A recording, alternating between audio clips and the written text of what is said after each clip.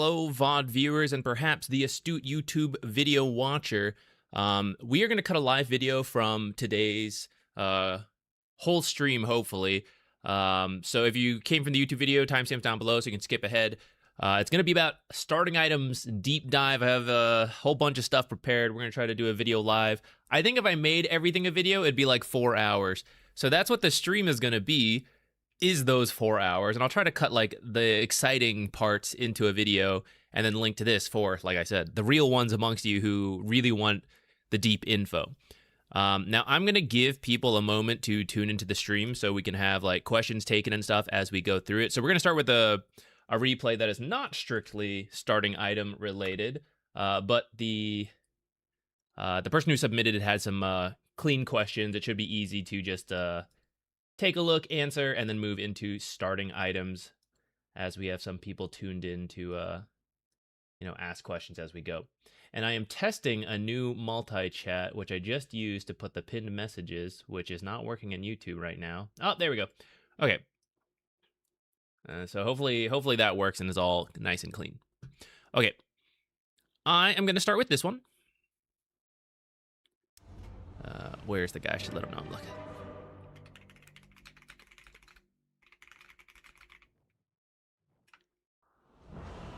And let's do our timestamp just so they know. Tiny, position 4. I forgot to see what the rank was. Crusader. So, Tiny 4, Crusader. Timestamp that. Are we on our replay analysis scene? We are. Where's my thing? Here it is.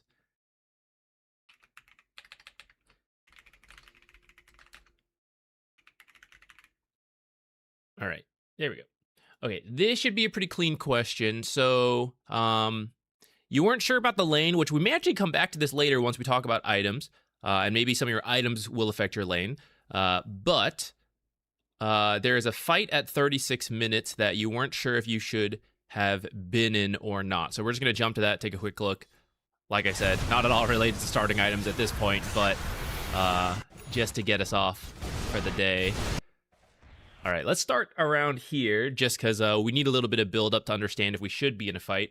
And actually, to know if you should be in a fight or not, it's probably going to come down to the mini-map awareness along with items and ultimates. So we'll actually take a quick look at that. But let me just double check your question on what you said here. So there was a fight mid. You weren't sure if you should be there or not. I was playing with TA down bottom because I know that TA and me, Blink Stun Initiation kills anyone. Is that on me or the TA or on my team for being in the mid wave as only 3? Without knowing the full team comms, I won't know 100%, but we'll take a look to see like who should have been with who. Later, we ended up taking a fight in the triangle under their vision. Okay, that's a separate fight. Let's worry about that next. Okay, so first, where should we be playing on the map? Let's take a quick look at the game right now. So top barracks seems to be down, mid is about half, bottom is full, and you guys have all your tier 2s. So currently, things are pretty good for you guys. Now, where is Roshan? 2 minutes and 31s from being up. So it looks like you guys actually pushed with Aegis, which is very nice for Crusader. This often doesn't happen. So the next Rosh is going to be bottom, most likely, because it's about to switch over. Actually, there's a chance it's a really long spawn and it ends up top, but hopefully not. So the next Rosh is likely bottom. And the only barracks we have left are bottom. So the bottom half of the map is very interesting to me. But it sounds like you were in the bottom lane with TA and then your team was mid, which both of them are in the bottom half of the map. So we'll have to see a little bit more detail about who's at fault then.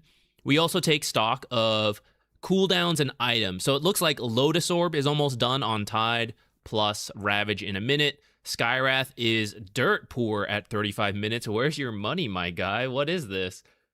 Very poor. About to have a blink, I guess. TA, pretty rich. She needs to spend her money. You have a good chunk of money after this most recent fight, so you also need to pick your next item. Honestly, Wind Waker is not that bad. It'd be kind of a baller choice, but if you go for something else to like replace the wand, that would be fine too. And Pugna, looks like Pugna mid. He's got like a good chunk of change to spend. Okay, so we are now going to play from this moment forward. Wait. from the Tiny. And let's just see who's at fault. We'll speed it up a little bit as well. Minter James, what's up? Robo. If you want to submit the game, I can save it for next week. Wait, when's TI start? Are we going to be doing this next week? Maybe, maybe not. Maybe we can answer it, maybe not. But yeah, I want to, today's going to be a deep dive on starting items besides this very first replay.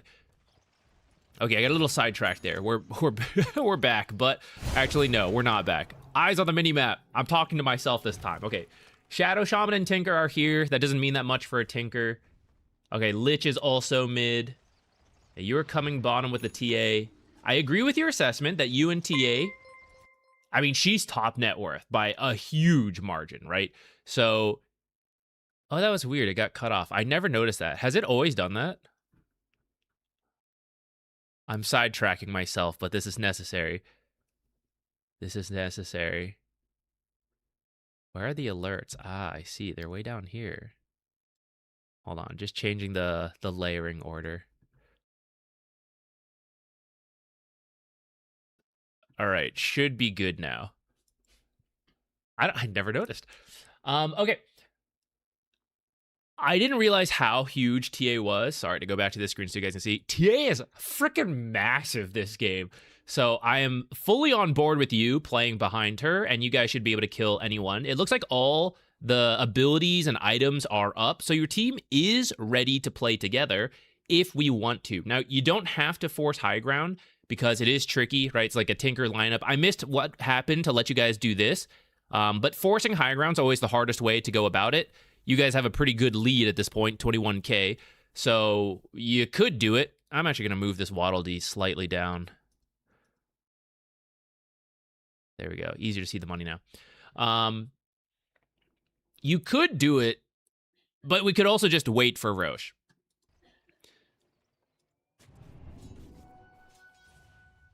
And the last we have seen of heroes, they've mostly been on the top half. And see, your Tide just immediately jumps a Shadow Shaman without knowing where 3 of the heroes are. Tinker's top. Again, Tinker barely counts because he's such a global hero. And the last time I saw Lich, he was in this area. Spectre's a global hero. And then the Wraith King is missing. So this is a terrible idea to jump in. And so this is not on you at all. This is Tidehunter's solo decision that is pretty bad. Down here, I'd probably, for the very similar reasons, be a little careful about pushing this deep in the bottom lane with just 2 of you. We have seen these heroes here, so there is an increased likelihood that this is safe. At the same time, this is so close to their base that if they did have a ward down here, and for example, they see heroes in the mid wave, maybe they have ward somewhere else on the map you guys don't know about, they could see you 2 down here by yourselves and just say, hey, just TP as a team, and let's go fight them.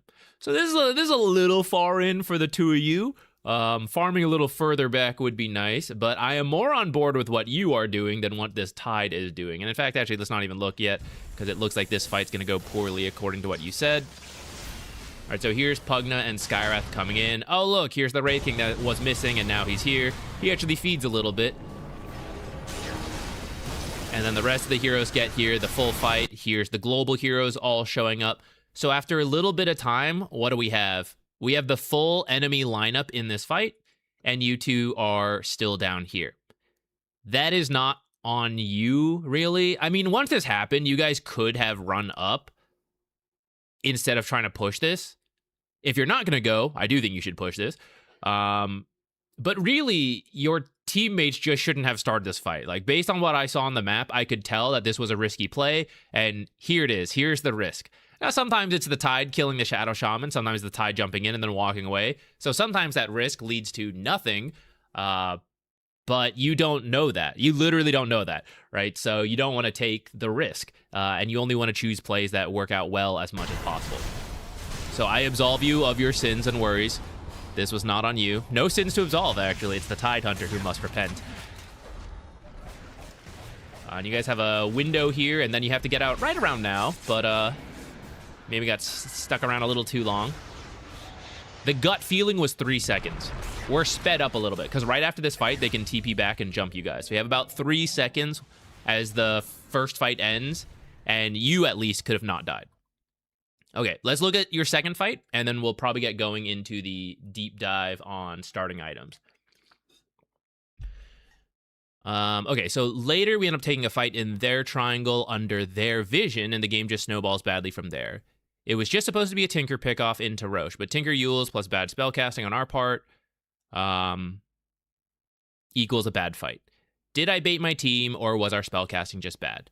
I get that spellcasting isn't going to be good from uncoordinated solo queue, but was the idea and macro gameplay correct? Okay. Let us take a look then at that. You didn't give a timestamp for that one, but I bet we can just see where the throw happened. Yeah, it looks to be maybe around here, 40 minutes. So let us jump to that. And actually, rather than jump to that, like speeding forward, I'm just going to put on the increased speed. We're going to watch the mini-map. I'm going to start slowing down around 38. Yeah, let's do it around now. So, it seems like you guys are aware we should go for Roche. We should go for a pick-off first. I mentioned earlier, the bottom half of the map is very interesting to me. Top will constantly push in for you because of this barracks. Pugna is just living inside here and waiting. But notice I haven't really seen too many of the enemy team. Okay, here's a couple. So this is giving me some hope that maybe we could make a play in here. Then again, this is their outpost right now, so they could go in. This is really risky from the Tidehunter. If you guys... Tidehunter has no fear this game. Mid lane is always a little risky, guys. You should be careful about it in these mid to late game situations. So if you are clearing the creeps, he's at least a good distance away from the high ground. A huge mistake is often clearing creeps here. There are times to do it, but this is easily within like high ground you can't see, but they see you and they just like hex shackle you, stuff like that from right here.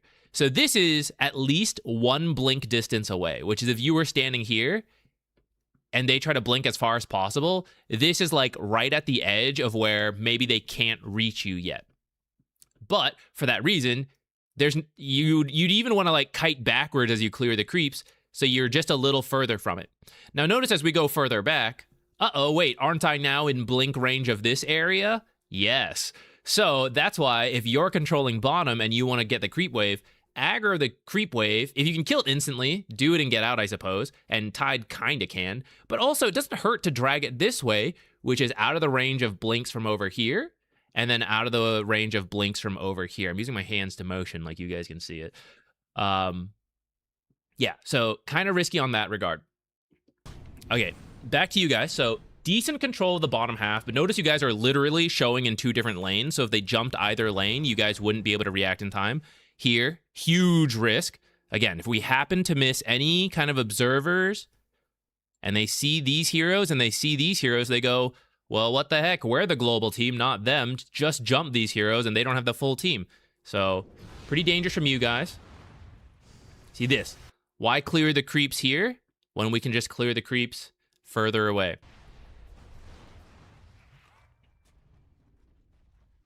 All right, so Roche has not spawned. Well, okay, it just spawned with 5 seconds left, so it's going to switch over. I think I saw you guys ping it, so you're like, okay, let's go invade top half. Again, no vision yet, and are we actually as a team? No, 3, 1, 1. So we want to stay here together. Okay, I see a couple heroes here. We can move in. Risky, though, because there were still 2 heroes missing. They could have just jumped Skywrath, and none of you would have been ready. So here's the go for Tinker. This is actually not too bad because we see a couple heroes here, but we are missing Shadow Shaman and Spectre. Now, Shadow Shaman I think I saw here, but we're approaching the window where he could have been sprinting up here the entire time, and he could be close here. Let's come back to this.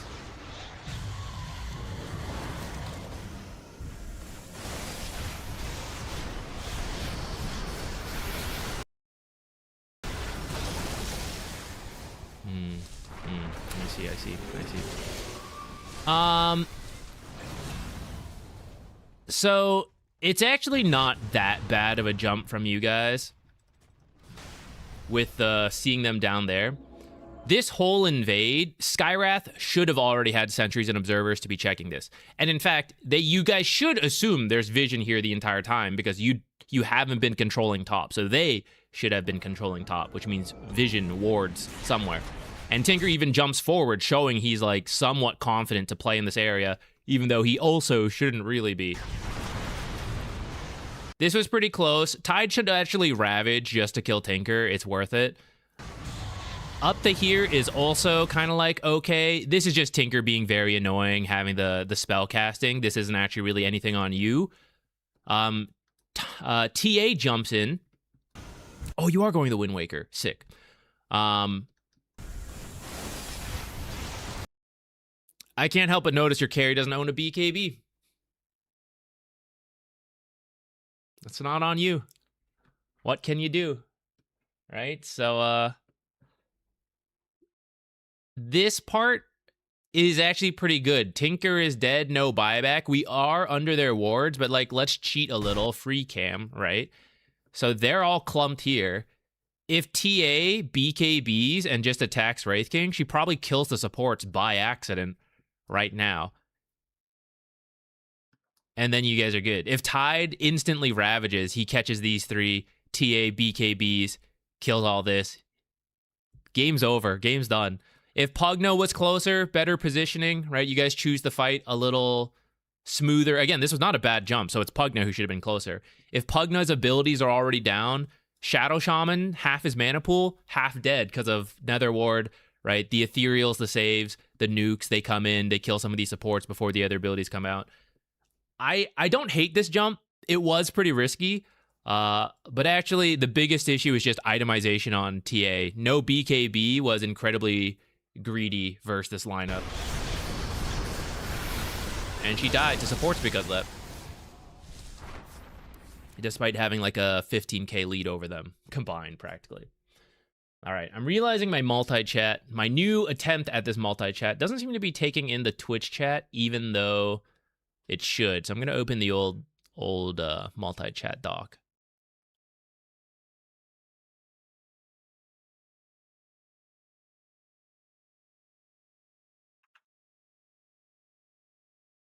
Oh, no, maybe it is working. I just realized the colors aren't showing differently, so I got confused. Maybe it is fine.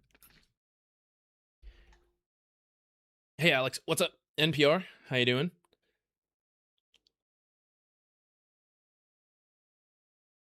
101 Dominations, thank you for the test message. I do see it. I just thought I had a setting to show it like different colors on this, but I guess not.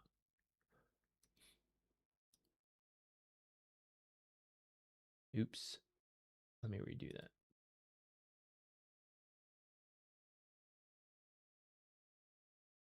Okay. We are going to get into an itemization deep dive here, guys. What do you think are the 3 most important things for a low-level player to work on? There's a video for this. How to get out of Herald. List 3 important things to work on there. There's 2 more. There's one in Guardian, one in Crusader, and I haven't made the rest of that series. But it would be there. What do we put? Last hitting. Hold on. I'm trying to remember my own joke, but I can't remember. Hit the creeps, hit the heroes. What's the third one? Damn, I'll have to watch my own video. I'll have to watch my own one. Okay.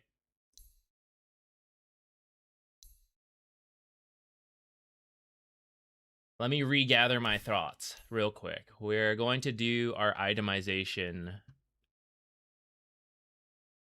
thing. I set up an overlay for this, guys. I don't know if there's any good. What do you guys think? I'm worried if we do it like this text will be maybe a little harder to read for some people.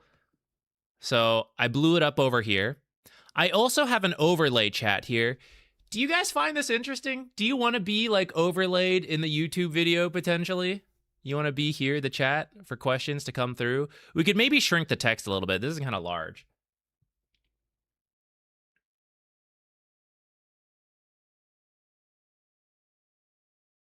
Let me try shrinking the text a little bit.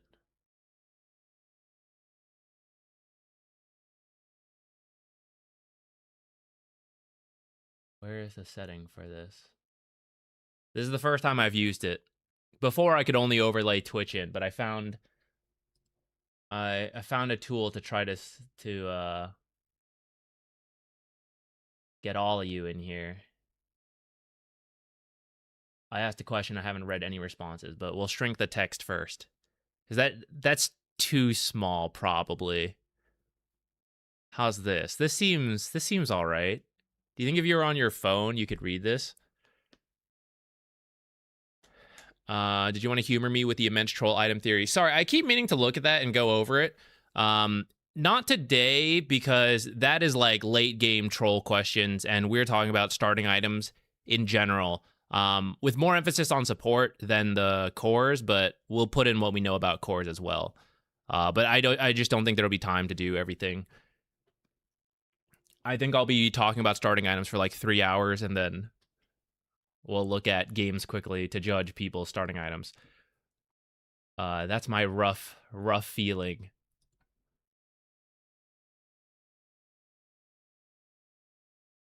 Display name color, match platforms theme. Oh, but that forces all of you to be the same color. Static color. See, this is what's showing in my doc, which is why I got confused. I thought it was only taking like chat from one. No, we'll leave it at this. I think this is easier to go through.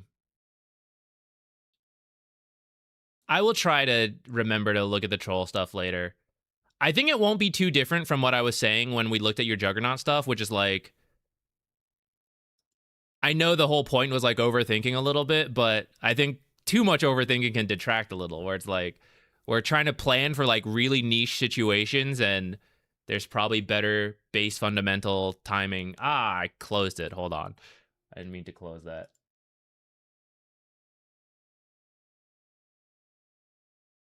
I guess it's still working, but I don't know if the dock keeps working if I've closed it.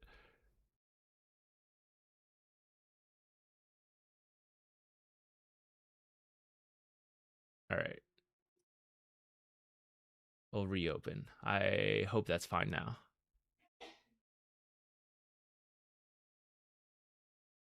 Test. All right.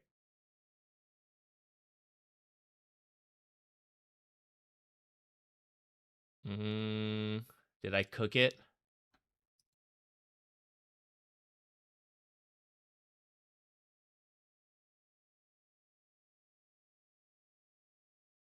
Oh, wait. It just said connected. Hold on. Let's try again. Test. Okay, we're getting there. We're getting there. Some other messages starting to pop in. I think that's all YouTube side. Oh, no. My messages were also sent through Twitch. Test here. We are reviewing games today, but the topic is starting items. Okay, cool. We're getting it from both sides. Thank you for helping me test my own setup. Appreciate it.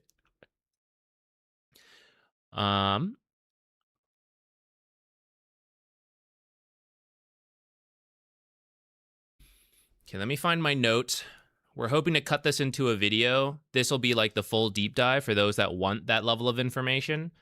There probably won't be that much interesting on stream, like screen, to be honest, guys. So if you want to like do your chores while this is happening, and just listen in, I'll give you the heads up. I do have some stuff to show on screen, but yeah, it'll come up then. And then YouTube video will just like cut all the interesting bits, and I'll probably like redo an opening for that video and cut and maybe like record a couple pieces if I forget to say anything on the stream and stuff like that. But otherwise, I'm trying to consolidate streaming plus video creation a little bit more. And we can now take your questions as well to like put straight into the videos, which I think is nice.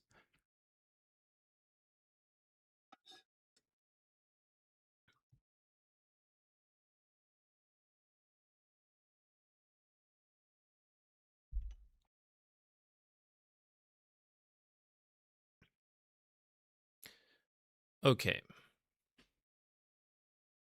I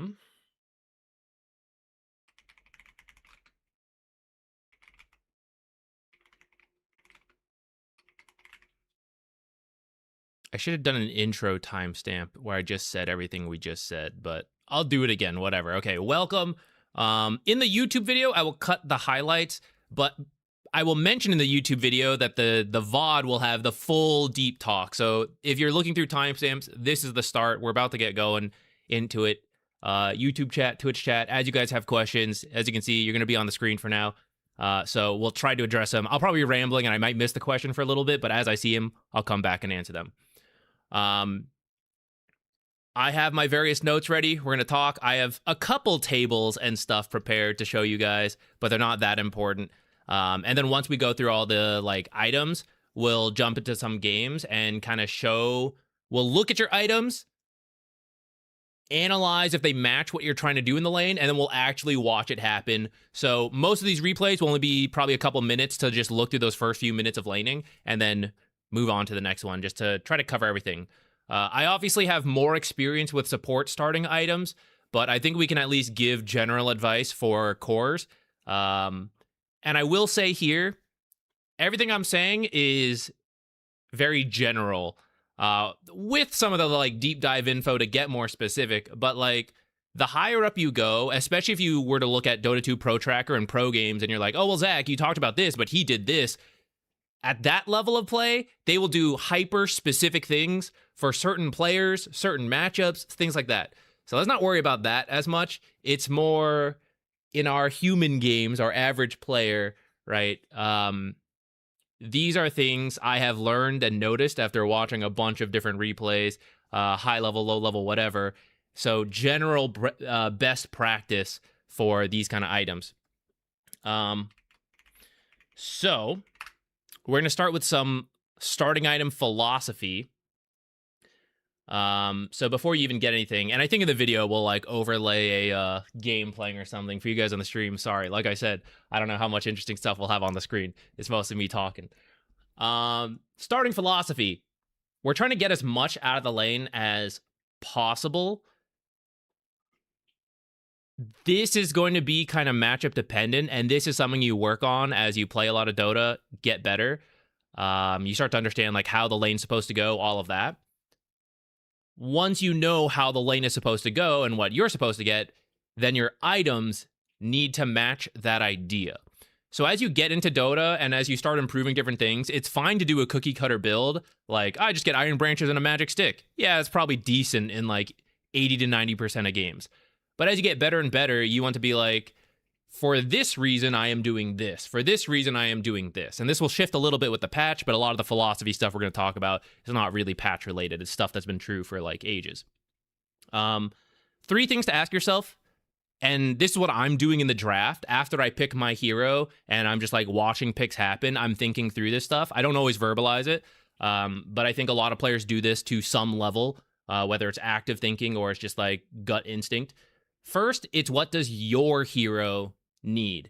This is true for all itemization. Again, just focusing on starting items for now. But for all items, you begin with what does my hero need? There's only so far you want to go out of your build. Like, I'm a Crystal Maiden. Do I want to build Nullifier? Not really. There's only so far you want to go out of your build. But you need to know that first. You know, it's like, what is my default build? What is the like range of items that make sense on me, and then what are the things that are like they could be good in a game but they don't really fit my hero. Maybe I'll have to do it, but I don't really want to do it. Which leads us to the second point is what do the other heroes in the lane need? Getting back to starting items. So if I'm support, what does my carry need? And then what do the offlaner and 4 support on the enemy team need, right? If I understand not just my own hero but the other people in the lane, then that's where I can start getting more specific in my items to counter certain things. For example, Sand King, enemy offlane Sand King is going to be Invis, Bounty Hunter. I know what he wants to do. I can counter that with Sentries early on. Third point is more minor. What do the other heroes in the game need? This doesn't matter as much for a lot of pubs, honestly. But if you go high enough, you will see things like Viper is not in my lane. He's the enemy off lane, and I'm in like our own off lane. but I know what that Viper needs, and what he needs is to survive that first few lanes, and perhaps I should be in that lane to kill him. That's not strictly item related, but it could be. You could invest in more smokes. You could invest in blood grenades. You could invest in more upfront fighting to be in that lane and then teleport to your own lane and still have enough resources to actually do something. Huskar in the mid lane, that ain't my lane, but like maybe I still gotta help that guy and maybe I have to buy a smoke to go help kill him. So that's where you get really advanced, and we're not gonna worry about that for the average pub. To start, for most pubs, it's just like, let's win our lane, and we'll worry about helping other lanes post-laning stage. But if you do want to think about that, especially if you play in like coordinated team games, amateur leagues and stuff like that, then you could. The last philosophy thing, early efficiency. So this is like consumable regen and cheap items versus long-term value. So like Ring of Regen, Sage's Mask. But then even bigger, some people want to go like straight Battle Fury, things like that, you know? You want to find the balance. It would be great if we could just rush all long-term value items. But honestly, it's actually slower in a lot of cases because you have nothing, so you're actually farming slower, and it's often better to get those cheap items to speed up your farm, to get to the long-term items faster than it is to just rush the long-term items, especially when you consider that enemy heroes are trying to kill you. So if you have nothing and they're buying stuff, they're going to kill you, and it's going to slow down your long-term value item rush even more, defeating the purpose of it. So common mistakes here are buying way too many consumables, far too few consumables. Mainly those two, actually. Most things can be broken down to that. The consumable regen is like the biggest thing, but then moving a little bit out of starting items into like the first few hundred gold, few thousand gold you have, buying bracers, power treads, which do kind of go into the planning of starting items as well. Sometimes people skip that just to go for the late game stuff. Again, sometimes you can, but a lot of games you shouldn't. So that's a lot of the philosophy, whether you're playing support or core. I'll now take a moment to actually catch up in chat. Let me see if you guys were asking any questions, and if not, we'll keep moving. And if the questions are related, going to be answered later, I might save it for that. So like I see a wand question or quelling blade. I'll come back to those when we get to those items. Minter James, thank you. I'm glad you like the voice lines. I was unsure when I was making them, but I think I'm pretty happy with them in the end.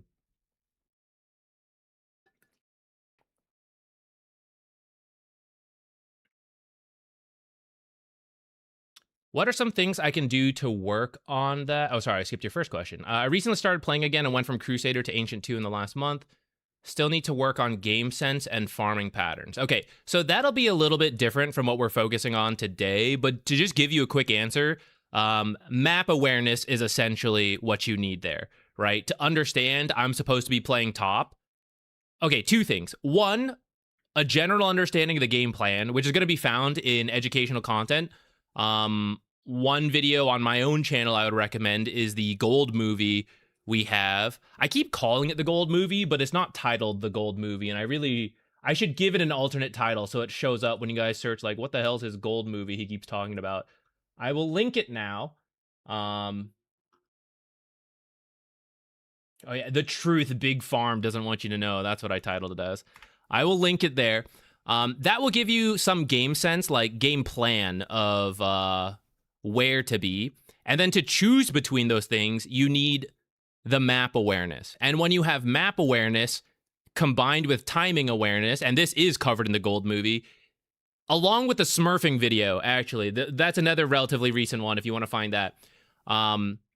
If you have those two things, then you can figure out farming patterns, because you know you're supposed to play top, you're looking at the map, and you're like, okay, before I go top, bottom lane needs to be pushed in, these camps need to be farmed before they spawn, I can stack this, whatever, right? Like, to create the farming pattern on the fly is map awareness. And if you're not looking at the map, you're just going blindly, you run into your own heroes, you run into the enemy team, and you also just go wherever, so you're not following the game plan, the game sense. Yeah, that's what I would answer for that.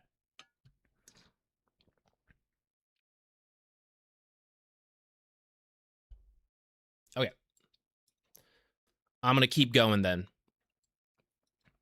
Let me ping... let me timestamp Consumable Regen. All right, Consumable Regen, we'll start with this, because pretty much every game you will buy some amount of these. Starting with Tangos, so 7 HP, 16 seconds. This cannot be dispelled, and it cannot be canceled.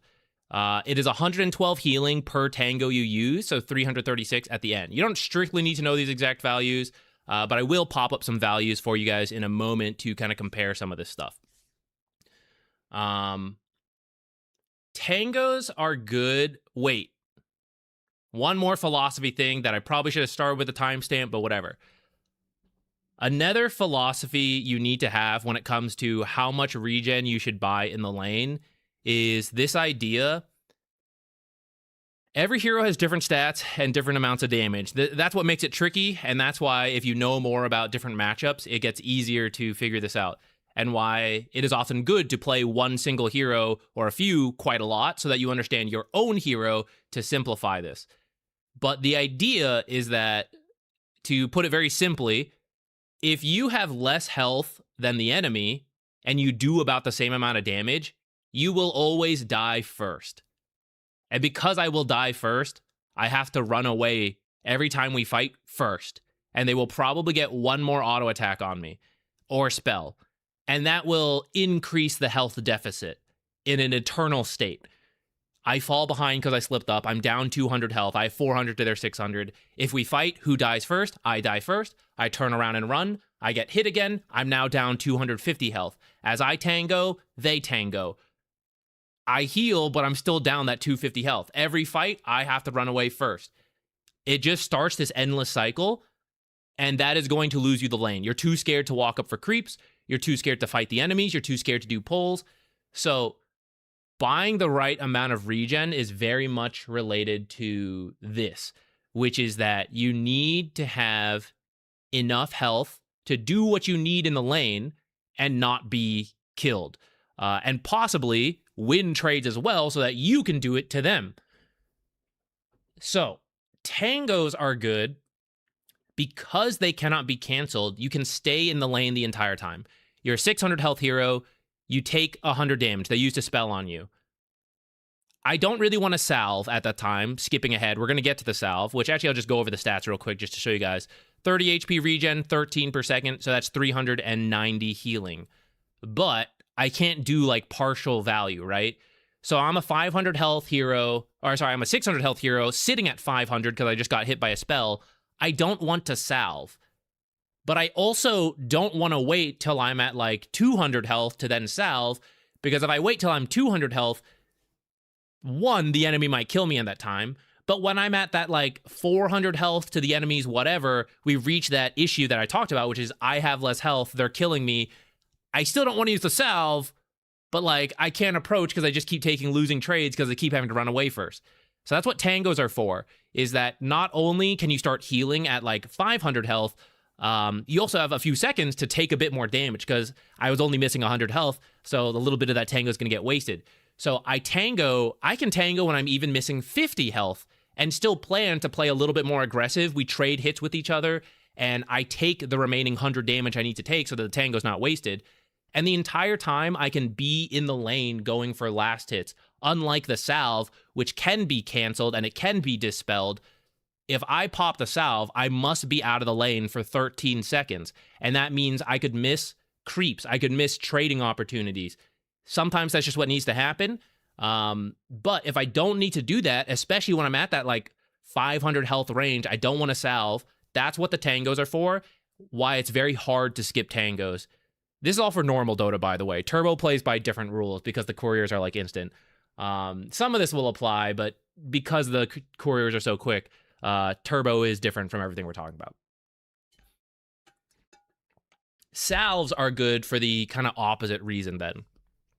Because once you take a bunch of health, you both get into a very big trade, right? Instead of that small health deficit we just talked about, where it's like, oh, the enemy's got 600, I'm at 500, you probably could trade a little bit still. You both do 200 damage to each other, because I'm not going to die yet. I'm at 300 now that they're at 400, right? Now we're approaching the range. I could die if they commit too hard, but I can flip it on them. I can use the healing salve. Maybe I waste a little bit of it, but I can now be at full health, 600, right? And they're at like 300, 400. Now I have the lead and they have to be careful of me because every trade we get into, they probably have to back away first and I get an extra attack on them. A lot of pub players, without really understanding anything, would probably improve their laning stage by just buying a salve, not with the starting gold, but with the gold you get from the bounty runes and like a little bit of passive gold kicking in. If you just bought a safety salve, is what I call it, at the very start of most lanes, and then just use it when you happen to take a lot of damage, a lot of you would just do better in the lane without fully understanding everything I just explained. But what's happening is that we are gaining the health advantage, and that allows us to play more aggressively. Health is a resource you can use. It's not just something that, like, as it goes down, I die. It's what a lot of people think of it. But you can also think of it as a resource, which is like, I'm going to trade 50 health here, the harass from an enemy, to go for this creep. That is the resource cost I am paying to get this banner creep, is 50 health from an auto attack from the enemy Night Stalker or whatever. I'm going to force a trade. I'm going to give up 200 of my health for 200 of their health, knowing I've been checking their items. They don't have a lot of regen left, but I do. So they're going to have to wait 30 seconds for the courier to walk out and bring them a salve or tangos or whatever. If it's a salve, not only do you have the 30 seconds of them waiting for the courier to come out, maybe even waiting to have the money to buy the salve, you then have 13 more seconds for them to actually use the salve before they're good to go. So potentially you buy yourself like 50 seconds of laning advantage time. Tangos, if they have tangos and you guys take a huge trade, they drop to like 200 health, sure, they could tango, but you can kill them through a tango if you have enough burst damage. While they're waiting for the tango to heal them up, they could just die. So they still have to be a little careful. And how long do they have to be careful? 16 seconds to get 112 HP. That still puts them at like 300 health. So a second tango is another like 30 seconds, 40 seconds as you get to like 3 tangos onwards, right? So we're getting into another point, which is, how does the enemy do damage? Casual harass, trying to whittle us down before committing for a bigger fight. Tangos are really good versus that, because as they do like 50 damage here and there, I just keep tangoing up and I stay relatively healthy. But some lineups commit. These are lineups like Dawnbreaker. They're not looking for like casual pokes here and there all the time. They will do it as they can, but it's different from like a Wind Ranger, just like poke, poke, poke, poke. That's what you need tangos for. Dawnbreaker waits for the right opportunity, and she does 400 damage in one go. And after that, you will need 40 plus seconds to tango up, but the cooldowns of her abilities are only like 10 to 15 seconds. So after one tango, you're up to like 300 health, her combo will kill you. So even though you have regen from tangos, you're having to avoid the lane until you pass that burst threshold again. And that's what the healing salve is really good for. She uses the combo, she's ready to use the combo in 15 seconds again. I'm already full health again because I have this healing salve, which heals me all the way up in 13 seconds. So against burst lineups, salve is really important. And against casual harass lineups, very consistent harass lineups, typically ranged heroes, then tangos are going to be very important. And most lanes have a mix, so that's why usually buying one of each is pretty safe. If you're going to buy more of one, it is typically the tangos that you buy multiple sets of. For the reason we explained, there's just more utility to them. It's easier to use consistently rather than the healing salve, which needs more specific situations. But those are the two basic regen consumables. The third to throw in here is Fairy Fire, which is going to be a burst heal. It's also going to be some damage, which we're going to get to in a little bit. But the burst heal is instant. 85 health is like 2/3 of the tango regen time. But if we're in a fight to the death and it's coming down to the last auto attack or two, and whoever gets this kill not only gets a huge chunk of gold and XP for the start of the game, but talking about the time you get an advantage in, if I kill the enemies and I have 10 health left, but both enemy heroes are dead, I'm not going to die. So I just get to be in the lane farming as free as I want. Now, maybe I'm walking home in that time so I don't die, or maybe I'm walking to go die to the tower or something like that. That is possible, but I at least have that option. If I kill one hero and I live by 10 health, I probably do have to go home because the other hero is going to kill me. But at least I got the kill first. And in Dota, if you get a kill after you die, you get the gold, but you don't get the XP. And a lot of early laning comes down to, I hit a level before them, I hit this item before them, and I have this window to be more aggressive because I am stronger. It's a lot of little incremental fights. In these moments, you're stronger. They used a spell. They used whatever. They need 2 more creeps to hit level 2. I'm already level 2. I will push them for 10 seconds, right? High-level laning is a lot of little opportunities to get the health advantage, some of which can be mitigated from consumables like we're talking about, and fairy fires in those critical moments, and we'll get to the damage in a moment.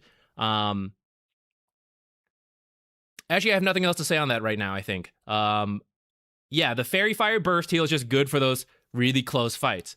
And it's especially good if you're going to poke a lot, because then that makes use of the damage. Again, I'm going to talk more about damage later on, but I guess it needs to go here.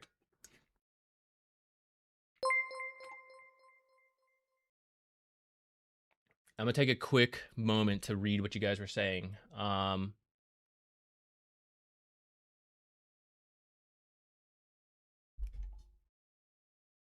Did you explain why it's so important to be full health at all times in the first place?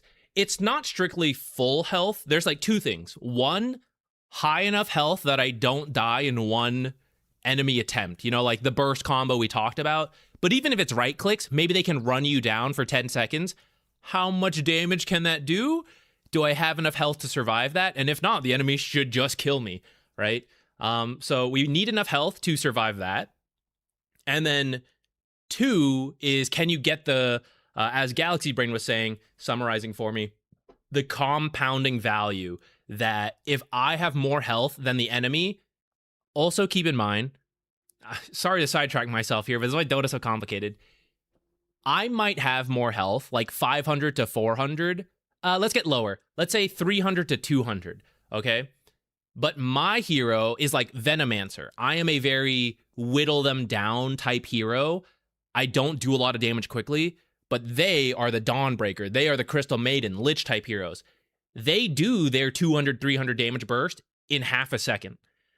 So even though I have more health as the Venomancer at 300 versus, let's say, the Lich at 200, the Lich could actually kill me first because his damage is more burst oriented. So he finishes the kill, and he might tick down to my poison afterwards. But again, whoever gets the kill first gets a bigger prize due to the XP you get when you get the kill and you're alive versus losing that XP because you're dead. So although I'm generalizing this as having the health advantage, we could even throw an asterisk of like effective health advantage, which is that truly who dies first. That is the health advantage we need. So if I'm Lich with like 50 less health, but I know I can kill him first, I actually have the health advantage, the effective health advantage, and I can look for a fight.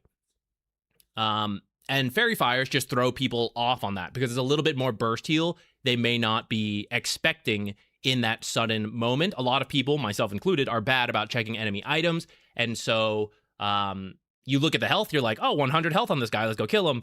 Pops a full magic stick, pops the Fairy Fire, and you're like, I've done the math wrong, and I've committed too hard, and now I am dead. So that is some of the value there.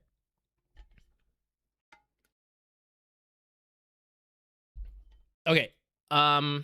Another good question. Do you typically combine your tangos with iron branches? So we're going to talk about iron branches in a moment. You can, but don't do it too soon. So this is a common mistake. For those of you that don't know, if you plant the iron branch, you get a tree. And then if you eat that tree, a happy little tree, if you eat that tree with the tango, you get double the regen duration. So it's not that you get 14 health in 16 seconds, it's that you get 7 health in 32 seconds. So it doubles the healing, kind of at over double the cost, because one tango charge is 30 gold, and Iron Branch is 55. But if you are thinking about the courier, right? I'm down to my last tango.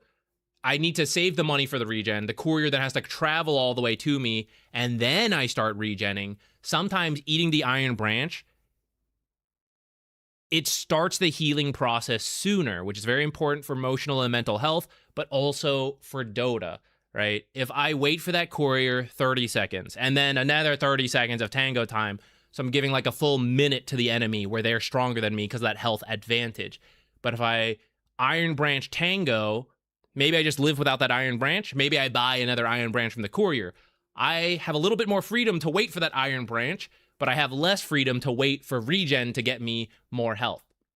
So those are times it can be good to eat the Iron Branch. The most common place to see this is in the mid lane. And in fact, they push the health advantage so much. If you watch high-level mids, in the very first wave, they will hit each other, they will plant an Iron Branch, and they will eat it. Even though they're missing like 5 health, right? They start the regen process because they know they're going to hit each other more, and they don't want to wait to lose 100 health and then start tangoing. They get the bonus regen instantly and just trade consistently to make sure they're getting value out of it. That can either be hitting the enemy heroes. You might say, oh, what if I just don't hit them and make them waste their tango? Okay, well, you're just going to like give up creeps, right? You have to trade to get stuff out of the lane. So both mid laners will do this very consistently at high level matchups, depending on the heroes, I guess. But sorry, the mistake I was going to say though, sometimes people have 3 tangos and they're like, oh, I need a lot of healing. I just took a huge amount of damage and I don't have the safety salve Zach told me to get. So I will Iron Branch eat this. But you don't get more regen, you get more time. Sorry, not more regen per second, you get more duration. So there's no difference in terms of your healing speed if you tango a normal tree, and then tango an Iron Branch, versus tango an Iron Branch, tango a normal tree. The difference is you lost your Iron Branch sooner. You lost that one attribute it gave you, which is not like always the end of the world, but sometimes it is. You guys have experienced games where you live by like 5, 10 health, whatever, which actually, boom, made this for you. I guess we're getting into it a little bit, right? That attributes will give you this stuff. Should I just skip ahead to talk about stats? I'll pop it back up when we get there, but for those of you that are here, you can see this, and I'm gonna save the deeper detail on this till we get to the stats section.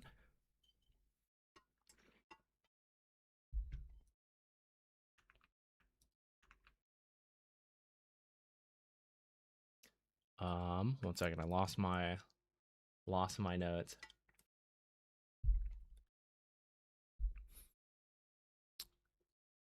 Anything else for HP regen?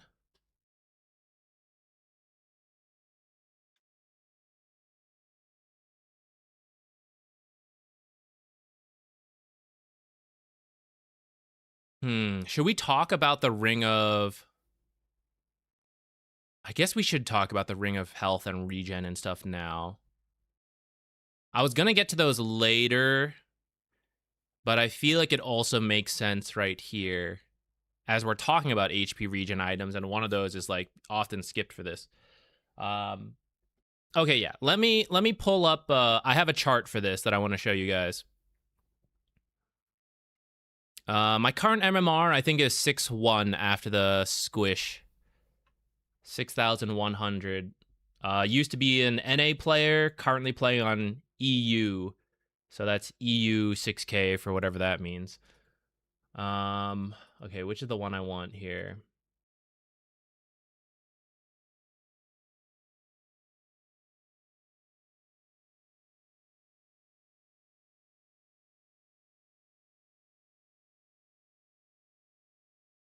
Okay, actually, before showing you this, I'll just show the items to talk about it. Which is that Ring of Regen. So common reason to skip tangos and salves is to buy Ring of Regen. Because the idea is, well, this is just permanent, right? These are consumables. I have a limited time with them. This is 1.25 forever. So it's going to add up more throughout the lane, which is true. So this is a very micro example of short-term efficiency versus long-term value at a like 90 versus 175 gold versus the later like, oh, 100 gold versus like the 4,000 Battle Fury. But like, If you look at the numbers in terms of how much health you get and gold efficiency, that's where it becomes easier to understand why you often don't rush Ring of Regen and Headdress, at least in the current patch. Where the heck is Headdress? Over here. Headdress, which gives you 0.5 and then a 2 aura. So you have 2.5, your ally has 2. The Ring of Regen is 1.25. This is 175 gold, and Headdress is 425 gold. Give me 1 second to pop up a table I have made for you guys here. Okay. Oh, the chat's... I guess the chat kind of works here. It's like just barely not on the table. We'll leave it. Okay. So I know this is a little messy, and you don't really need to memorize these values unless you want to understand why certain patches, Ring of Regen and Headdress, are good, and certain patches, they aren't good. Some games, mangoes are good. It all comes down to the numbers you see here. So you don't have to memorize these, but if you do want to understand that, then here we go. And I'll give a summarized version later for those of you that really aren't numbers people. So we talked about the Tango and Salve. So those are easy to understand, the total amounts, because there is a set duration, right? So 336 healing, 390, the Fairy Fire, Burst. These are forever. So let's just look at some common times up to 3 minutes, because we're focusing on this early game value. 0 is just to show like the burst 85, right? This could happen at any moment. Not that you have to use it at the 0 mark on the time, right? But like whenever I use the Fairy Fire, in that instant moment, I will have 85 health. It will take 13 seconds for the Tango to give me, 13 seconds for the Salve to give me the full healing. Not that I have to use it at the 0 second mark, but like whenever I use it, I need 13 seconds and I get all of this. Same with the Tangos. At 16 seconds, I'll get 112. The Salve is giving no value here at this point because we already used it earlier. And the Tangos can go up to 48 seconds. Compare this to Ring of Regen and Headdress. The Ring of Regen is very slow. So as you make it to like 3 minutes onward, it starts looking tempting, right? It's like, oh, 200 gold or 200 health by that point, right? That's pretty value. But come back to here. 30 seconds, if we are using this as the time in the game, 30 seconds are when the creeps start to meet. And we're starting to fight for the creep gold. A creep wave is about 160 gold. Do I have that on here? I do. This is from the gold movie I was talking about earlier. I'll hide the chat for a second here to not block this. One creep wave is about 160 gold here, and the pole camps that you might end up finding for in the side lanes, at least, about 60 gold for a small camp and 100 gold for the large. Not even thinking about XP right now, but just straight up gold values. So if we get to lane, and let's just pretend we're full health, there was no like level 1 fighting, stuff like that, I start to lose the trade. First of all, in this Ring of Regen chart, I said by 30 seconds, you get 40 HP. If you haven't taken any damage up to this point, because there was no fighting earlier, you're showing up to lane full health, there is actually 0 value to the Ring of Regen right now. The same can be said for the consumables, of course. Then you take some damage, so you start needing some healing. So at 1 minute, which is only 30 seconds after the creeps actually meet, I have only really gained about 40 health from the Ring of Regen. But in those 30 seconds, if I absolutely needed to, who knows how that stuff goes, pudge hooks, 4 enemy heroes were in the lane, like whatever, right? If I absolutely needed to, I could salve for 390 health. I could have 2 tangos just about done in 30 seconds, which is 224 health. So compare that total amount of health to 40 HP. The Ring of Regen, we said is 175 gold. These are 90. So it is cheaper at this point for far more health to allow me to fight over 160 gold. And then the next wave, another 160 gold. A next wave, another 160, right? Even at 3 minutes, 5 different creep waves have been fought over at this point. The 6th one is just arriving to the lane at 3 minutes. This only gives you 225 health, but it costs nearly 2 sets of tangos or 2 salves potentially. It's a little less than that. But you'd have double the amount of healing that Ring of Regen would give you in that time for, what is that, 750 gold you're fighting over at that point. So it makes no sense to lose that amount of gold if the Ring of Regen healing is too little at that point. Same with, I actually skipped ahead a little bit too soon to show you this HP per gold, but you actually see that here now, which is that although the number looks good for headdress, right? At 3 minutes, the headdress is giving us as a team more healing than Tangos and Salve.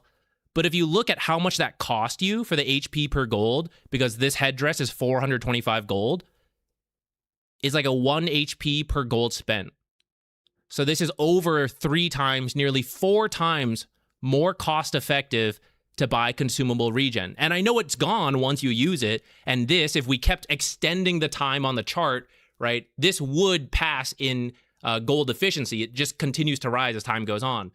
But starting items are really about the first few minutes of the lane and getting what you need from there. In the first 3 minutes, we said about 750 gold. If you include pull camps, if you include kills that could happen, we're talking 1,000 gold in a side lane. In the mid lane, I guess like that's 750, though if you think about runes, maybe that value also goes up if you can fight over runes.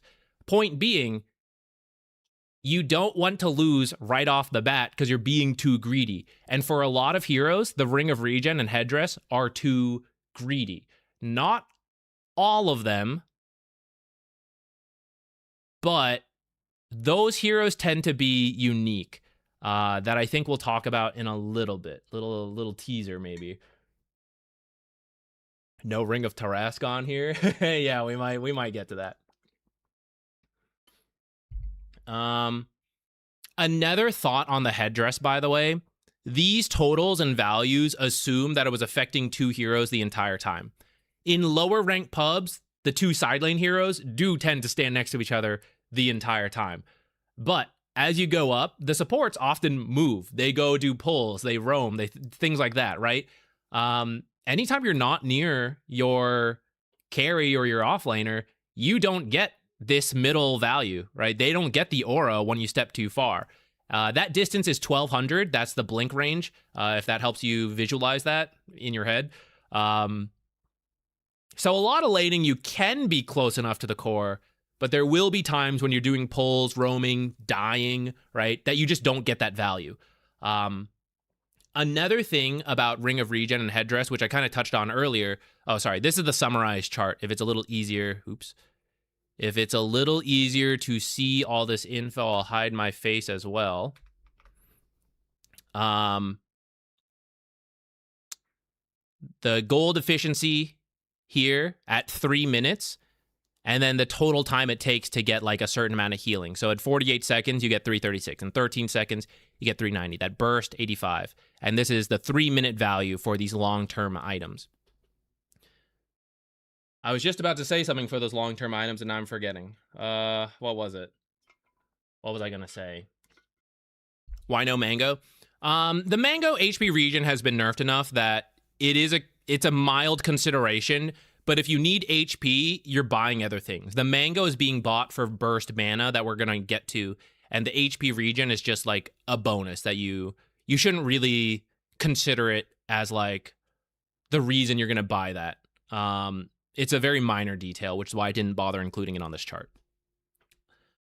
If it got buffed again, it would be a consideration. And that's why there was that patch where everyone was buying mangoes. It was because the number was high enough. I think it was 1 or something like that. So the gold efficiency was absurd. It was nearly the same value as a Ring of Regen, and it had mana, right? So that's why it was so good. Now it is like 0.6, I think. So it's a very minor consideration at this point. I was going to say something and I've forgotten.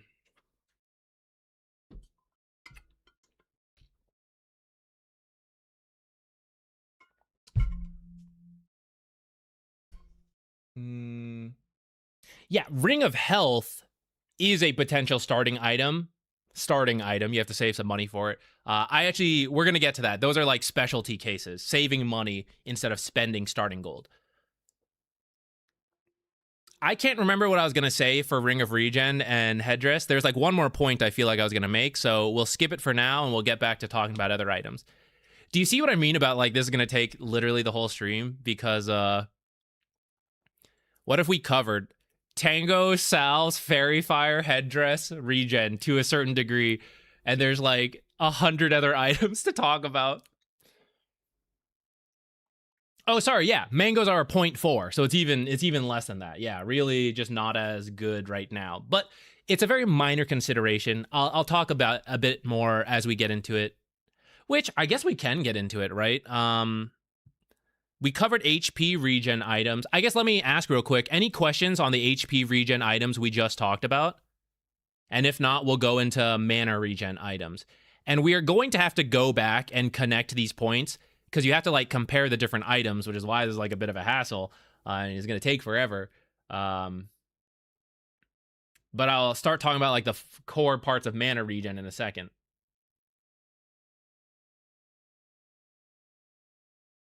I've already thrown up about 3 spreadsheets. I'm in love. I didn't make too many, so don't expect too many more.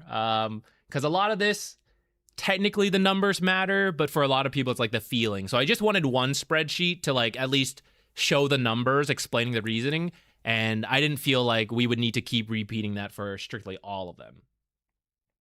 Am I reading YouTube chat? I am trying. I am probably missing some messages. I'm trying to address as much as I see about itemization questions, Twitch or YouTube. Bracers do give HP regen. I was going to talk about them more a little later. Quick answer for you. Usually fully purchasing a bracer is not worth it, because this is 210 gold, and the difference you get, because you get the strength, agility, and intelligence just from the bracer and the circlet. So the extra 205 gold, 210 gold to finish a bracer, or any of the like Wraithband, Null Talisman, even the wand, it's usually relatively minor. And so it's better to often buy something else first and then finish this later. A couple heroes will just buy the whole thing. But again, we'll go into it a bit more when we specifically talk about these.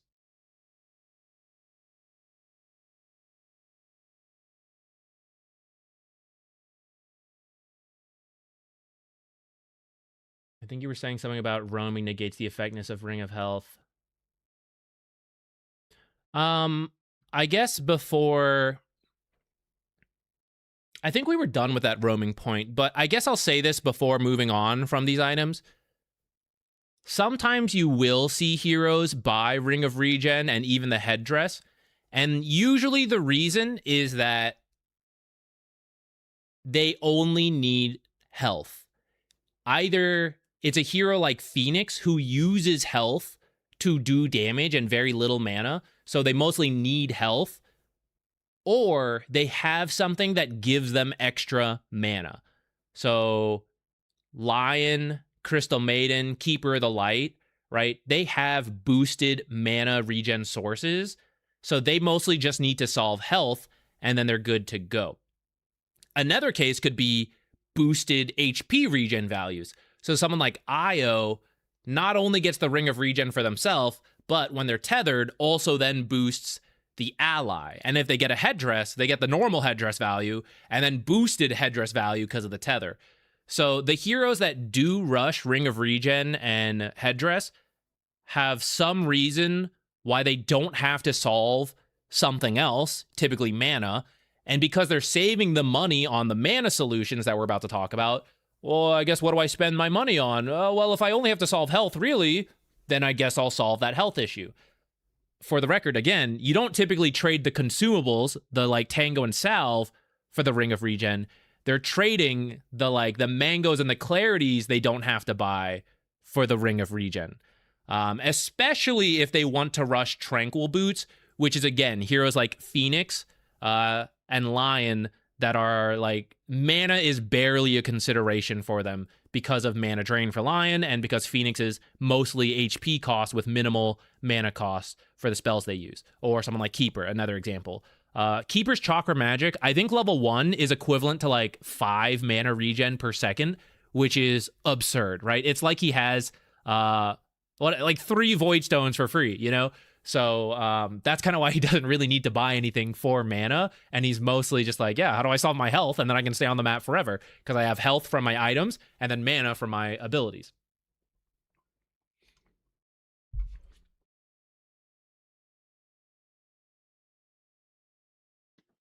I'd like to ask you some content questions. Is this the wrong time? You can ask the questions, and if they seem like, yeah, it's like too off track from what we're focusing on today, either ask me another time, maybe at the end of the stream when we're done with all this, or you can like message me somewhere else, like on Discord, and I can try to respond there.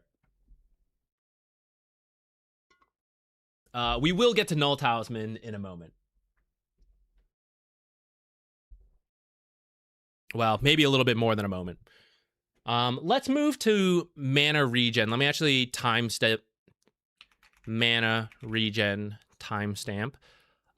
Okay, so for mana regen, there's really only 2 considerations for you. There is the Clarity and the Mango, and they have pretty separate use cases, so it's actually usually not that hard to figure out. Clarity is more cost effective. 60 gold, it actually got recently increased in gold. 60 gold, you're going to get 6 mana regen for 25 seconds. So 150 mana. This is typically enough for 1, maybe even 2 spells, depending on the hero. So quite a lot in terms of 60 gold. But some issues. This can be dispelled, much like the Salve. If you take damage or they use some kind of dispel ability on you, it's gone. You don't get the 60 gold worth of consumable regen. You get 2 seconds, 5 seconds, whatever. And then that's not so worth it. You know, 60 gold for 10 mana is like very poor cost, right? So this is far more efficient than the Mango, but I cannot be in the lane for the most part. If I am showing in the lane, if I am fighting over pulls, I will lose the value of the Clarity. So you only buy the Clarity preferably in 2 situations as a starting item. Not talking about like throughout the game, because when you're roaming is a great time to use the Clarity, but most of the times you don't roam right away. Like you play your lane to start. At the very beginning of the game, you buy a Clarity if you have absurd mana efficiency in your abilities. Someone like Warlock can be like this. His heal is such effective health, mana to health conversion that the 60 gold Clarity is actually like 2 salves worth of healing or whatever. I haven't really looked at the numbers recently, but you get the idea. It's like it's so effective that it's worth it for him. He's going to be using these abilities, and then leading into point 2, he doesn't need to play the lane potentially. So this can either be because your lane sucks so badly, you're just not going to play the lane. Some like Earthshaker used to be like this. His lane's a little bit better now, but he would just like fissure block lanes and then creep drag. So 0 interaction with the enemy team whatsoever, and all he's using is fissure. So he just needs clarities to like keep using the mana. Warlock can do it in a different way. Not that he has to play this way, but you can Fatal Bonds the creep wave. It does a bunch of damage to the enemies. It shoves the lane. Then you just go and pull. Because you are pulling and the enemy is dealing with a creep wave in front of their tower, they can't cancel your clarity, and you used a good chunk of mana doing this, so now you clarity by the pull camp and it's okay. But even Warlock doesn't tend to do clarities right now, because why do you need 150 mana within 25 seconds, right? If you think about the starting gold, this is what you're buying at the start of the game. It is trying to solve the next minute and a half to 2 minutes. And within 2 minutes, I can now start to buy my first courier set of items. From the bounty gold, from a little bit of passive gold, from hero kills. If we wait a little more than that, maybe the first wave, I get some gold from like a last hit here or there, whatever, right? So the first 600 gold really needs to solve the first 2 minutes. And then we'll have about another 150 gold to work with. And then from there, it's really about like however the lane goes, right? The question is, of that 600 gold, why do I need 150 mana over 25 seconds so soon? Like, even if you get into a level 1 fight, which you cannot will into existence, right? They just don't happen in some games. How are you burning your entire mana pool so quickly? Some heroes will do it, I admit, and that's why those heroes might buy the clarity. But most heroes can't. Like, even if they wanted to, it is difficult to burn through this amount of mana and then still need that mana, but also have the safety to get it from the clarity. That's why starting with the clarity tends to be a big mistake. Well, Zach, I actually find I burn all my mana within 30 seconds of the lane. That's a mistake. There's only a few heroes that should actually play that way, and even they shouldn't always play that way. For a lot of heroes for a lot of players who feel like, no, I need 2 clarities with my 600 starting gold because I always use all my mana instantly, you are probably overusing your spells and underutilizing auto attacks. This is an extremely common mistake with heroes like Skywrath, Zeus, right? It's like, oh, I only use abilities to do damage. Actually, the majority of your damage should come from auto attacks, and then the spells finish the damage into a kill. That's not always true. Like I said, some heroes can start with a clarity, maybe 2, in very rare cases, but it's very rare cases. Most of the time, buy something else, and then with the bounty gold, buy a clarity at that point. Buy a clarity on the second courier trip. That tends to line up better with when you actually will need mana and have the freedom to do it. Even if you blow your entire mana pool on the first wave, guess what? You can't do a pull. There are no jungle camps yet. They might get blocked. You may not even have them till 2 minutes. So if you are expecting to shove the wave and pull at 1 minute 17, the soonest you could do it, you better also have a sentry to make sure your camp spawns. You better be able to zone the enemy out of the camp. Otherwise, you have to play the lane, and guess what? You're not going to use your clarity. So 50 gold, 60 gold, a tenth of your starting 600 is useless. This has no stats whatsoever. You need 25 seconds to get value out of a clarity. Because of those limitations, it is typically a mistake to start with clarity in the current meta. Mangoes are better. It is instant. I can be in the lane the entire time. If I don't need to use the mango, I don't need to use the mango. I get a little bit of HP regen. We were talking about this earlier a bit. It is not a huge consideration, but it is at least something. Compared to holding 2 clarities, right? I get nothing for that. 2 mangoes at least gives me 0.8 mana health regen, and when I do need to eat the mango, I eat the mango, right? And I get my mana instantly. I don't need to be sitting by a pole camp. I don't need to be roaming. I can be in the lane, fighting the entire time, chug the mango when it's necessary, use the spell, and go. Far easier to use, but the gold efficiency is worse because of that. Chart number 2, that actually this came up in the gold movie.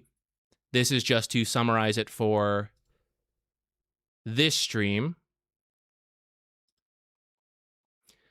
But yeah, you can see some of these values here, right? Where these are very similar in gold efficiency. So it's just the use case of what do I need?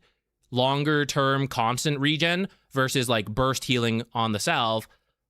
Clarity's 2.5 mana per gold. It's so efficient. I'm pretty sure I made this after they got increased to 60 gold, right? Yeah. Mangoes are worse efficiency, but again, far easier to use at the critical moments you need it. And that's why 1 mango at the start can be acceptable.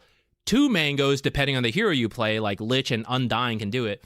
Again, a lot of heroes will not need 2 to 3 mangoes worth of mana in the first 30 seconds of the lane. How are you actually using that much mana, right? It's probably a mistake.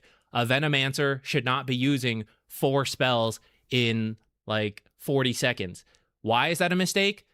The mango does not increase in value, right? Like the mana you get does not change. Neither does the clarity. The spell itself does get better though as you level up. So you are spending all your money on a mango to use a level 1 spell.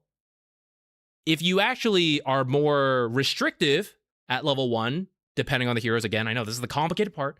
If you're a little bit more restrictive, just use them as needed. Hit level 2, maybe you have a good combo that can get kills. Okay, let's burst some mana. Someone like Crystal Maiden. Q alone, probably not getting a kill. W alone, probably not getting a kill. QW together at level 2 can kill almost any hero in the game because you're going to use them twice. That's a shitload of mana. Oh my god. Mangoes help me solve that. So I can hit level 2, mango, QW, kill a hero, get a bunch of money, get the gold back from the mango, buy more mangoes. You can wait till level 3. Some abilities practically double in value from level 1 to level 2. So the money you pay for the mango is the same, but the gold you get from it, the value you get from the spell, and therefore the gold, is a lot better as the spell goes up. And it might go up a little bit in mana cost as well, but typically it like increases the damage quite a lot, the stun, the slow, whatever, to allow you to get more value from that ability. There's one more thing I was going to say. I'm forgetting. Oh, so if you are buying a lot of mangoes at the start of a game, you should be using a lot of spells right away. So like you're a lich and you plan to use your Q a lot level 1. If you buy 2 mangoes and then you're very conservative with your Q usage, why did I buy 2 mangoes? I can buy them later. If I was planning to wait till level 3 to use my Q more, then I'll buy the mangoes later. And I will buy something else to help me in the lane first while I'm not using a bunch. And then as I plan to use them a bunch, I am buying the mana to use them a bunch, right? So the gameplay should match the timing of the purchases. If I'm buying these mangoes to use 3 minutes in the future, maybe I should have a magic stick instead to be building charges, buy the mangoes as I get close to level 3, and then I have those same mangoes, but I also have the stick charges from the first 2 minutes of laning. If you swap that order, you start with the mangoes, you buy a magic stick later, magic stick's got 0 charges, so no value on it. I think that's all I've got to say for mangoes and clarities at this current moment. Let me know if you guys have any questions on that while I think through again if there is anything else. This is live, but I hope to cut the most important, interesting bits into a video, and in that video redirect that there's probably like 6 hours of discussion and full deep dive in this VOD that is being done live. But in the video, we'll just try to highlight like the most important stuff because that's how YouTube is, right? Like most people just want the quick, easy bits. Oh, forgot to get open the multi-chat again. No, we have done consumable regen at this point. It's going to be a very long day. I'm going to refill water. Let me know if you have any questions in general, feel free to post them, but I will probably only address consumable questions right now, and then the other questions we'll get to down later.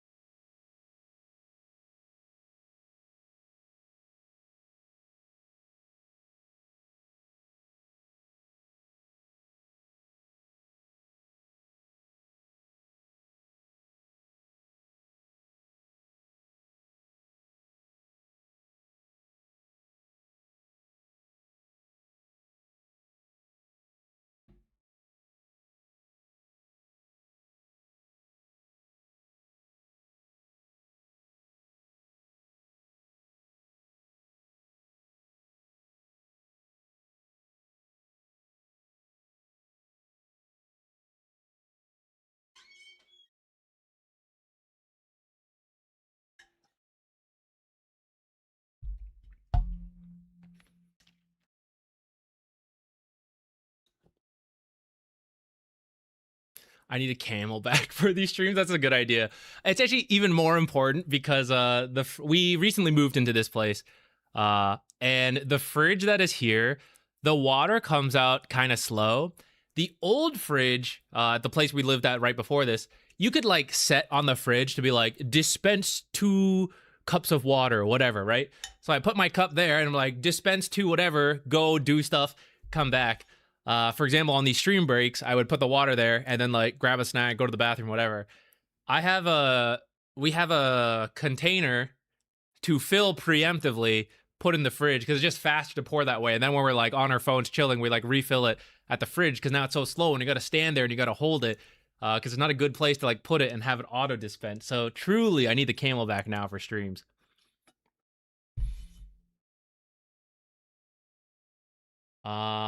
Sage's Mask, Raindrops, and then some questions on that, and then some questions on the mid. Okay. How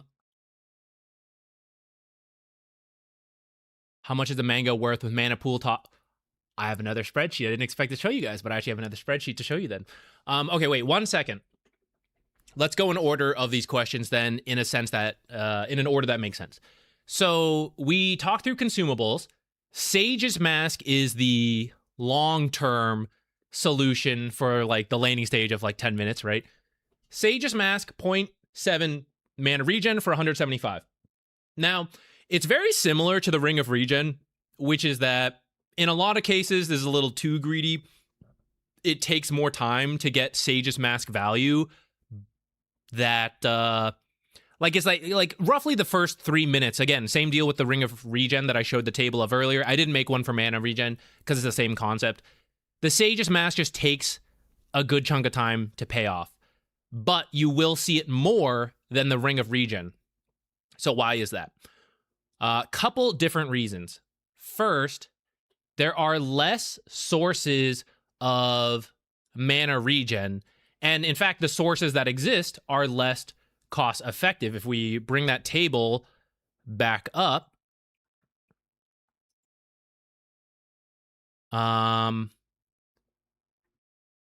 I should have put a button for the hide the multi-chat. The consumable regen for health is much cheaper, or sorry, more cost efficient than mana. And if you think about it, a mango or a clarity, let's just assume they give you 1 spell.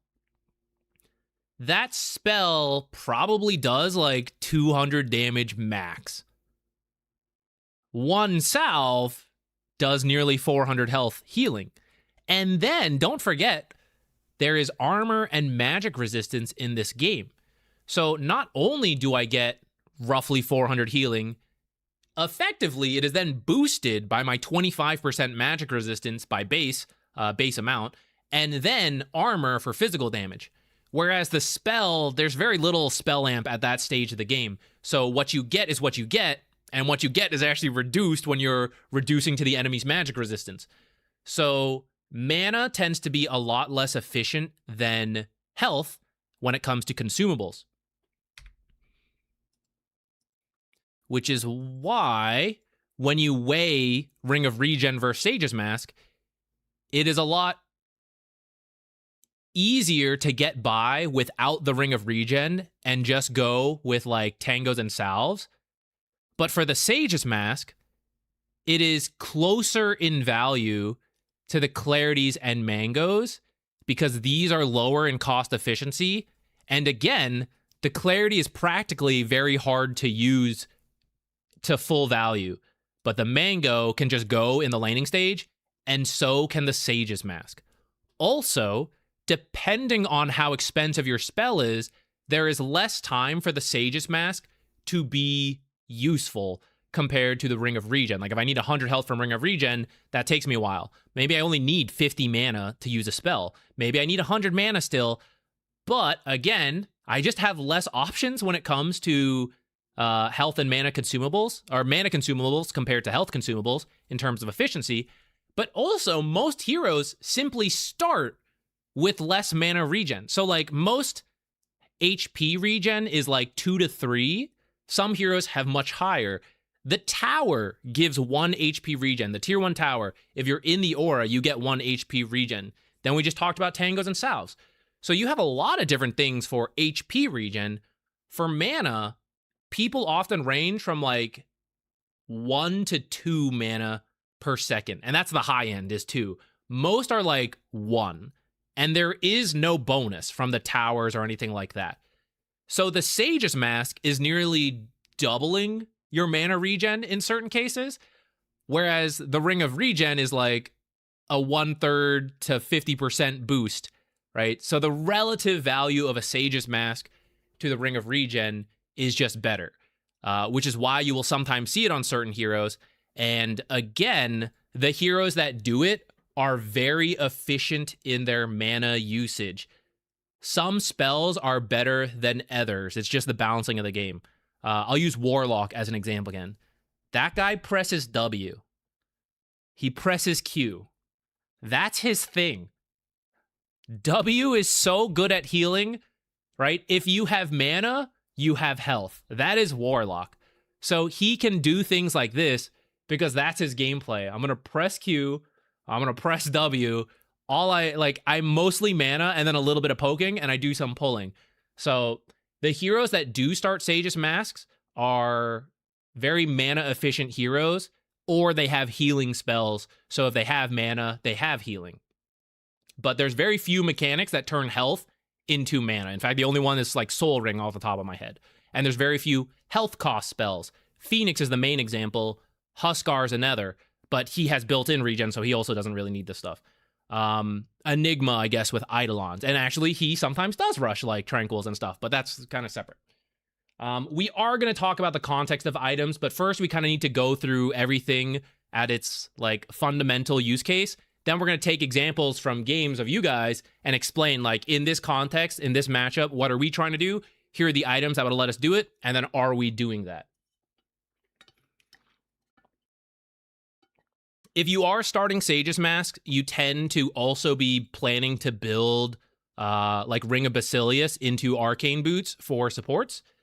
And because that is going to be your first major item, the starting item kind of plans into it. This is getting a little bit ahead of myself, but if you know your future item build, you can potentially pull some of those into your starting build if you can get away with it, which again, you would analyze your lane. Is this a tough lane? Maybe I can't get away with a Sage's Mask. Maybe I need more upfront value on consumables. This is a super easy lane. I'm not going to have to do a lot. Then I can start skipping those upfront value for more long-term value, and I'm not going to lose in those first few minutes because I know this is a very easy lane for us. We have a very good matchup here. That can also weigh into your decision to start with one of these. Now, instead of Sage's Mask, Raindrops is very comparable. 0.8 mana regen for 225 gold. But you also get this magic damage block. Now, if I could always choose Raindrops over Sage's Mask, I probably would. But the limitation on Fused Raindrops is because it's such a strong item, you cannot buy it until 3 minutes into the game.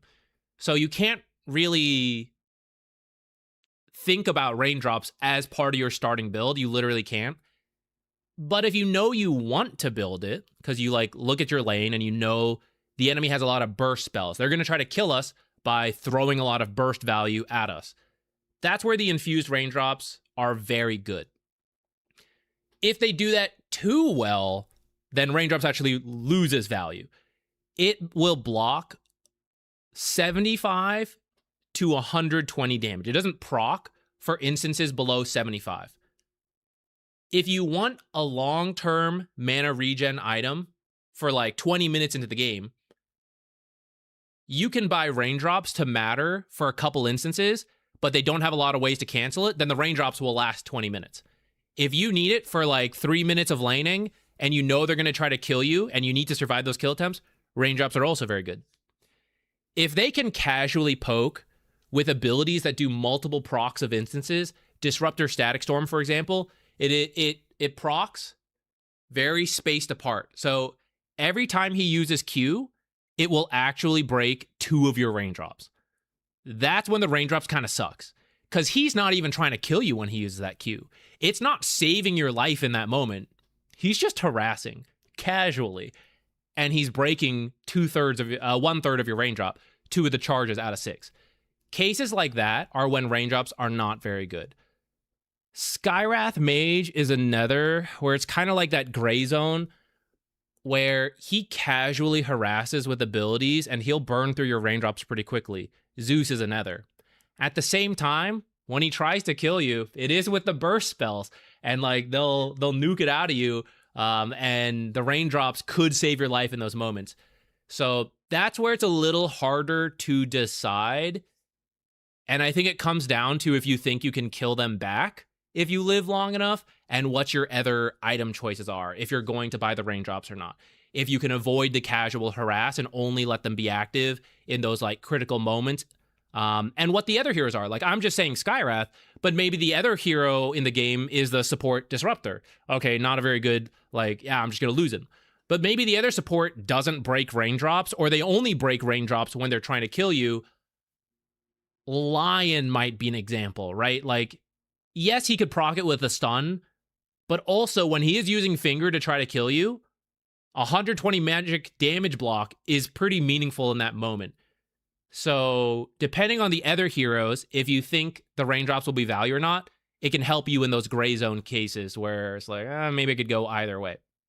Again, not quite a starting item, but you could be planning for it in your starting build. For example, maybe you know you want to get it, so instead of starting with a Sage's Mask, you start with like a Mango and save some money to instantly buy raindrops at 3 minutes.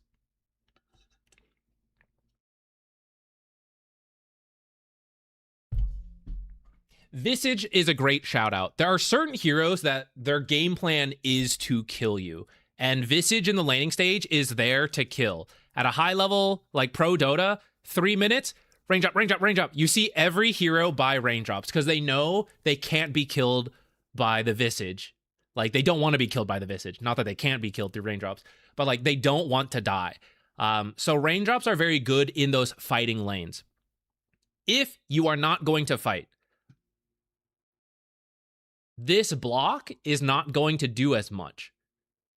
0.8 mana regen compared to 0.7 on Sage's Mask. This is nearly as good, right? 0.1 difference, whatever. It is cheaper, and Sage's Mask actually builds into other items. So this gives it a lot of value. The fact that it can go into multiple things. For supports especially, the Arcane Boots from Basilius or Urns are just really good right now. For cores, typically it's like the Falcon Blade, or you plan to be building like one of these things later, right? Now you can actually buy a casual Sage's Mask just for the early regen to increase your farming speed and then sell it. This is common for cores, not so much for supports. We have less money overall, so our items really have to like make sense and flow into each other. Cores can be like, yo, I'll just have it for now and I'll just sell it later or whatever. I'm gonna have like 50,000 gold anyways, you know, freaking core players. But it is how it goes, right? They just have more freedom to do that, so they can do things like Sage's Mask. If you're kind of in the middle ground where it's like, I could do Sage's Mask, could do raindrops. If you're also planning around slot efficiency, raindrops can be good. So for example, I didn't think of a real world example for this, but I'll just make up one. Let's say you have some mana issues early, but you plan to buy something like a Yule's, a Void Stone later, which will totally solve your mana issues. But I also have mana issues right now. Raindrops are good for that because they kind of solve your short-term need. They also provide the magic damage block. And then they're going to poof, disappear. You could sell them as well if you need to, but they will disappear and clear up that slot again. If you buy the Sage's Mask, you will have to sell the Sage's Mask later.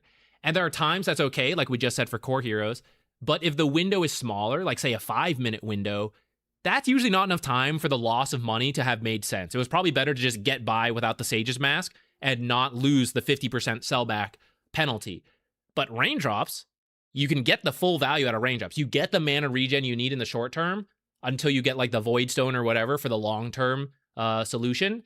And it also gives you the damage block, so maybe you survive a couple fights, you save some health, you don't have to buy some health regen you had to otherwise. And then the slot is free once it's broken. So if you want to plan around slots, you can do that as well. That's mostly like that's a consideration as you go higher up and you're really trying to like be efficient with everything.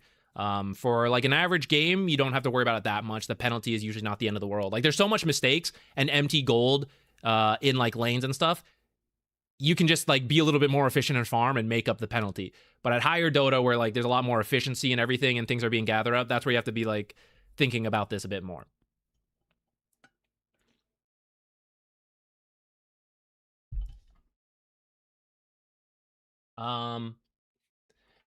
Oh, that's another good point. So someone like Zeus doing the W max build. Some heroes have very high mana cost, but it's a lot of damage. Raindrops are value versus that. Again, cheaper to buy health than mana. So we can even step away from infused raindrops and talk about consumables, because this was actually a question earlier about how you buy items versus like some kill lanes and high damage lanes. If the damage is coming from spells, let's find a real world example. Let's use someone like Lich. Let's go to, I guess, this screen for now to make it a little cleaner. Someone like, maybe Lich is not the best example because of, maybe I should have just used Zeus. I mean, you mentioned Zeus. Where is Zeus? Okay, Lightning Bolt. Lightning Bolt is, let's say at level 2, level 3. 125 mana, 220 damage. Zeus is one of the more efficient mana to damage heroes. 2 lightning bolts, let's say 2 level 2 lightning bolts is 440 damage. For him, that is 2 mangoes or 2 clarities is roughly what he needs to buy in terms of consumable regen to use lightning bolt twice. For the hero taking the damage, it is 1 salve.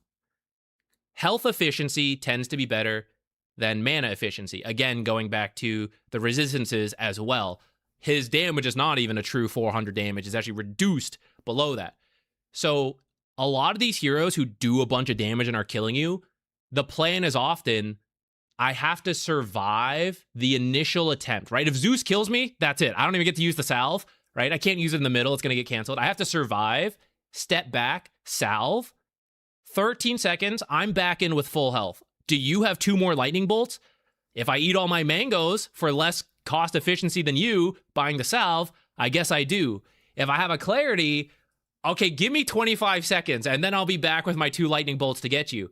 That's 25 seconds to farm another whole creep wave to buy another salve and still make some money. He hits you with the 2 lightning bolts, you just salve again. Okay, you got another clarity? No, I'm a support and I'm not getting kills. I have no money now, right? So these heroes who burst mana to try to kill you, salves are really good. Heroes who have burst combos like Dawnbreaker survive the combo, which is going to involve stats that we're going to get into, and then you want the salve versus those heroes. Heroes who are more consistent damage, like Viper and Huskar and Sniper, you kind of need a mix. You kind of need tangos and the salves. You're going to have to survive their more aggressive attempts with the salve, and when they're just casually poking you, you have to just keep tangoing and avoid it. It's a pain, but it is what it is. And if you think about it, those heroes tend to be upfront value, right? They're supposed to win their lane, and then they drop off as the game goes on. So if you are farming less because you're buying more consumables, but you're not dying to those heroes, you tend to outscale them as the game goes on. So you're supposed to just be poorer, but not die. And that's beating them. It feels weird because you're like, I'm just chugging salves. Yeah, if you're chugging too many, you are technically losing. But if you're finding that balance and I'm not dying and I'm getting what farm and XP I can, that is usually winning versus these lane dominator heroes.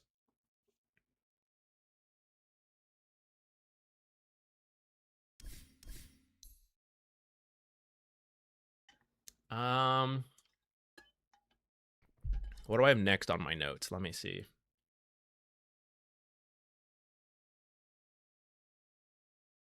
Oh, one more thing I forgot to say about mana regen versus health regen, especially when it comes to why you might see like Sage's masks, but not as many Ring of Regens, and Basilius's instead of headdresses. The theoretical ideal game, like if you were in an empty lobby and you're like, I get to min-max my farming, you will use mana to do that. You don't actually need to use health. Now, I know I said earlier you should consider health as a resource, so that is true. But, like, if you are crushing the enemy and they leave, you don't really need health. You're not taking damage from creeps that are being tanked by the lane. You might need them as you start jungling, but if you're, like, getting to that point, you might be, like, you might have other items to answer it. So a lot of times you need mana for the best plays, but you don't always need health. Let's not worry too much about all of that, but it's just one more reason why you will see Sage's masks earlier than Ring of Regens. And then I think after that, we're going to talk about stats and like boosting right-click damage.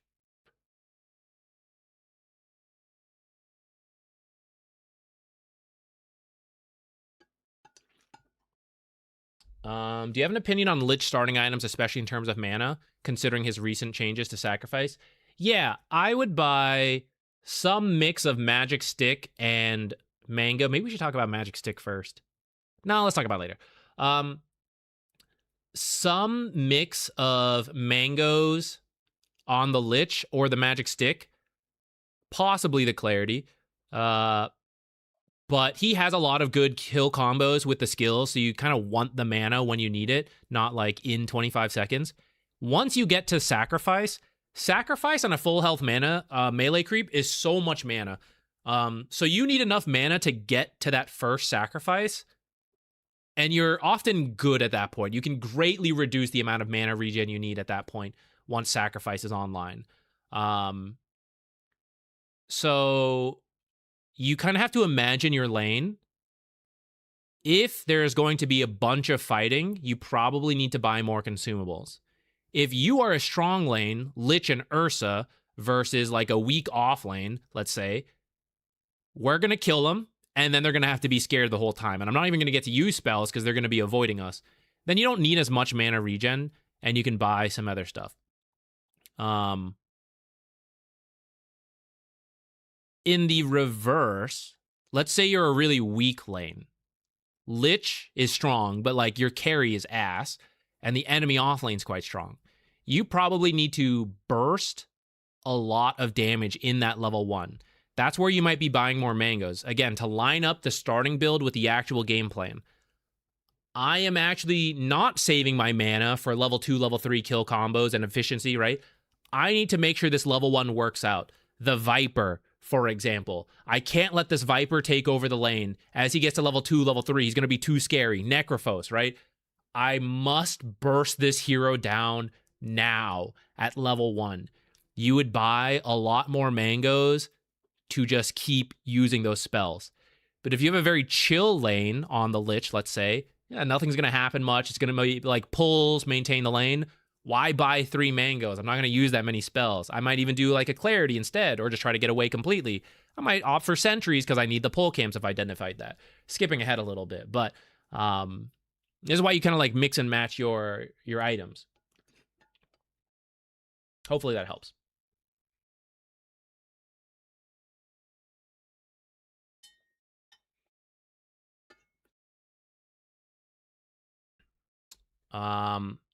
Yeah, I think so. Let's do Magic Stick once we talk about the stats, because they kind of go in combination. I think we could go in either order, but I'm going to talk about the stats and the right click first, and then we'll talk about the Magic Stick.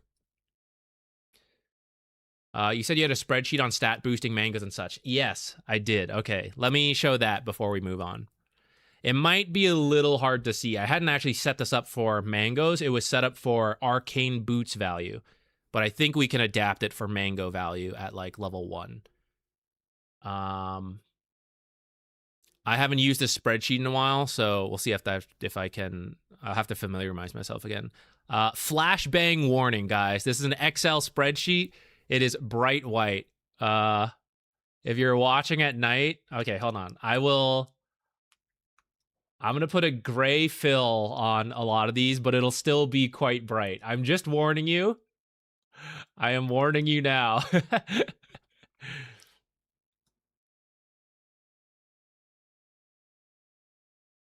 I will tell you when I'm about to swap it. I have to add it in here. I didn't have it on this scene. Window capture, Excel.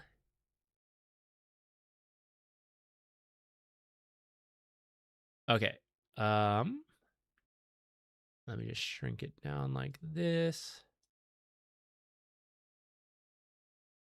Okay. This was never really meant for display, so yeah, it's a little not ugly, but maybe just not the cleanest. Okay. I'm trying to think of a practical example here for mango value. Let's say you had like 2 iron branches, I guess, would be 24 mana, and we can boost that up to 48. So this one here is the items you are dropping to manipulate your mana pool. Current mana. So who's an example of this that we can use? Let's say like Lich. What are Lich's like real world values? So Lich has 411 mana by default. So we are going to say 411. Wait, what are these other ones? Just things. Okay. I'm going to say 411, but then also plus these like dropped items over here. Actually, I'm just not going to worry about these other Excel sheets right now. We're just going to worry about this one. So let's say you're doing this at low mana, right? If you're eating a mango, it's because you need the mana. If you had 300 mana out of 435, you wouldn't eat your mango yet. So you're down to like this last 100 you're looking to fight. So let's see, drop item 24. This is the arcane boots, but actually, so the mango is 100 mana on this one. Pick up item. Okay. So first, I guess I don't need to change it. If you didn't drop your items and you were at 100 mana out of 435, you eat the mango, you would be at 200 mana, right? Now, so this spreadsheet is saying, here's the total mana. This is the percentage I have. I drop the items. The percentage stays the same, but the current and total mana change. If you don't know about this, Dota preserves the percentages and changes the flat values to match in most cases. Decay is one exception, for example. So this is now what we have. Because we dropped 2 iron branches, we're at 94 mana out of 411. We eat the mango for 100, so now I'm at 194 out of 411. The percentage is now 47% roughly. I pick up my iron branches again, so it puts me now at 206 mana out of 435. What is this? Additional mana of 6, and then that effectively becomes 0.11 mana regen from doing this trick.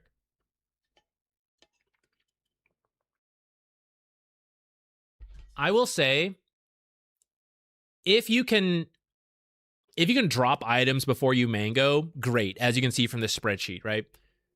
A lot of times when you need to use the mango is like in the middle of a fight, so there's no time. And that's kind of like the purpose of the mango, is like in those moments you have mana. So I wouldn't really worry about it in that case. It's also why if you don't need to use it, like sometimes I see people like they're down to 100, maybe less mana, so they eat their mangoes. You only do that if you feel the fight coming up and you maybe need to swap something in. Because the longer you hold the mangoes, you still get the HP regen, but also maybe you don't end up needing it, right? You're down to 0 mangoes, you eat them, no fight breaks out. You naturally regen up to an acceptable amount, or your clarity gets to you, or you find a regen rune and you're like, oh, I guess I didn't need to eat those mangoes. So most of the time you wait to eat the mangoes till they're actually needed and don't worry about this backpack efficiency.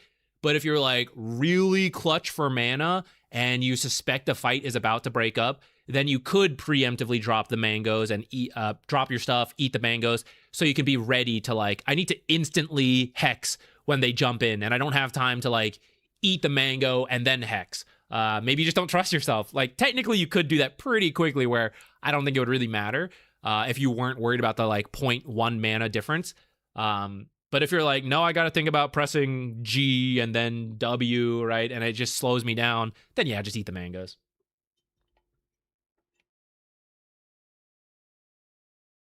Yeah, we were talking about that earlier when the mangoes had insane HP regen.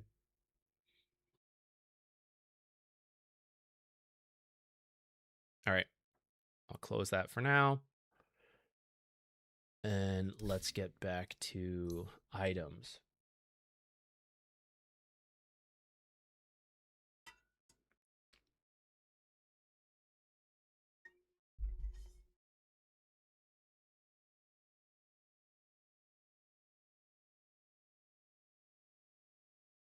Yeah, I think some mana-intensive heroes would care to drop the items first. Like Zeus and Skyra. That's a good point, Lavender. Technically, everyone would benefit, right? Like, it's just more mana. It's always a benefit. But yeah, you really only need to push it in the most extreme examples. Okay. Let's talk about stat items and right-click damage boosting next. Wait, let me timestamp this first.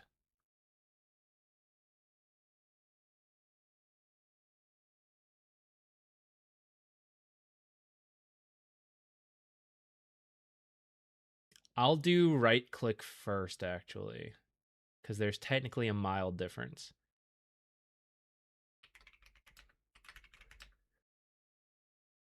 Okay, right-click first and then stats. These are very closely aligned because they're almost the same thing for most cases.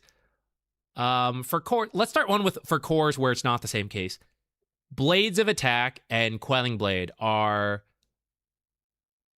Okay, Quelling Blade is common to see, actually.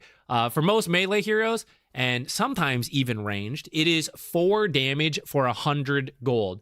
And there's nothing else you can buy that matches that level of gold efficiency, even for the ranged heroes where it's 4 damage, right? Like, what do you buy? 2 Fairy Fires is more money than that. 2 Iron Branches is still only 2 damage, right? Everything else is less gold efficient for just damage on Quelling Blade. The caveat, oops, sorry, let me get the bonus size there. The caveat is that this bonus damage only works on non-hero units. Essentially, the lane creeps, and it doesn't work on denies anymore. Is that true, guys? I feel I remember that, but I never actually build this for this because I'm not a core player. Q-Blade cannot deny. Okay, thank you for confirming it. So yeah, Quelling Blade, as long as you get like 2 last hits, it essentially pays for itself because you'll sell it back for 50 gold. So it will use a slot in the meantime, but there's so many uses to it. One, the damage is the first consideration. Keep up the good work. Thank you. Wait, should I have muted that in case? Thank you. You did not inconvenience whatsoever. I don't mean to make it sound like that. I was just thinking if I do cut this into a video, then it'll like pop up in the middle.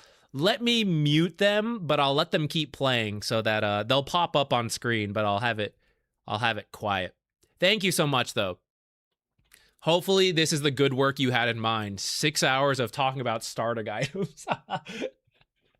Okay, let me start. I forget where it was on Quelling Blade, but let me just get back, repeat a little. So for Quelling Blade, because it is only for creeps, that's kind of the first consideration. As long as you get like 2 last hits, it paid for itself because you will sell the Quelling Blade or build it into something. And as long as you made 50 gold, great. A lot of new players and lower ranked players, if you're playing core, you should just buy Quelling Blade because there are so many missed last hits out of timing. It will pay for itself very quickly, probably within that very first wave. So that's kind of like the main consideration people have for Quelling Blade, but it has some other uses. So some obvious ones that even support players could buy this. I know we're getting away from right-click damage talks now, but it is what it is. Nature's Prophet is probably the most obvious case because he sprouts you, you're stuck in a circle, and because you're stuck in the circle, you get beaten. You need to get out of the circle. You can use tangos instead of the Quelling Blade, but the tangos will eventually run out. And maybe you're sprouted and you're full health. Maybe I didn't want a tango, right? So Quelling Blade can be very useful for that, to cut the tree and get out of there. Treant Protector is another example. He walks through trees and he could be invis. So you can actually start with the Quelling Blade, even as a support. You're not using the right-click element that much because it doesn't work on denies, but yeah, you'll get some last hits occasionally here and there, so you get some value from that. But you can hit the... you can break all the trees at the start of the lane so that Treant has a much harder time walking into you. And if you're going to do this, you should typically do it... I'll pull up a map to show this. If you're going to do this versus Treant, there are specific trees you should break. As a Treant Grandmaster, I can tell you guys this. You should break these trees, because this is the common side to play as a support. So at the start of the game, let's say you're position 4 versus Treant. At the start of the game, if you can go with the team, try to cut these trees first. These in particular are really good to cut, because the creeps meet here. So as Treant, you'll walk from here and hit. From these trees, it's hard to make it here in time. In fact, I can even show this. This is not really... We're getting a little too Treant specific maybe, but whatever.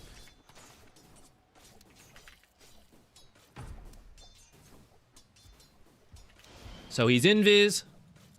We don't know where he is, but we're laning over here. And even from like roughly the center... Right? He can get to just about here with before the invis breaks. So if you just like pivot, stand on the left side, he can't really make it over. So cut these trees and then just keep cutting these trees. And because you're playing up here, these are going to grow back first if you do this first. So when this grows back, you'll just cut it again. If you start here and then go forward, you could do that. This is very like nitpicky. If you start here and move forward, these kind of grow back. They weren't as important to cut because these were more, like, we're laning here, so these are the more important trees to cut. And then, like, if you want to recut these trees as soon as they respawn, you have to walk away from the creeps, cut them, and then do this. So, personally, I think cutting the trees here and then cutting back here makes sense. And if you're playing versus 4 Treant, it's actually very much the same. Just, like, cut all these trees first. But, like, start with these trees and then cut these trees. Not just Treant Protector, though. So, other heroes that use trees can be good to have Quelling Blade versus. Hoodwink is one. And Timbersaw is another, right? If they don't have trees, they lose a big element of the heroes. Another reason, look how much easier it became to see things here. Why am I using commands? Whatever. Now I know there's a Tusk here who wants to kill me. Maybe Tusk is not the greatest example because he has some longer gap closing abilities. Now I don't know he's there because of the trees. And I walk up and holy shit, he's right next to me. And now he doesn't even need to use these. He can wait till I get too far and then he can use the ability. There we go. He can use the ability then. So some melee heroes absolutely destroy you if they get close and do nothing if they are not close. And versus those heroes, what a lot of people do is put like wards in this area, but that's a common mistake. Don't do that. A much cooler solution if you needed to is to have a Quelling Blade and cut these trees. You'd have a cooldown. We're cheating. But now I can see these heroes, so I know when to like stand over here. Tusk, Clockwerk, Pudge, Marana arrows, things like this can help a lot. If you also beat the other hero in right-click trades, you could maybe do this. Chen is someone who can potentially do it. His right-click trading is so strong, plus creeps. If he can see everything, he can always harass and choose the right fight. But that then brings you to an issue with this item, which we mentioned earlier. It doesn't work on heroes. So this 8 damage is only on creeps. If you plan to fight the enemy heroes a lot. Quelling Blade, nothing if you don't need to cut trees. Which even versus heroes that don't cut trees, like Tree and Protector, or you don't need to cut trees versus them, chasing heroes through the tree line and then cutting the trees to see them and path more efficiently can be good. So even versus those heroes, you can still start Quelling Blade. But let's say, for example, who's an example of this? Lifestealer, maybe. If you want to hit enemy heroes, rather than a Quelling Blade, Gauntlet, Iron Branches, Fairy Fires, these give you actual damage to hit enemy heroes. It's still damage versus creeps as well. A little less damage, yes. 100 gold for 8 damage versus, let's say you bought a Fairy Fire, 2 damage. Maybe that's not a good example. Let's do Circlet. A little bit more money for the Circlet. 8 damage, 2 damage. But this is 2 damage versus enemy heroes and creeps. And then it also will build into things. It'll have stats that we're going to talk about the value of in a second here. Because of that, if you plan to fight enemy heroes, you want these other items a little bit more than Quelling. But there's some amount of farming in every lane for core heroes. So Quelling, like I said, only need a couple last hits for it to pay for itself. So pretty safe to buy in most pubs, but you'll see high rank players sometimes like skip it because they don't need the damage. They're very confident in the lane matchup, especially, so again, really a high level thing.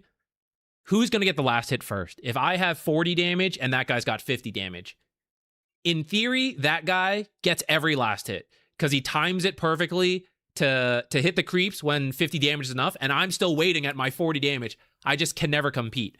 In those types of matchups, you need things like the Quelling Blade to compete with the heroes with a lot higher damage. The heroes with a higher damage don't need to do it, right? Because they're like, yeah, they have to buy the Quelling Blade. I can now fight them, and I have the damage advantage over them because I bought gauntlets, right? But I can still compete for last hits. If you're really far behind in damage, Quelling Blade helps a lot. And if you're really high in damage, Quelling Blade does not help you get denies, and you don't need the damage for last hits, which they also can't compete with you on because Quelling Blade does not work on denies. So the higher damage heroes tend to just lean into it and buy more straight up damage. But again, you could do it if you really wanted to. There's no attack range on Quelling Blade, but it could open up some warding spots. Like if you cut trees for that, it is something you can do. I didn't really talk about it. There are a couple blocking spots you can use on the camps and unblocking spots if you cut trees. The Radiant Jungle is one of them. I guess separate video. I think it's on the warding video. I'll link it later. You could do that, but it's pretty rare to buy a Quelling Blade just to do that. Monkey King is another great example for it. No, it doesn't increase warding range. In fact, warding range got removed. It used to be that item cast range stuff would increase how far you could place wards, and you can't do that anymore. The warding range is a flat amount now. Nothing affects it to standardize it across. You used to be able to kill wards with the Quelling Blade. That was kind of funny, but also toxic, but that's been out of the game for a little bit. That was a good reason to buy Quelling Blades back in the day, actually. You would play versus, like, a Sand King, and everyone would have Quelling Blades, and when a Sentry drops, everyone is like, kill it, whoever gets it first. It was a very intense time. Warding range in the sense that you can take down trees that block vision. Oh, okay, fair enough. Yeah, you could do that. I am open to it, but in terms of a starting item, you would almost never need it for that. You can deal with like the trees that exist because 100 gold's 100 gold, right? Like I have 600. This is a sixth of the money I am spending. So unless I have a reason for it in the lane, I would not buy it for warding vision. But past the laning stage, when you have a little bit more money, right? 100 out of 3,000 is not nearly as painful. Then you could buy it if you want to do some like nifty wards. Again, I think it's not really worth it unless there's another reason for it, like Monkey King, Hoodwinked, all those. Then I'm down for it. And when I don't have it, I just play without it. But some people do like it and find it worth it to like backpack one and use it on occasion. But if I see someone doing it, then I specifically look for those wards. So it opens up those wards. But I also know which wards this opens up, so I know to look for those areas. So if they have it for other reasons, then it's like more multifaceted and you're getting value. And I'm like, are they using creative wards or did they buy it because we have a Nature's Prophet? And this guy doesn't even know about the creative wards. Oh, but maybe he does and he's like making use of it in both elements. Now I gotta like do more, you know? But if there's no reason to have it and he buys it, I'm like, okay, this guy's a sneaky warder, but I'm a sneaky warder, so I know where it is. Okay. I don't think I have anything else to say on Quelling Blade right now, so let's move on to more right-click damage.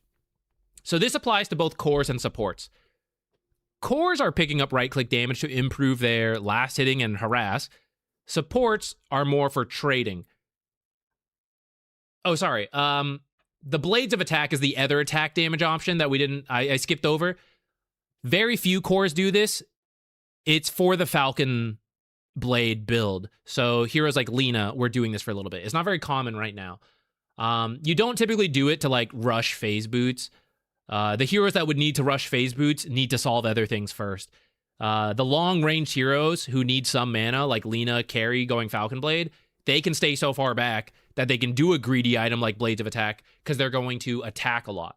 Which, if you are thinking about Blades of Attack or other such in the future, straight up damage items, you need to attack a lot, non-stop. And it's not just creeps, it is also the harass, which is why typically the only heroes you see this built on are those long-ranged carries because they can hit all the time super easily. But melee heroes need to solve other issues. They are the ones being hit all the time, and it's not as easy to get close and trade with Blades of Attack, and so straight-up damage tends to not pay off as much. If you have long-ranged heroes versus long-range heroes, Blades of Attack may also not pay off as much as stat items, which they will give you less damage for the cost, right? 450 gold for 9 damage. You can't spend that gold to get that much damage in these items, but you can get close. You can get like 6 damage. 9 damage is kind of doable, actually, I guess, but usually it's not. You don't usually need that many slippers, so you don't usually see it. But I guess you could. You can do it. You tend to get less damage than Blades of Attack, but you also get all the bonuses that the attributes give you. So I'll pop it back up here. Iron Branch gives you 1 stat. So for your main stat, you get 1 damage. If you're a strength hero and you have 1 all stats, you get 1 damage. If you get a gauntlet for 3 strength, you get 3 damage. For universal, it's 0.45 for every stat, strength, agility, whatever. And then you get these bonus stats like HP regen, armor, and mana for the others.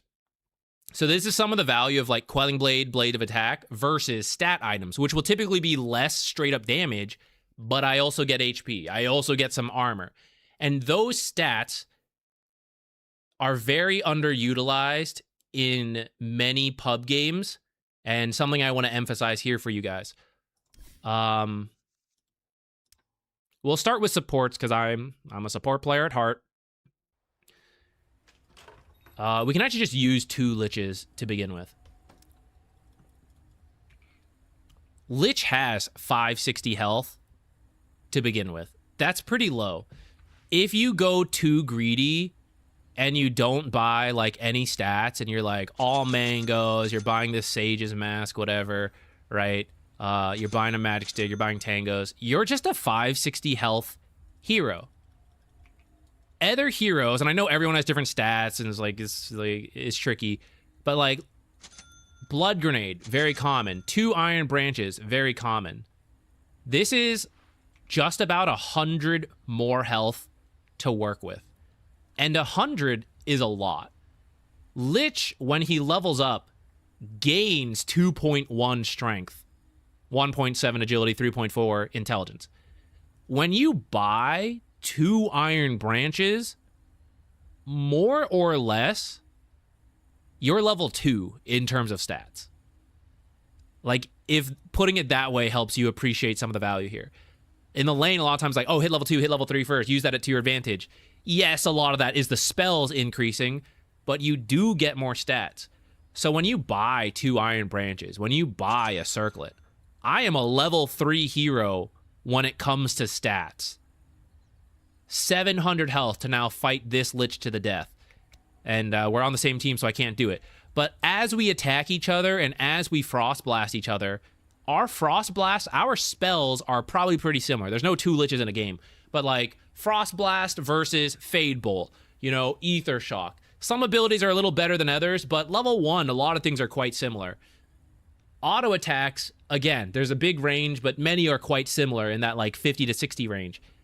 I just have 4 more damage. When we both attack 10 times, I do 40 more damage. That's an extra auto attack. This is covered in separate videos, which I will link when we do the actual video, but in the meantime, I will also post for you guys if you're curious. I did a more in-depth analysis in those videos on the value of attacking throughout the laning stage and also positioning to do so. And the common mistake is that a lot of people vastly underuse auto attacks. And that's where the stats matter a lot, because you are boosting the damage you get.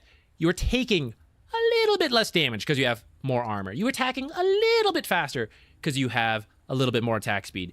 Your spells are kind of the same, but have a little bit more mana pool to use those spells, and have a little bit more magic resistance against the enemy spells, right? It's all these minor things, and a lot of fights come down to like 10 health.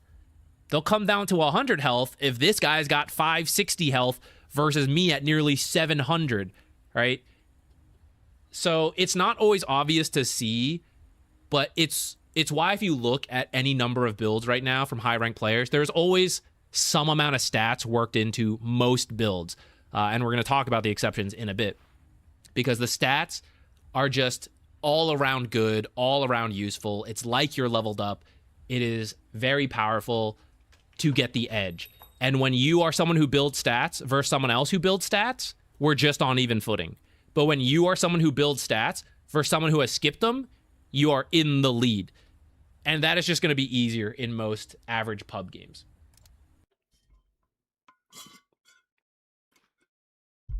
Okay, Lich was maybe not the best example because of the Frost Blast.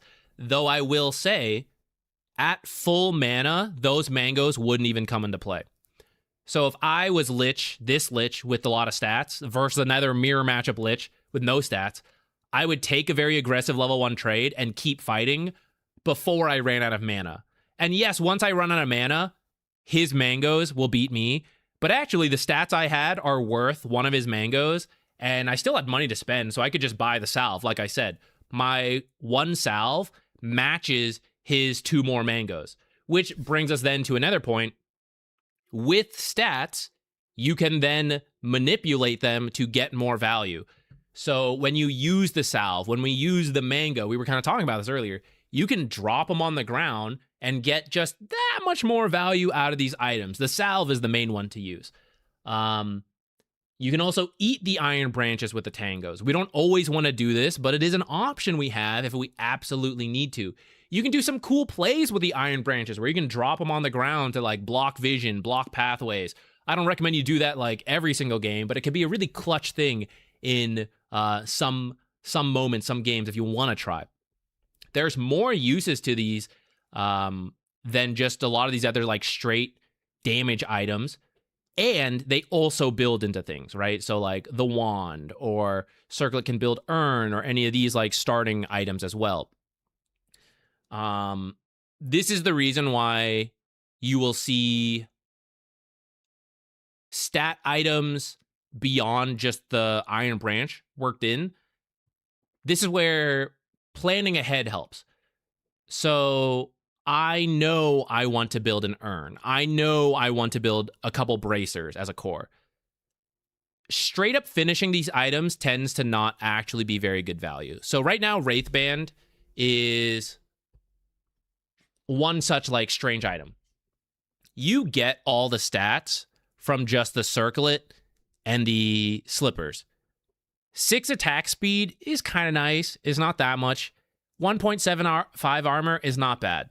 But also, if I'm not being hit, it's doing nothing. And the heroes that build Wraithband tend to be ranged heroes. that do the attacking without being attacked as much, because right now there's a bunch of melee heroes. Part of the reason why Wraithband is not so good.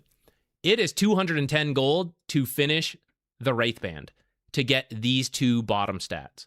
But I could just use that 200 gold to buy another Circlet, to buy another Slippers of Agility, and now have 8 agility, 8 extra damage. I attack a little less, but again, the minute difference of 6 attack speed is not so critical. At the start of the game, the timing of your attack is the bigger thing. So like, I have 70 damage to your 65. I don't need to attack twice marginally faster. My 1 auto attack that is going for the last hit needs to beat your 1 auto attack that is going for the deny. So straight up damage more than attack speed matters more at the start of the game. I'm getting into like a million tangents because there's so many things in starting items, but for that reason, the Wraithband tends to not be like worth as much as just getting more stats at the start, and then you finish the Wraithbands after you pick up some more gold. Wraithbands are not that great right now. If you're finishing Wraithbands, it's because you want the armor more than anything. So you're being attacked by a lot of ranged right clickers, for example. Then that armor is reducing a lot of damage coming in. Bracers. The main thing you want here, I guess, is a kind of a combination. It is, again, the health regen I would highlight first, then the health, along with being able to drop these, to use your magic stick, to use bracers, to use the salve, for example, and manipulate your health to get a lot more value out of the salve. But in terms of starting gold, starting with the bracer and tangos, for example, as opposed to a tango, circlet, gauntlet, and then a nether gauntlet, and an iron branch I could buy. Or maybe depending what you spend, you get a fairy fire, right? We boost the actual straight up damage more than finishing the bracer. And when I am a full health hero, I don't actually need HP regen. Raw health might be nice, I guess, but 50, like, I could buy the gauntlet, which is 3 strength, which is more than 50 health, and then a little bit of HP regen, and the damage, if I'm a strength hero thinking about Bracer. Null Talisman, I would say if you see an item rushed, Null Talisman and maybe Bracer are similar, but I would highlight Null Talisman a little more because of the mana regen. We were saying earlier, mana regen is harder to come by, so it's, again, the same stats, but 1 mana regen as opposed to buying another circlet. I thought I muted it. Oh, I still hear it, but you guys don't. Thank you. Thank you so much, Mighty Platypus, for the Prime sub. Appreciate it. We were saying earlier, mana regen is harder to come by than health regen. So for that reason, you will see Null Talismans a little bit more. Again, though, how much do you actually need to spam abilities at level 1 as opposed to I need to hit this creep at the right time? And even with 1 extra mana regen, I will not have the mana to sustain like endless spells. So it really comes down to like what right clicks you could land to get last hits and harass enemy heroes and use spells to finish the job. So that's why you tend to see like circlet, mantle, or 2 circlets, and then you just sell it back later. You don't need to turn everything you buy into the completed parts. You get them for the lane value, and then just sell it off if you didn't end up using it.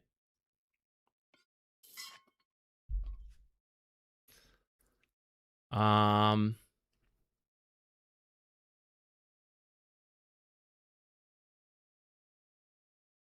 think I had something else I was going to say, but I will pause to read your questions.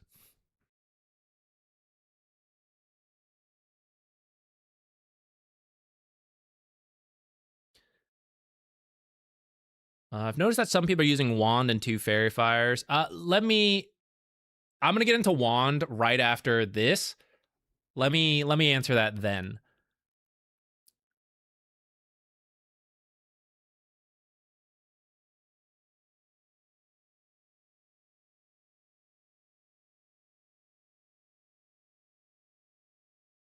Why do people use it on Sniper? The Wraithband? Sniper attacks a lot because he's a very long-ranged hero, and he has a damage boost from headshot. It's 40%, which is practically 50%, which is practically every attack. So he himself does not need the straight up damage from the stats as much. If we're talking about like the one-on-one in the mid lane, the Wraith ban helps more for his unique case because the attack speed does get converted into a lot of extra damage due to increased headshot procs. And as the longest ranged hero with take aim, he will attack more than even other long ranged carries. And because of the one-on-one in the mid lane, he has the easiest time. Which then brings us to the armor. This hero is pretty squishy at the start, 538. So multiple Wraith bans does tank him up so that the mid laners who are facing him, what they need to look for is a very big trade by getting close and taking that fight. That's where the armor helps him a lot, and the increased stats from like multiple Wraith bans to not be killed. Third, what does Sniper build currently? It's a little strange. That's why he's not that popular of a meta pick. But he has options like Hurricane Pike, Hydra's Breath, Mjolnir. I'd say those are like 3 of the most common you'll see right now. That is a lot of money into a single slot. So he can buy his boots, power treads probably, several Wraith bands, and then funnel all his money into the last slot. So it's a lot of time to get value out of the Wraith bands. The reason other heroes tend to not build as many Wraith bands and bracers, they'll buy like 1 maybe, is because they have to buy smaller items, blinks, Kayas into other stuff. They have bottle, for example. They're buying wands. Sniper, so far from many fights, he doesn't even pick up wand stats. That's why he often skips it, unless it's really good in the lane. Doesn't need bottle, doesn't buy that, right? He just has an easier time with the slots, so he can get more Wraith bands. But even then, it doesn't feel amazing, which is why this hero is just like in a strange spot. But he is supposed to win the lane, which is why the upfront cost of Wraith bands tends to pay off, because it helps him win that lane, do what he needs to, gets more value than others out of it, and then you just go from there.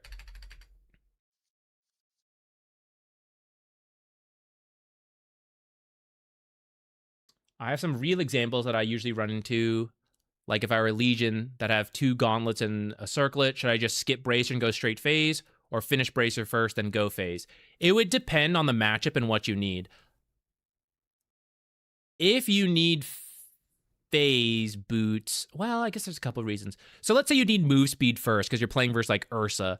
You probably should skip some of the stats and buy the boots faster. Let's say you plan to buy Bracer. Why? Again, the HP regen and manipulation when you're using stick and salve. Oh, but we're actually crushing the lane. I'm not taking very much damage. What I need to do is keep chasing them or just keep scaling from my usual game. Okay, I won't even finish the Bracer. I'll go phase.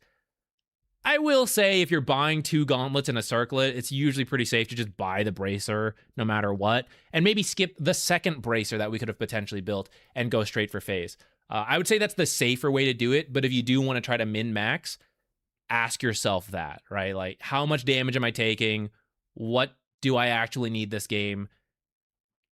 That's getting more into like post-starting items, but yeah. Thanks for all the educational content, enjoying and learning. Thank you. I am glad you are here hanging out. I appreciate it. Okay, anything else that we can address? Let's keep moving and we'll come back to some of the questions I skipped over because I said we were going to get to it. Okay.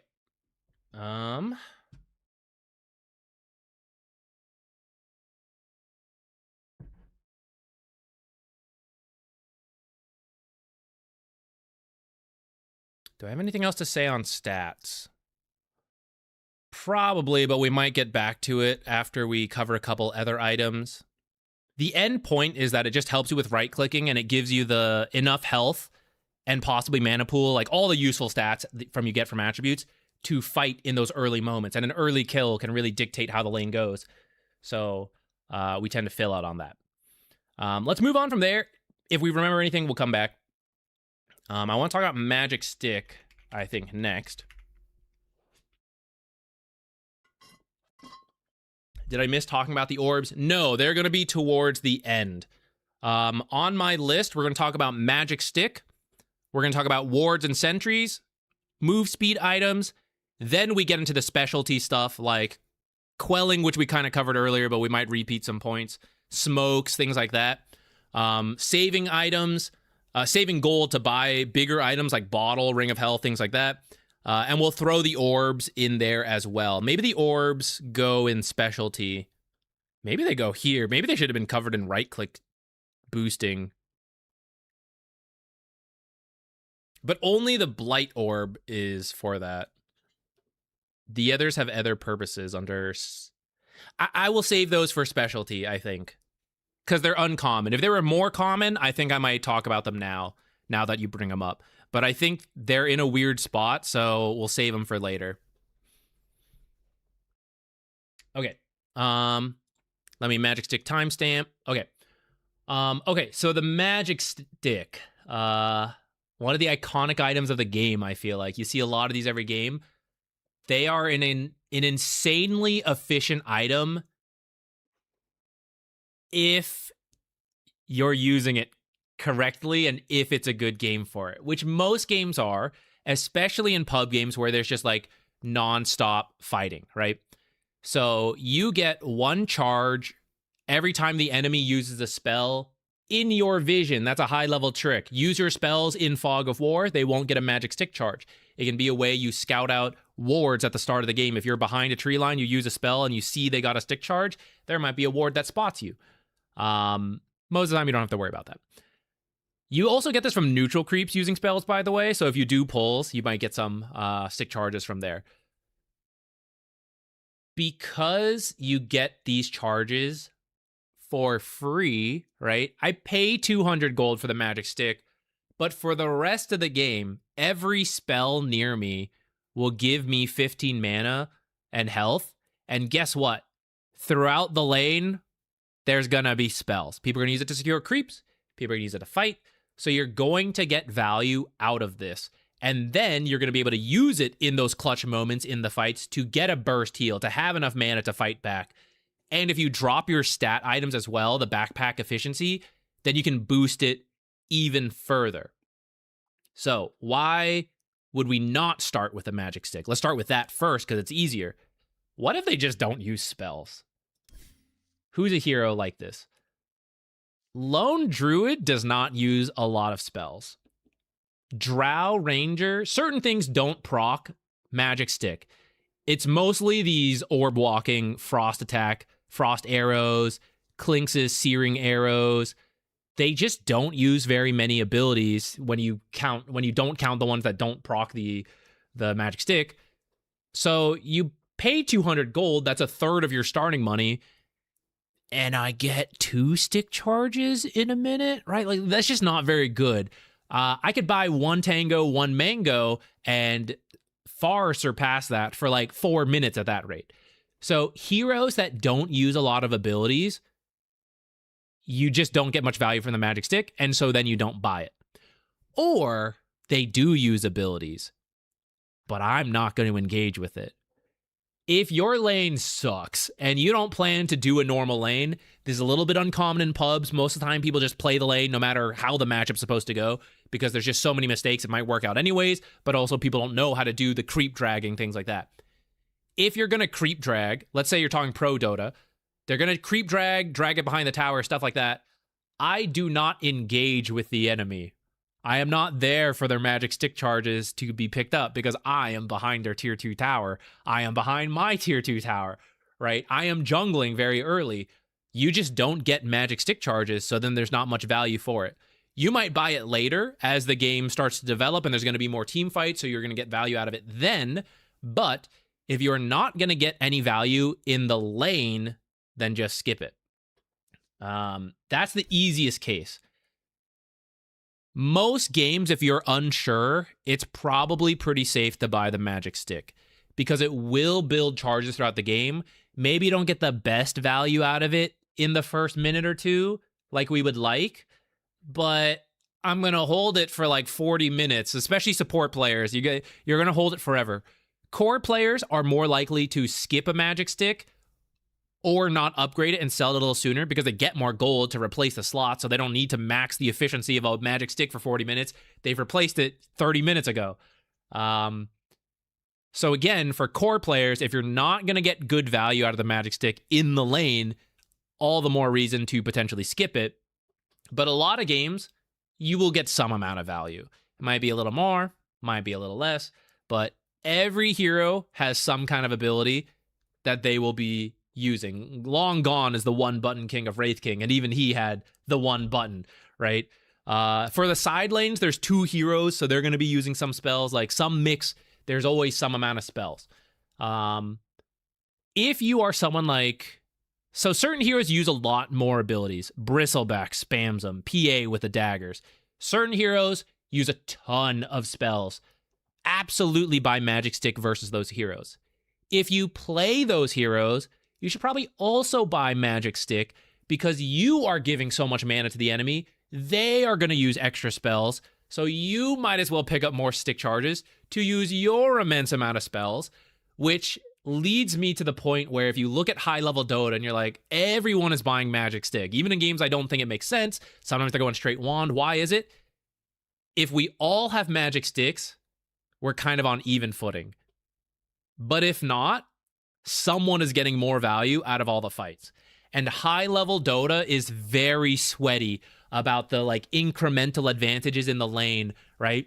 So if at any degree you are playing the lane and fighting each other, they want all these little efficiencies and they don't want to fall behind an opponent building Magic Sticks, and we aren't. So the first fights are fine, and then after that, they have more resources than us.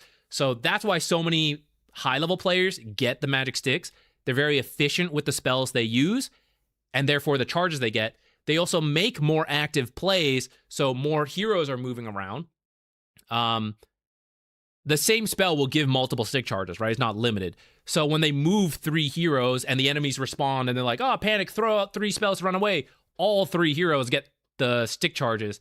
Anyways, for this reason, you'll see a lot more Magic Sticks at high-rank games. Low-rank games is a coin flip. Non-stop fighting, greatest Magic Stick game in the world. Everybody AFK farming, this Magic Stick is doing nothing. So you kind of have to decide on your game and your bracket, your region, how you think the games are going to go. It's a very safe item to buy if you're unsure. But if you know it's going to be a very slow game, or you know you're not going to be fighting at all, then you can skip the Magic Stick. I will say currently there's a lot of level 1 fighting, and level 1 fighting is a good reason to get the Magic Stick. Because if you invade and the enemy respawn, like a 4v3 fight, probably bring up 3 Magic Stick charges to go straight into lane with. That's practically half a mango. So if there's a lot of spells, try to get the Magic Stick first. This is another thing we hinted at earlier. Let's say I want mana. I'm thinking about these mangoes. I'm thinking about the Magic Sticks. I should buy the Magic Stick first in most cases if I can. I don't need the mana as a level 1 hero with full mana. It's very unlikely that I need mangoes right away. So I might as well get the Magic Stick to start building up some charges and then buy mangoes to deliver to me. That way I have some charges on the Magic Stick from early spell casting, and now I have the mangoes when I actually need them, as opposed to sitting on mangoes I don't need, buying a later Magic Stick that now has 0 Magic Stick charges. It is not really providing me much. Another reason to buy Magic Stick is versus mana draining heroes. So Anti-Mage, Lion, those kind of heroes, because they're going to be removing our mana, we may need... There's actually 2 approaches. 1, play without mana, or 2, have burst mana ready for the key moments. So for example, mangoes is a good use, and okay, they commit, I have no spells, but he blinks in, pop a mango, stun him, fight, use the spell as needed, win that fight. Great. But another approach is just say, okay, screw it. I have no mana. I'm going to full lean in on right clicks. Like buy a bunch of gauntlets if you're a strength offlaner. And when he's burning your mana, you're just beating the shit out of him. And guess what? I'm taking a bunch of harass from their spells and I can't match it because I don't have spells. If you have a bunch of stats, drop your stat items, salve, get back in there with right clicks, right? So you really lean into the right click build if the matchup makes sense for it. They're trying to do damage through spells. Spells are affected by magic resistance. You have a bunch of effective health that you are manipulating with the salve, which is great cost efficiency. It's a second approach to those kind of matchups. It just depends on your hero, what you can do. Melee heroes versus anti-mage can often go for the stat build because they're going to right-click him. He's melee, so you beat him in the last hits and you beat him in right-click trades. You have no mana to burn. You don't take extra damage. If you're a spellcaster support, you probably want the magic stick and like mangoes versus these heroes. The upgrade. Yes, we should talk about that. So now we kind of combine some of the things we talked about Iron Branches, we talked about Magic Stick. Wand is a great item for the same reason Magic Stick is. You pick up charges throughout the game. The big difference is not the one extra stat on Magic Wand. Magic Wand has 3 instead of the 2 from Iron Branches. Magic Stick with 0. It's that from Magic Stick, you go from 10 charges to 20 charges on the Magic Wand. Pros will do this Magic Wand rush. It's actually not as popular now that Iron Branches got more expensive and it shifted the gold math around. The Magic Wand rush has actually dropped off quite a lot. Previously, it was just very efficient because you could buy the Magic Wand and you could buy more Iron Branches and then buy regen afterwards. I actually don't recommend that for a lot of pubs. Pubs have just a little bit more chaos than a top tier team knowing I skipped regen, I shouldn't fight too much. My teammate knows he's also a high level player. We're on the same page. We'll be careful. Pubs are like, you write a full essay for your team. We will win if I get to this tower with no damage. And they're like, yes, we will fight. Yes. Okay, let's do it. And you're like, no, please don't fight. Right? There's just chaos. And so a generic build in pubs tends to be safer. So you can like lean into the chaos or not, and it'll kind of work out either way. But anyways, getting back to the upgrading or not, the question is how many spell charges you are getting and do you need to use them or not? What is the difference between 10 and 20 charges? If I use 10 charges twice, it is the same amount as using 20 charges once. So the question is, how often am I getting into fights where I need to use the magic stick? If I am picking up a lot of charges but not actually fighting that much, then I might want the wand so I can store more charges. But a lot of times, you can just use the spell. You get to 9 charges, you're full mana, full health. Okay, fight a little bit. Chase the enemy hero, use a spell, they hit you back. Okay, use the magic stick. You got 10 new spaces to pick up spells again, right? So a lot of times you don't actually need to upgrade the wand, in my opinion, unless it is a super heavy spell casting enemy lane, and they are mostly using it to farm. So someone like PA or Bristle, which you are kiting very well, they're using spells to get farm, but it's not hitting you, the hero. I don't need this. I don't need to use this and use the 10 charges because I'm not taking damage. But the 20 charges I can build up to, and when the Bristle does commit on me, that's when 20 charges makes a big difference because it is twice the healing of 10 charges. And so Bristle's trying to dive me. I haven't been taking damage earlier because I'm a ranged hero avoiding the quill spray. He goes for the dive. Boom. 300 health all of a sudden. 2 spells worth of mana because I have 20 charges on the magic wand. But if I'm a melee hero versus the Bristle and he's hitting me with these quill sprays, I can probably just stick to magic stick because every time I get close to 10, I'm probably missing a good amount of health and mana. So I'll just use it and just build more charges again. The other reason to upgrade it is because of slot efficiency. Magic Stick and 2 Iron Branches is 3 slots. A wand is 1 slot, so we consolidate the items into 1 slot. With your starting gold, you only have 600. There's only so many slots you can fill up. And even supports who buy things like Sentries, Dust, whatever, right? At some point you use the consumables like the Tankers and the Salves, and it clears up slots.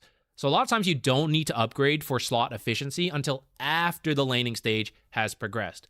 And as much as we hyped up, like, yeah, stats are good and all that, if you have to backpack an Iron Branch for a little bit, maybe even 2, because like, oh, I picked up a Lotus, and now I'm buying like my boots, I haven't built the wand yet, is that bad? I should build the wand first? Again, do you need the wand? If not, and you'd rather have boots, get the boots and just backpack in Iron Branch, backpack the other one. And then after you finish your like whatever, okay, now I got some extra money, let me finish the wand now, and they'll come back into the efficiency.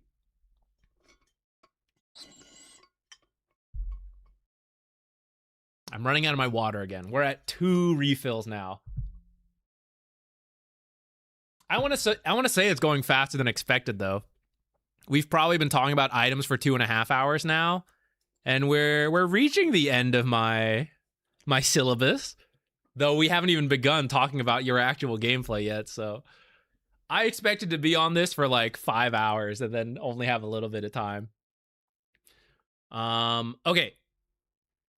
Let me know if you have magic stick questions or any questions in general, and I'll address the ones of things we have covered up to this point.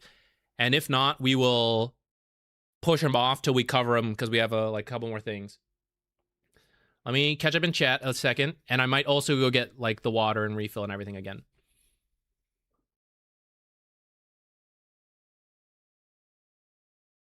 Okay, so one of the questions we put off earlier actually was about, what about 2 fairy fires versus a magic stick?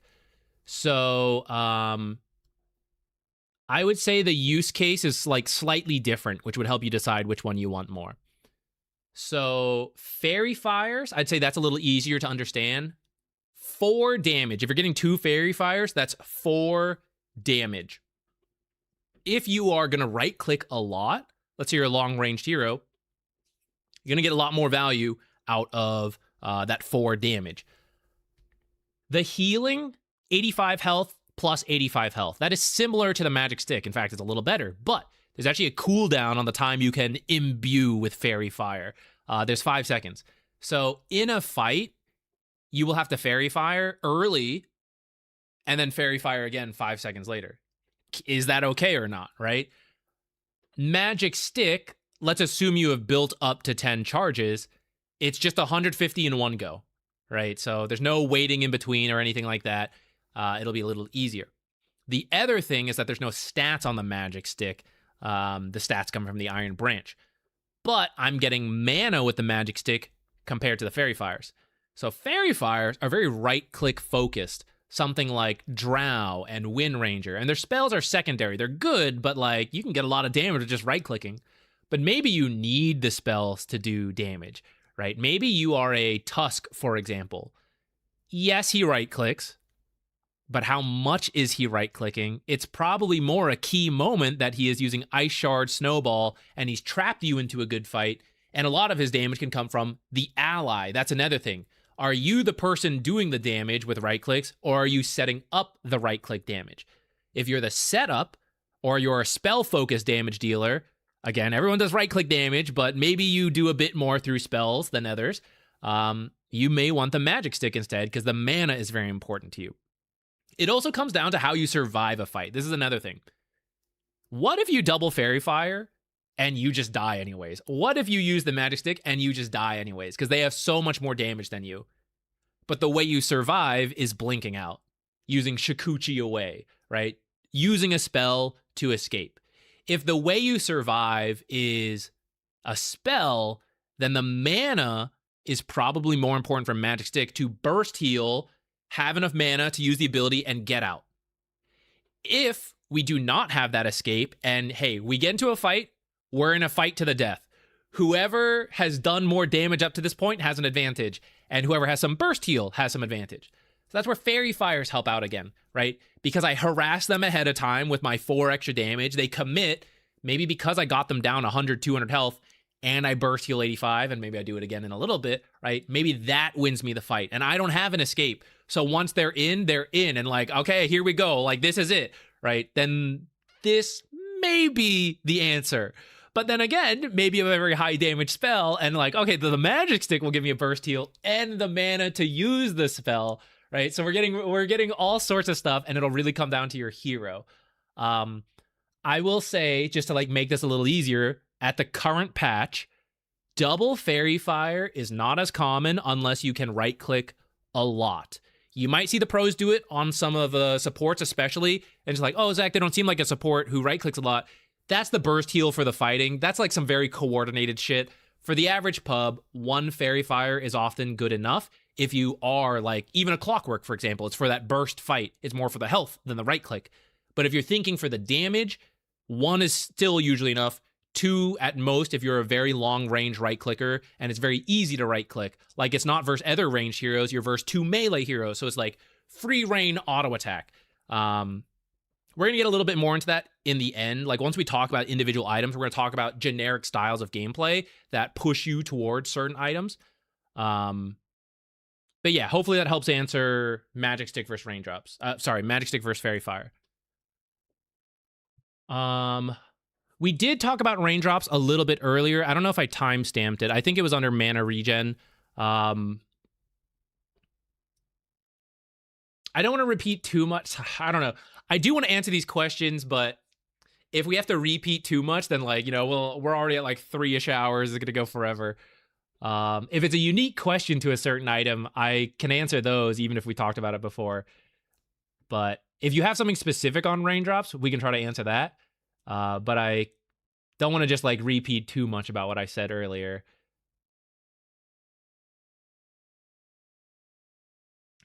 Should carries buy sentries for their supports if the supports specifically use those sentries to deward observers where they are certain of the placement? We're going to get into sentries and observers in a bit. Long story short, you do it for yourself, actually. If the carry or the mid, mid's the easiest. If the mid sees the enemy place their observer, you get the money. Whoever bought the sentry and placed it gets the money. So that's where mid players, they'll like, no, please allow me to support myself with the money from this observer that I know is guaranteed. Oh, we're not sure? Then piece of shit, you buy it. Like, why am I spending my money? You buy the sentry and guess at where their observer is. That's kind of how that goes. But in general, if you will win or lose or have a huge advantage or not based on vision and the support is not doing it, a core should absolutely do it themselves. Will you cover Ring of Protection? Yes. We will get to that one soonish. Quick answer is you need to be taking a lot of physical damage to buy that item. Otherwise, you should skip it in most cases. Give me 1 second, guys. I will get some water. Please keep putting your questions in. We'll address the ones that are currently relevant and get to the others soon.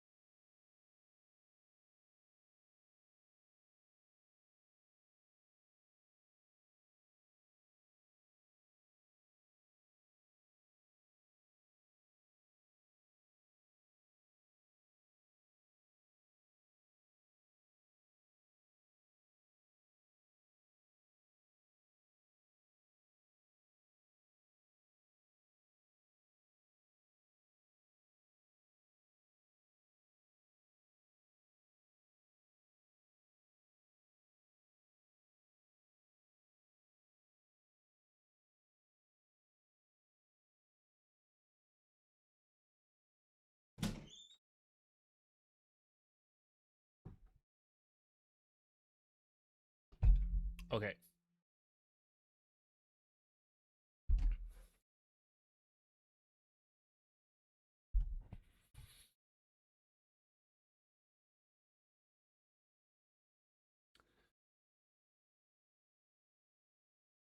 Is Magic Stick not always good? It's usually pretty safe most games.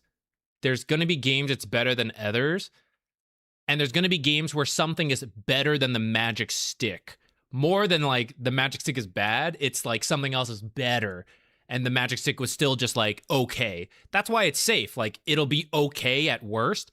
But if you're trying to get like really good at Dota, then you kind of want to pick the best thing for a given situation.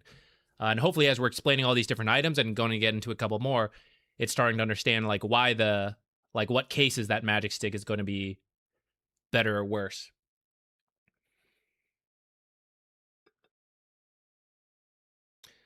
It may have been talked about, but is it ever worth starting with 2 sets of tangos instead of just ferrying more, disregarding courier snipe situations? So I'm going to regard them because actually that's the main case. If you're really worried about courier sniping, but you know I need a certain amount of regen to play the lane, like even though I'm hyping up magic sticks, or sorry, not magic sticks, that's a good one. Like Iron Branch efficiency and like 2 fairy fires, whatever. If you don't have the regen, you're cooked. Like 2 extra damage is not going to save you from missing 300 plus of health from the regen. So if you're really worried about courier sniping, like the bounty hunters, then you may want to start with all the regen you need for sure. And then hopefully we can get more from the courier without it being killed. If you know you're going to be attacked a lot, but they are not easily going to be able to kill you. So this is like double range lanes, like everyone's range, for example. Or maybe just another range support. You're a range support, you know you're going to be hitting each other a lot. 2 sets of tangos, as long as the rest of the slots is filled out, is good. If you are sacrificing a slot efficiency spot for the second set, that's where it's like, I should probably fill all my slots first and then see what I have left over. Let's say, for example, Blood Grenade, you did do double Fairy Fire. Damn, actually, I'm struggling. How would I fill my money with still having left over? You get the idea. If you fill your slots, you still have money left over, you can get the second set of tangos. But if you're like 4 slots and you're thinking about double tangos, you should probably get something else first and get the second set later. Is the third upgrade on Magic Stick a scam? It's not really a scam. It just fits specific heroes. So if you don't have a healing mechanic or you haven't bought like, I don't know, you have to have some kind of healing spell, I feel like. Like even if you're buying mech, I don't know, maybe it's okay, but that feels weird. If you have a heal and then you're doing healing items, the Holy Locket is actually quite good. It's very strong on certain heroes. Like it's insane on Keeper of the Light. But if you don't have a heal, then what are you getting? All you're getting is the increased the automatic stick charge gain, which is like, okay, that's kind of cool, but you know, for from going from 460 gold to 2,250 gold, probably a different item I can buy that will give me more value than just another stick charge every 10 seconds when it's going to cap at the max anyhow. 25, which is a little higher, sure. And yeah, you get a little bit more health from this version than the Magic Wand, but it's a lot of money. You know, it's a lot of money just for that if you are not getting amplified heals, 10% by default, and then when you use it on someone, another 15%. So that's why heroes like Keeper of the Light are really good. Or if you have another healing amplification source like Dazzle, you grave somebody, the grave provides healing amp, you Holy Lock them, the Holy Locket itself is amplified because of the grave amplification, but now Holy Locket and grave are amplifying your Shallow Wave and your other heals from other sources like mech or whatever, right? When it starts compounding together, it's a great item. If it's not going to do that, then it's not a good item. And then it is a scam.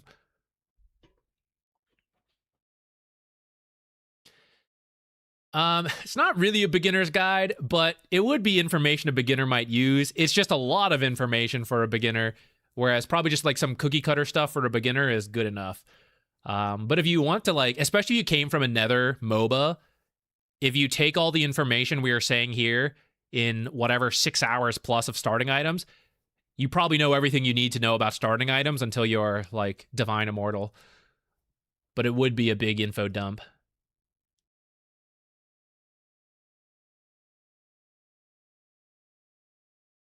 Okay.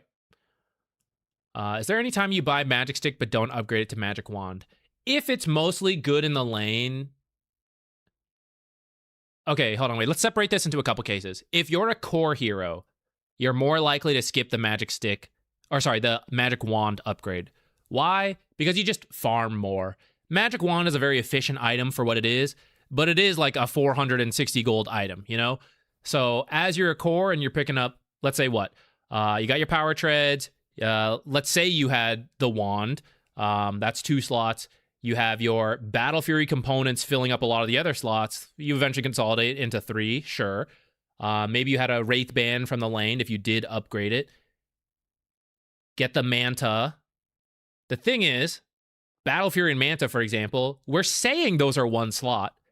But actually, as you build up to it, right, it's a lot of slots as you are finishing a Battle Fury. Are you keeping in your Magic Wand instead of like a Broadsword or a Broadsword or a Perseverance, right? So for carries, you kind of like keep moving it out of your slot and put it back in. Like you backpack, let's say you backpack a Wraith Band for the Broadsword, and then when it's complete, you have space again, you put the Wraith Band back in.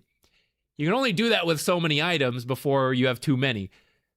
So technically, you could do the Magic Stick and consolidate the Iron Branches to free up slots with the Magic Wand. At the same time, as a carry, you're like, well, Broadsword or Iron Branch? Broadsword or Iron Branch? You know, like, I'll just sell the Iron Branch for the Broadswords. Like, they helped me for the first few minutes of lane, and now it's Broadsword time. You finish the item, the slots are empty. Ooh, no slot efficiency. But again, okay, time to work on my Manta. Do I want my Iron Branch back in there? Or Band of Elven Skin?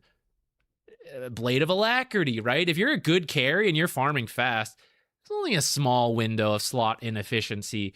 And you have other things like the Quelling Blade too that might be in there. The casual Quelling Blade as long as you can. It could be the Magic Stick or Magic Wand. But for this reason, cores, because they get more gold, tend to not fully upgrade the wand as much, especially if they didn't need in the lane. Because the other thing, if you are a carry player, you're doing a lot of farming post lane. You're in the jungle, you're pushing empty lanes because you're not strong. You need your Battle Fury, you need your BKB, whatever, right? All that stuff. I'm alone in the world, PvE. There are no spells being used. So why do you need 20 charges? Let alone, why do you need 10 charges? I'm not engaging with the enemy heroes. I'm just farming, right? So then it is not really doing anything for you. But if you're the playmaker, the mid, the offlane, and you're in all the fights, you're forcing the action. The enemy's defending with 4 heroes, throwing the AoE spells, kill the creep wave, jump this guy, right? A million stick charges are happening. So you're more likely to not only keep the Magic Stick, but also upgrade to the Magic Wand. Even if in the lane you didn't need the Magic Wand, now that there's a lot more fighting, 3-on-3, 4-on-4, Magic Wand charges going up in stonks. And supports tend to upgrade to Magic Wand because we are the other side of the carry. I am so poor, I maybe get 1 or 2 major items, right? Carries, supports are more farmed than the past. But again, boots, maybe you need dust. You have your wand, right? Wards, 4 staff, glimmer, right? That's like your 30-40 minute inventory. And so Magic Wand gets to stay in your inventory a lot longer, and getting to build up 20 charges is pretty meaningful to a support. And you probably had the Iron Branches anyways because Zach hyped you up on building stats. So it's only a 150 upgrade into the Magic Wand at that point. If you only bought a Magic Stick and had no Iron Branches and you were debating the 460 upgrade, or sorry, the 260 extra gold to upgrade it, potentially you could push it off, especially if you felt you needed something else. So let's say you're a support, you have Magic Stick, you have the Iron Branches, and you're thinking about the wand. Or maybe you don't even have the Iron Branches. I guess it doesn't really matter. So is it 150 more gold or 260 more gold to finish the wand? But also, this is a critically essential Spirit Vessel game, a Glimmer game, like whatever it is, right? If there is an item you need far more, what is the point of 10 extra charges if I'm still trapped in Clockwerk cogs and I'm dying, you know? Or Night Stalker has me in the silence and I use it and I still can't use a spell because I'm in the silence, right? So do these charges actually save your life or your teammate's life if you have the health and mana? Or is there an item you need to solve a problem? Force Staff, Ghost Scepter, Glimmer, things like that. Maybe you're playing fast. We're on the winning side. Do I need more charges to play fast? Or is it better to finish this Solar Crest a little bit sooner, this Drums a little sooner, and boost my team and like play together with a bit more strength? This is like a minute difference if you have to buy the full 260 for a support. For the recipe, you know, maybe it's like half a minute. But that's the question. Will another item, a minute or two at worst, if you're in a bad game, minute or two be better? Or will this be better?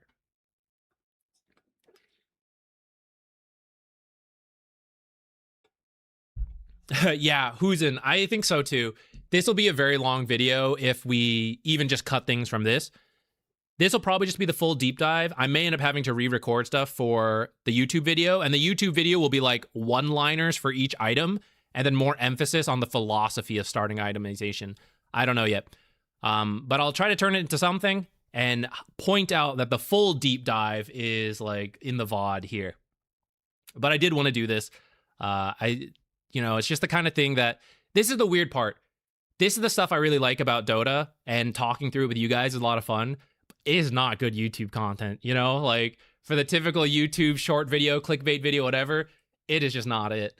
There has been a more resurgence in long-form view stuff, but I think there's a limit to that for this kind of stuff. So I think this is about, like, the middle ground, where the whole deep dive that I enjoy and some of you will enjoy is on, like, Twitch / YouTube VOD, and then the shorter clicky bait video has way less information, but will actually be watched, and, you know, we'll see. Do you play Undying? A little bit every now and then, but he's not really like a go-to for me. I don't feel called by Undying. Okay, let's talk about wards and sentries next. Okay, wards and sentries. So there's 2 observers free at the start. Well, free forever. There's 2 observers at the start of the game. One should go to the mid laner in pretty much every game. And then the side lanes for pubs, it just goes to like someone. But typically, you would want to evaluate who needs to see what, right? So for example, if the enemy team has a heavy roaming support in the off lane, the 4 support is like Tusk, let's say, Earth Spirit, Spirit Breaker, I want to see that hero, right? That hero is most likely going to gank mid, so between the off lane and the mid lane. So that's the area I want to see.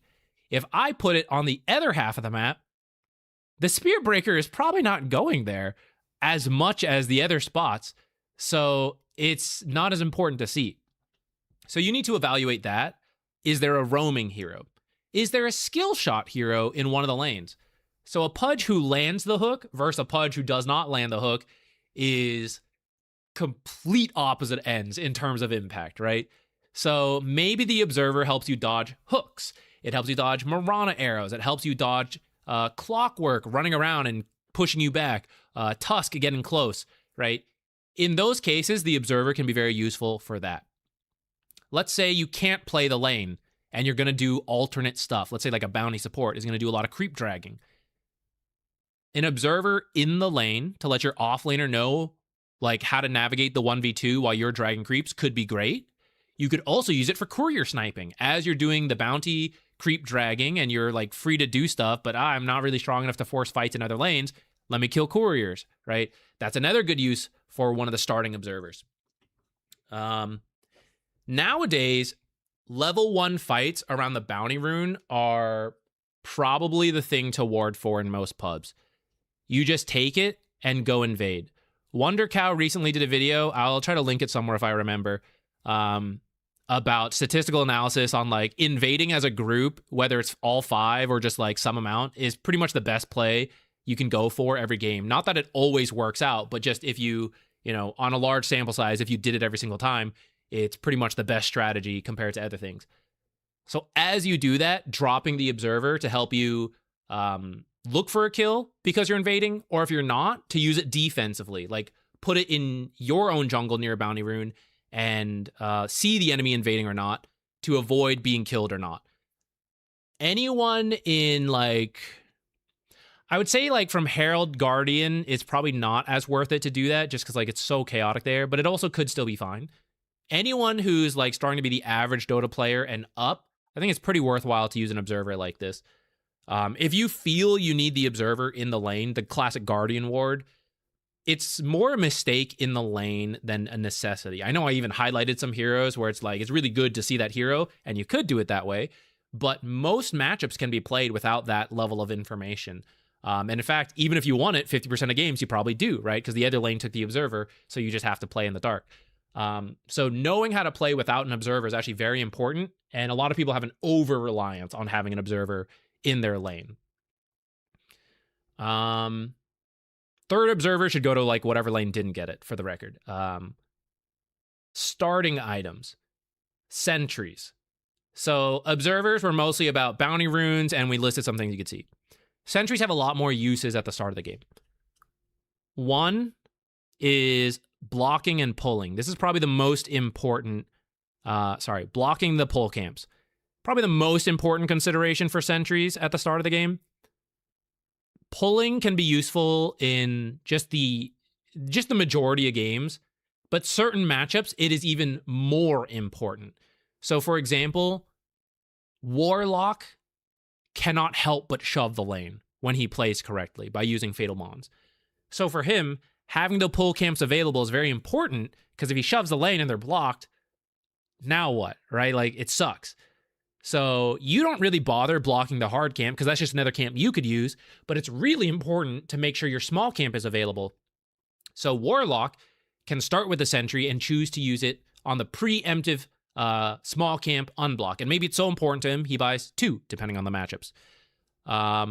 Maybe you have a different game plan. We are going to sit by our tower and we can't move. Like, we're such a weak lane, we must sit by our tower.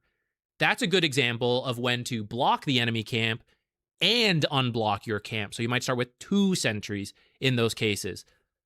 I'm not going to go through all of these. These are kind of covered in a lot of guides, this like thought exercise of the lane. We will talk about this when we get to your games finally in like another hour or 2, who knows when. When we're breaking down the starting items you have, I will talk more about this, but I will not go through all those cases here because they're in other videos. But the more you understand about whether you need your small camp or not, and whether you need the hard camp or not, or the enemy does, that's how many sentries you buy related to that.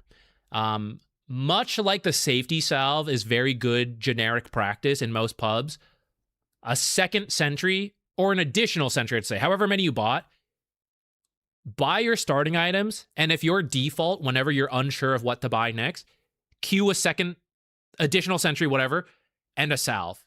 If you do that, a lot of games will it'll work out more than it won't. So if you just need something cookie cutter, that's my recommendation. Other considerations for the sentry. Invis heroes. This is even more important than the pull camps in a lot of cases. Whether your team has the invis hero or not, that lane is going to need sentries. An important consideration here. The team... Okay, one team has an invis hero. Radiant team has Sand King. Dire team does not. If nobody has a sentry in that lane, it benefits the Sand King. If both teams have a sentry in that lane and they just happen to miss each other, it benefits the team without the Sand King. Because they don't have an invis hero. Who cares if Sand King's team spent money on a sentry but didn't kill the enemy sentry? Who cares? True sight me. I'm visible. I don't care, right? The difference is when one team has a sentry and doesn't. So if Sand King has a sentry and the enemy team doesn't, it doesn't really matter that he has a sentry. Like we said, he didn't need the true sight, but he has the confirmation in that area, at least, that they don't have true sight, and so he's free to play with the invis and as aggressively as he wants. If the enemy has a sentry and he does not have one to remove it, he can't do that. An entire facet of the hero is removed from the Sand King, from the Bounty Hunter, whatever, right? So you need enough sentries to play the lane, and you need one more than the enemy in most cases. If you are the invis team, you should always place your sentry second, in my opinion. What I mean by that, do not preemptively sentry, because it does not matter. You do not need to see the enemy team, right? Wait for them to see you, and you realize that they have true sight. Now, hopefully, that does not get you killed, right? But you should always have that feeling of like, they could have true sight, so never go that crazy, fully expecting that invis will always save your life. You should always assume you have some level of visibility.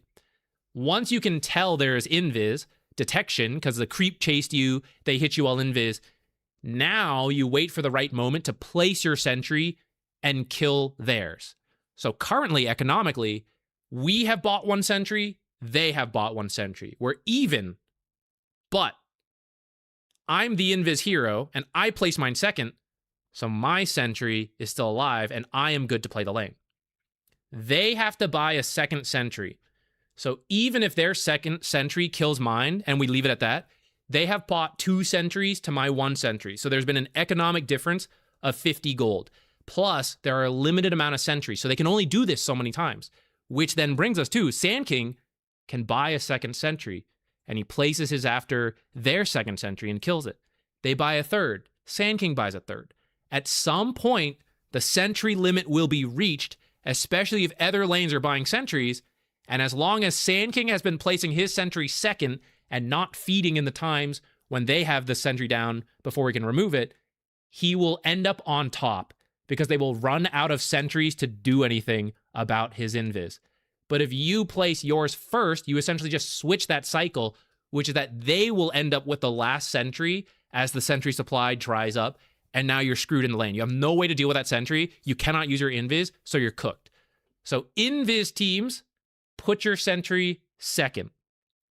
But in those moments, if you want a window of advantage, either direction, the Sand King team or the enemy team, if you buy an additional sentry ahead of time, you can get that window. So rather than wait, like you both start with 1 sentry, but I know I'm playing versus an invis hero, so I start with 2 sentries. I am 1 step ahead. So I place mine preemptively. I got to see him.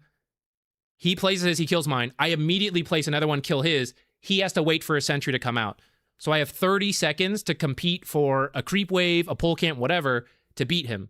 That creep wave, pull camp, whatever, 60 gold minimum for the small camp, 100 for the hard camp, 160 for a creep wave. In the mid lane, it's just 160 for the mid creep waves. So the sentry will pay for itself. If he cannot contest 1 creep wave because we have paid an extra 50 gold ahead of him, I will recoup my costs. The issue is the sentry supply. So you kind of need to protect that sentry to a certain degree for a certain amount of time until enough sentries respawn. Which brings us to now considering the rest of the team. Sentries to unblock camps is common in both side lanes. Sentries to deal with enemy mid observers is also common. Mid laners will buy their own sentries to go for these D wards. If there is an invis hero on your team, you need to evaluate how important that invis is in the lane and make sure you do not screw him over by buying all the sentries in the opposite lanes. So like you put way too much emphasis on pull camps, you like always block them, always unblock ahead of time, and now the Sand King has no sentries to work with. You've ruined the other lane. So you have to change the way you play. You have to body block camps more. You have to see that the small camp gets blocked before you commit your sentry. You have to put a lot more thought because the sentry supply is limited and invis heroes kind of take priority in most cases unless they don't. Like there is some lane winner in a non-invis lane that like has to have pull camps, and maybe they take priority. But you kind of want to think through this as you're planning how many sentries you buy.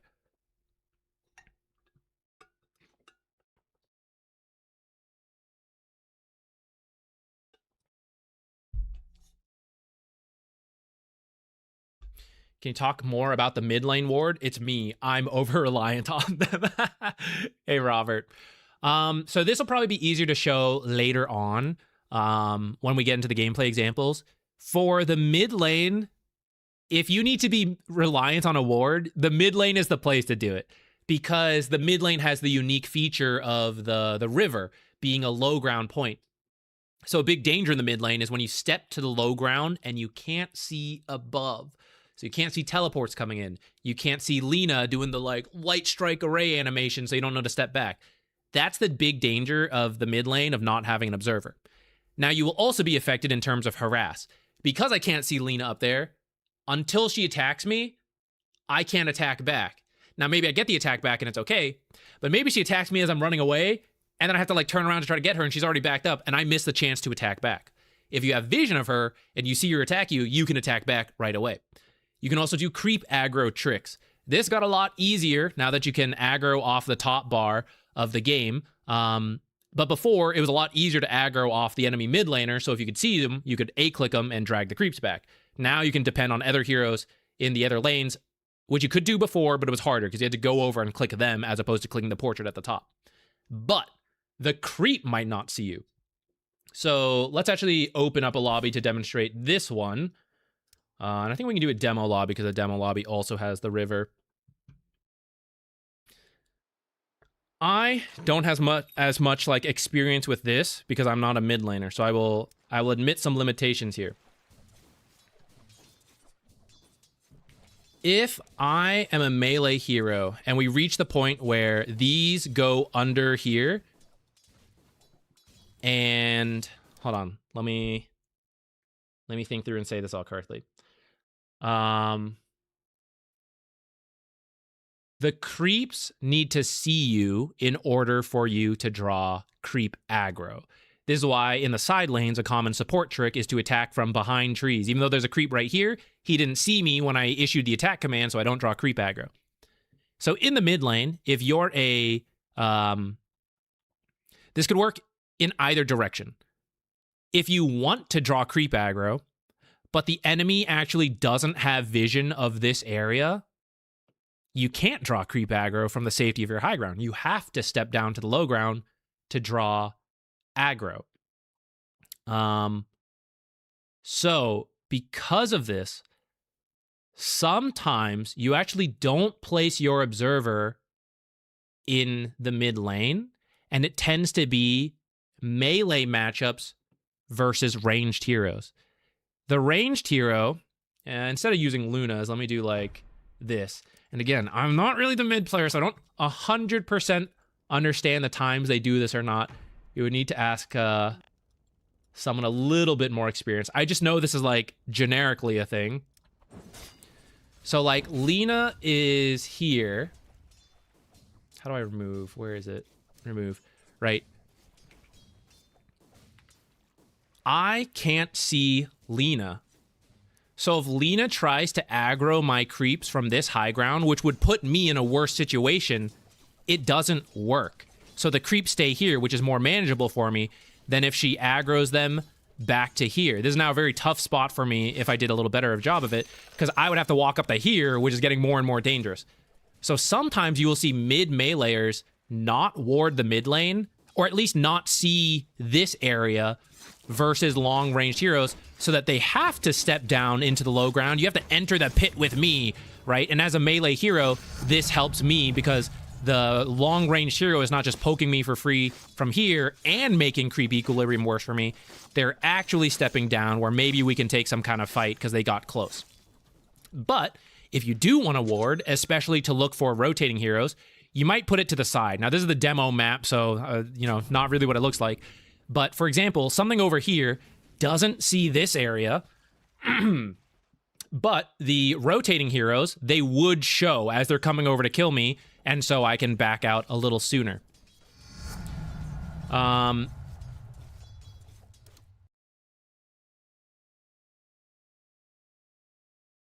me think, what else? I guess this is more about warding than, like, starting with it, so maybe it's a little off topic, but I still think it's, oops, hit my camera by accident.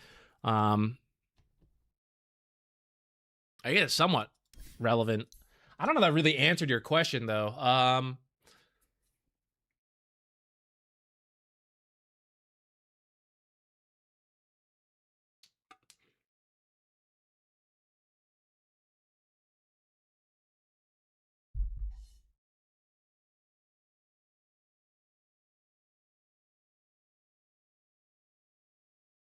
Is something wrong by breaking the rules? I'm not sure what that means. Generally, rules are good for society if the rules make sense, so it is usually bad to break rules. But some rules are bad and might need to be broken if you can't, like, get them fixed legally. I don't know. In terms of breaking rules here on this stream, please don't.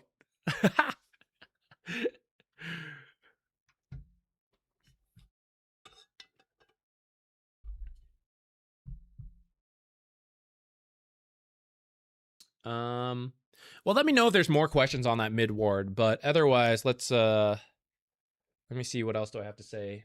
I think I finished most of what I wanted to talk about wards and sentries.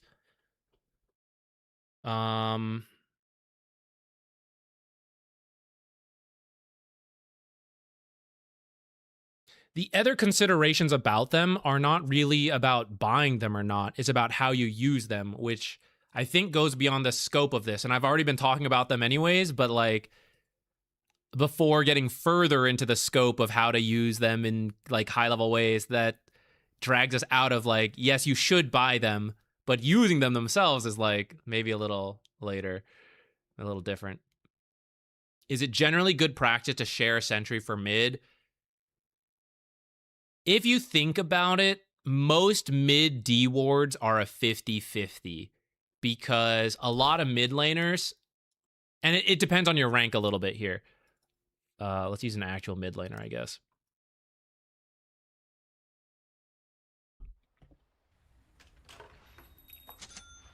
The default for a lot of mid laners is to come over here and place it from behind one of these tree lines.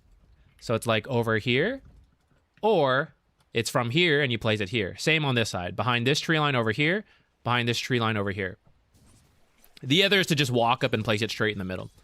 So if you were to blindly sentry and just like, I'll just put it here, in a lot of games, you'd probably get something. And if you pick this side, it's like 50-50. You can limit that 50-50 by trying to do some tricks to check for vision. So the question then is, did I need this sentry? Right? If we're asking, should I share it to the mid? So is there an invis hero here? Is it really important for me to have these pull camps? Did I have the money to start with 2 sentries, or can I only afford 1 sentry with the items I need and I can't really replace the other items? So if I give him my sentry, I now have no sentries for this. And I buy 1, but the enemy buys 2, and now, like, okay, I unblocked this, but then they blocked it immediately. Now I don't have this camp, and this camp was really important to me. All right, so that's what it comes down to, is you must fulfill the sentry need in your lane, which is the pulls and the invis. If that is fulfilled, and you still have enough gold and sentry supply to pass it off mid, then you can do it. If you know where the observer is, it makes it a little easier. It is now just a question of gold. Before, maybe you couldn't afford 2 sentries with the starting build you did. But if you know you're getting a D ward, you will have the money to rebuy that sentry and a little bit more, then it's kind of worth doing. Yeah. I do not do it by default. Actually, mid laners should be buying their own sentry. Like, if they suspect they know where the ward is, they should buy their own sentry to do it. So rather than me pass it off, which is going to be me hurting my own game and probably building bad habits for the mid laner, I just don't do it. Unless, like I said, if you know where the observer is and there's a time limit to it. For example, the enemy saw that you saw where the ward goes. We all know where it is. They're going to kill it. So we have like 10 seconds to kill it. If we back off, they're going to finish denying, right? In that case, I might just have to do it. And honestly, I'm probably just placing it myself at that point rather than like hand it over. There's no hand it over. Oh, it's in my backpack. Oh, whatever. Right? Like I'm just doing it. I'm just dropping it. If they want it, sure. Like they ask me for it, I might pass it off. But again, I'm going through that checklist of like, what do I need in my lane? Am I good to go? Can I afford to give this sentry over? If not, do it yourself, mid laner. Like you have the money. You're the one who's supposed to do it in a lot of cases.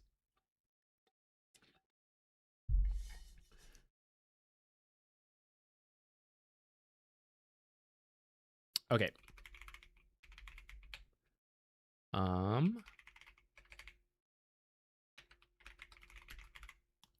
Next, let's talk about boots and Windlace. So move speed. The thing about these items, move speed's kind of busted in Dota, right? Because the faster you move, you can gap close on people, you can traverse the map. It is good. It's one of the rarer things to buy. There's only so many things in the game that give you move speed. So move speed is really good. But once you are at your destination, the move speed dramatically drops in value. When I stand still to attack someone, plain old boots and Windlace, 0. Nothing in the actual attack, right? Once we are standing and trading, I'm not getting mana. I'm not having stats to tank up, to hit harder, to use spells, whatever. So in the lane, most laning in the average pub game, we are just in the lane. There's not a lot of creep dragging, not a lot of roaming in those ranks. So because of that, move speed, I buy boots and I attack a Wind Ranger who bought 9 damage. My boots do nothing when we both stand still and hit each other. It's not giving me much value at that point. The average pub not buying boots and Windlace is pretty safe because of the way people play, which is just like in the lane, battling it out. It is better to get the stats and the magic sticks and the regen because that's the way you're playing. So when do you actually buy move speed? 2 reasons. You might still play the lane with move speed, but the way you play the lane is heavily dependent on being in a certain position. So for example, Clockwerk. Clockwerk power cogs right now is super strong. If you can hit someone with at least 2 power cogs, if not the third, most times you use the power cogs. How do you do that consistently? The faster you move to the enemy to use the first power cogs, and then the faster you move to the next power cog to kick it, and then the third power cog to kick it, the better. So he will win his lane by being able to fulfill that, not by having 5 more strength and some regen from a bracer. That's not how he's winning the trade through right clicks. He's winning the trade by using power cogs next to you and then kicking several. So move speed helps fulfill that. Treant Protector has so much damage and he has a disarm on Leech Seed. He just needs to punch people and he needs to do that through the trees. Now he also gets a speed boost in the trees. That's like an extra. But a lot of it is that he just needs to get close enough to punch. And then he doesn't take a sustaining trade. He's not that kind of hero. He punches, he backs out. He punches, he backs out. At some point you commit maybe, but a lot of it is just like in, out, especially when the trees get cut. Now you got to do it without the trees. It's even harder. I need the move speed for the one-off punch and then back out. Long-ranged heroes don't usually go move speed because they have the freedom to just stand still and wait. When you get close, I will hit you. Why are you getting close? Because there are creeps, there are pull camps. You must come to these things, and then I will hit you. They don't need movement speed as much. Melee heroes tend to need move speed a little more because if we let the battle of distances carry on, the long-range heroes beat us. They out-trade us because I can't hit them. I'm melee. I have to get close, and then I win. Melee heroes tend to be stronger than ranged heroes once the ranged advantage is gone. Melee heroes tend to have better stats. They have the 50% innate damage block. So the issue is getting close. And if you don't have an ability that gets you close, then it's move speed. It is using the tree line. If you can use the tree line, you may not need the extra move speed. But you could use the tree line and have extra move speed. That is assuming that once you are close, you win the trade. So then that's another thing. Do you actually? Maybe it is no good getting close because you still lose the trade because they're just a really strong team, then maybe you still need different items. The other thing is that they might be so strong you don't want to engage at all. Every engagement loses. There's no set of items I can buy because the matchup is so bad that lets me win the trade. They win every single trade. I don't want to engage, so I won't engage. I will avoid them as much as possible, and I will just walk away. That is what movement speed tends to be really good for. If you are not going to play the lane and every trade is going to lose, then don't. Walk in, get the last hit, creep aggro, walk out as fast as possible. And when you shrink that time by 2 seconds every time because you have boots, it adds up over the course of laning stage. When you're creep dragging and roaming, we're not playing the lane.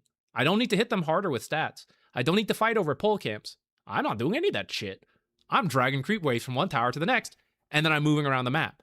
The boots and the Windlace will help the most in those cases.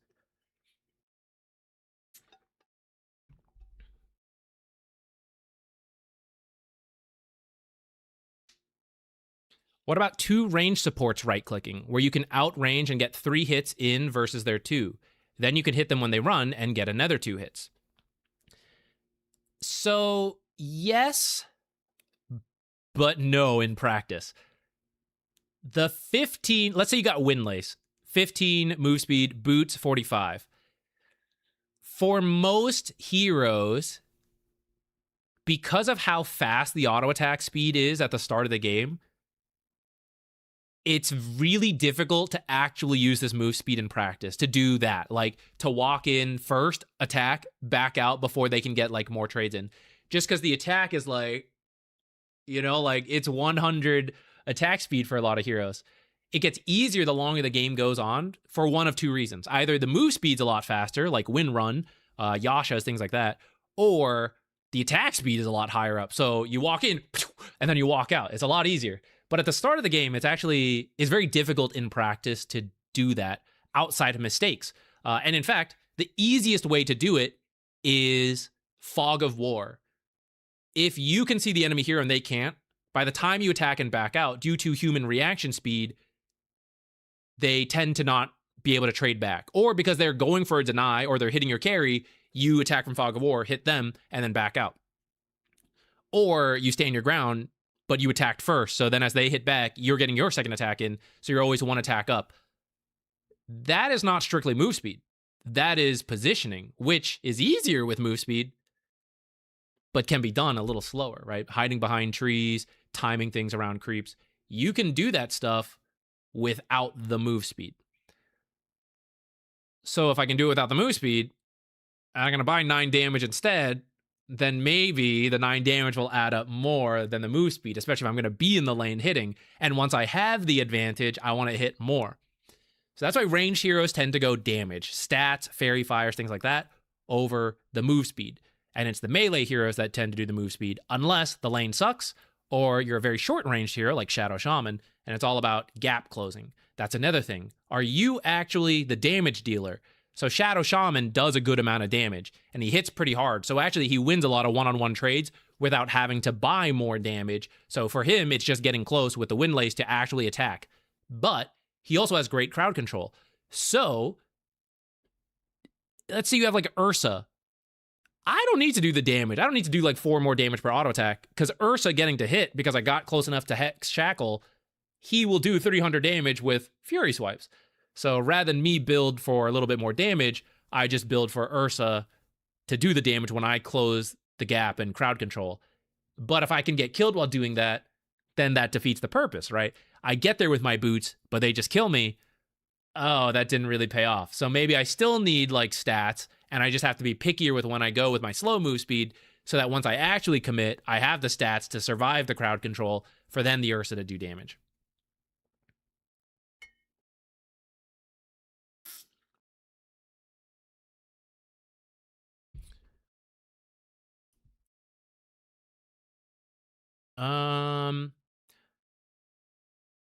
I guess we're mostly done with move speed questions, because I see someone asking about Ring of Protection. I think we're mostly done about move speed, so we can move into Ring of Protection.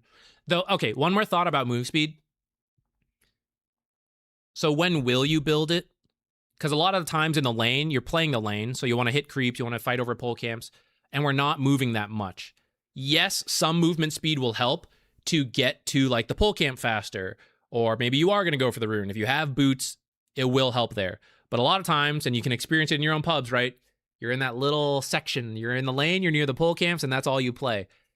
Once that ends and you start moving around the map, that's when boots and Windlace tend to be better.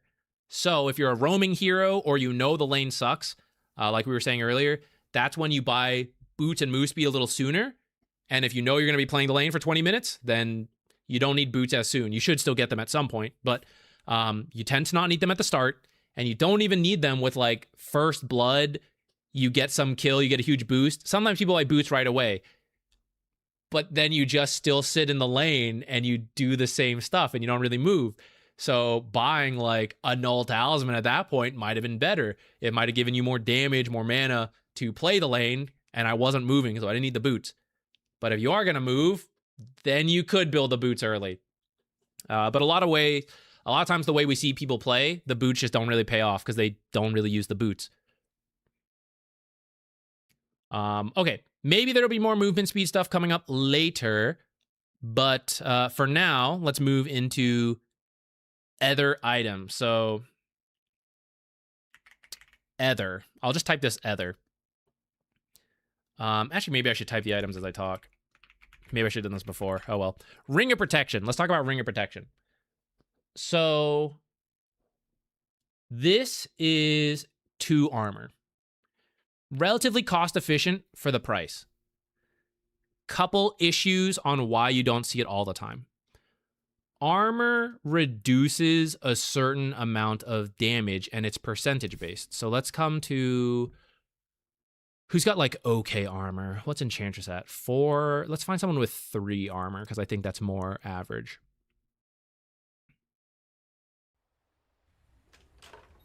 I didn't do this math ahead of time, so we'll have to do it here. Okay. I have 3 armor right now. Let's say we're playing against a Lich or something, and let's give the... Should I give him stats? Yeah, let's give him some stuff. We'll just give him 2. So right now, when this Lich attacks me, I'm taking about 49 to 51 damage.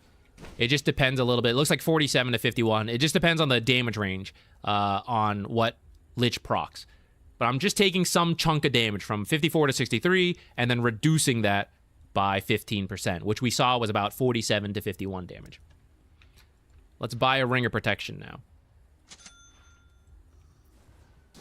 47, 45, 48, 48, 46. So, this is issue number 1. At the beginning of the game, because the Ring of Protection is percentage based on how much it's reducing, the actual damage reduction from what I'm taking from Lich is actually not that high. It's like 2 damage, maybe. And the same with my effective health. It's like, oh, my effective health is now, you know, like 8% better, right? Yeah, 8% of, you know, like 600 health. Compared to later in the game, 2 armor when you have 2,000 health is going to give you a lot more effective health. It's going to feel a lot better at that point. Now, that sounds funny because didn't we say, well, Zach, haven't you been pitching like, oh, buy Fairy Fire, 2 more damage adds up. So doesn't Ring of Protection 2 less damage also add up? Yes, but that's where we get into price, right? 175 gold for the Ring of Protection. I take 2 less damage.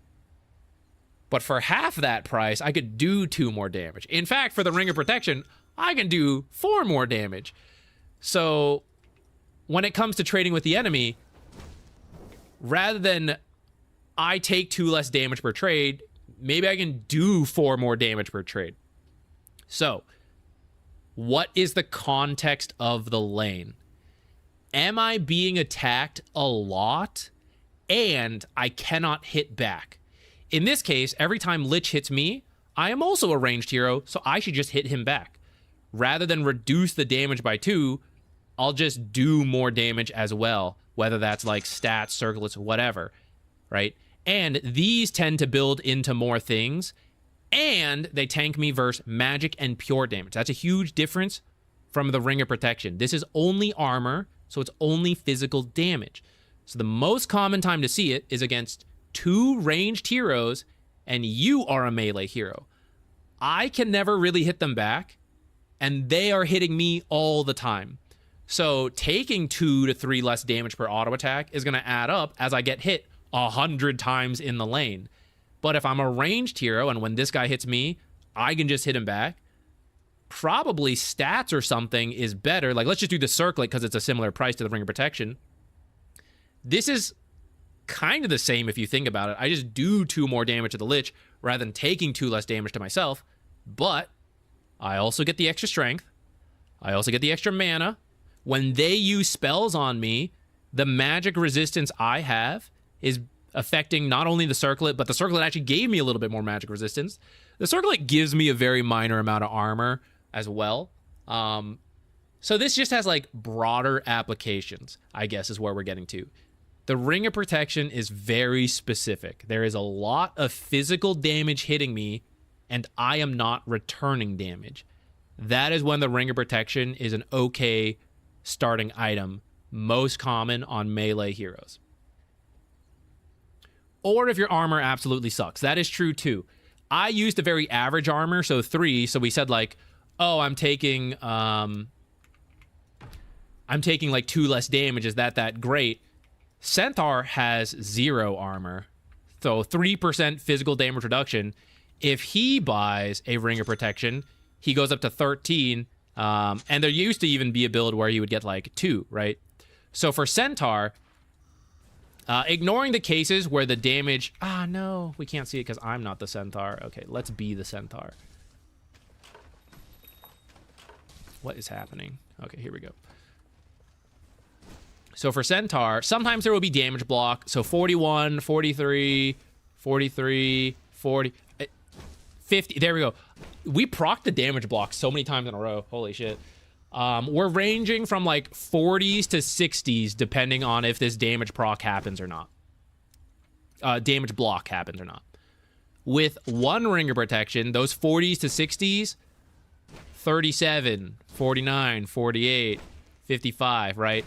Rather than the like 2 or 3 damage from an average armor hero like Grimstroke, this is like 3 to 5 damage on a hero that had no armor whatsoever. So that's another thing to consider. Plus, if we actually go into the stats further, for Centaur, this is even more true for a lot of strength melee heroes, but it does depend on the specific hero. We mentioned for Grimstroke, the effective HP of the Ring of Protection is not that great. Centaur will not only tank enemy attacks, but also the creeps. So he's getting hit by more physical attacks, Ring of Protection better. Also has a lot more HP regen than the average hero, and a lot bigger health pool by default.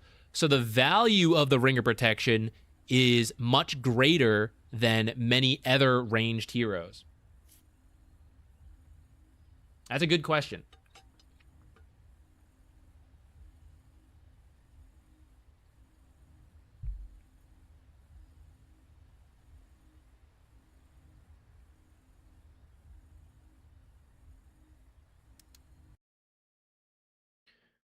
Why in pro games I usually see support players only have Windlace and base boots, while in pub games, all the guides and actual gameplay, people tend to finish their boots?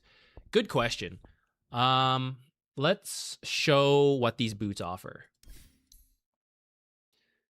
So, brown boots is 45 move speed. Windlace is 15. So that's 60 move speed from these 2 items.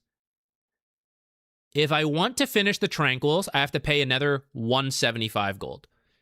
If I want to finish Arcane boots, these are the 2 most common support boots, the Windlace doesn't even factor in, so I still have to buy all this stuff, which is going to be another 1,000 gold. Now, in terms of move speed, boots, 45 move speed, Arcane boots, 45 movement speed. So there's no actual upgrade in terms of the movement speed, which is the most unique aspect to boots. Now for Tranquils, it actually does go up a little bit. This is 60 move speed, Tranquils is 65. unless you take damage and it breaks, in which case your movement speed is actually 40, down from the 60 of Brown Boots Windlace. So the question is, if it's not move speed, right? It's not move speed for Arcane Boots, and it's sometimes movement speed for Tranquils, which is why people used to like assemble, disassemble. So in actual fights, they still had 60 move speed as opposed to being broken down to 40 move speed. So then I am paying, now taking aside the movement speed, I'm paying 175 gold for health. But if I'm at full health, this actually does nothing. Now, what about Arcane Boots? 1,000 gold to solve maybe my mana issues and some teammates, right? 150 for teammates. That could be good.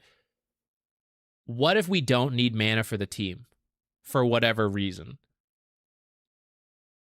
I might still need mana, but for 1,000 gold, I might be able to solve it a different way. So instead of Arcane Boots, I just get a Void Stone for 700 gold. And I buy maybe a Clarity here and there. Oh, hey, look, my Windlace also will build into this, right? So the question is, for support players in pro games, do they actually need health regen? And do they actually need mana regen as well as the team? Because pros are pros, they're very efficient, right? They can get farm with minimal spells. They work with the team. They time it well between bottles and like, oh, we all buy Arcane Boots? No, maybe just one person builds Arcane Boots and we group together for Arcanes. We spread out again, right? They're very efficient. So the biggest thing support players at high level want is the move speed, which you just get from Brown Boots Windlace. And the other things they can often do without. And if they can't, they finish those items. But that is why. That is why they do not always finish it. Silver, thank you for the Prime sub. Sorry, I was rambling for a little bit, but thank you so much for subbing. Not even the Prime sub, which I think I said. Just straight up subbed. Thank you so much. Love your work. Keep it up. Thank you. How do you feel about 6-hour rants on starter items? We'll see what this gets reduced to for a YouTube video. Okay, that was Ringer Protection and actually also some Tranquil Boots Arcane. I didn't timestamp that, but I can maybe cut that around as necessary. I'm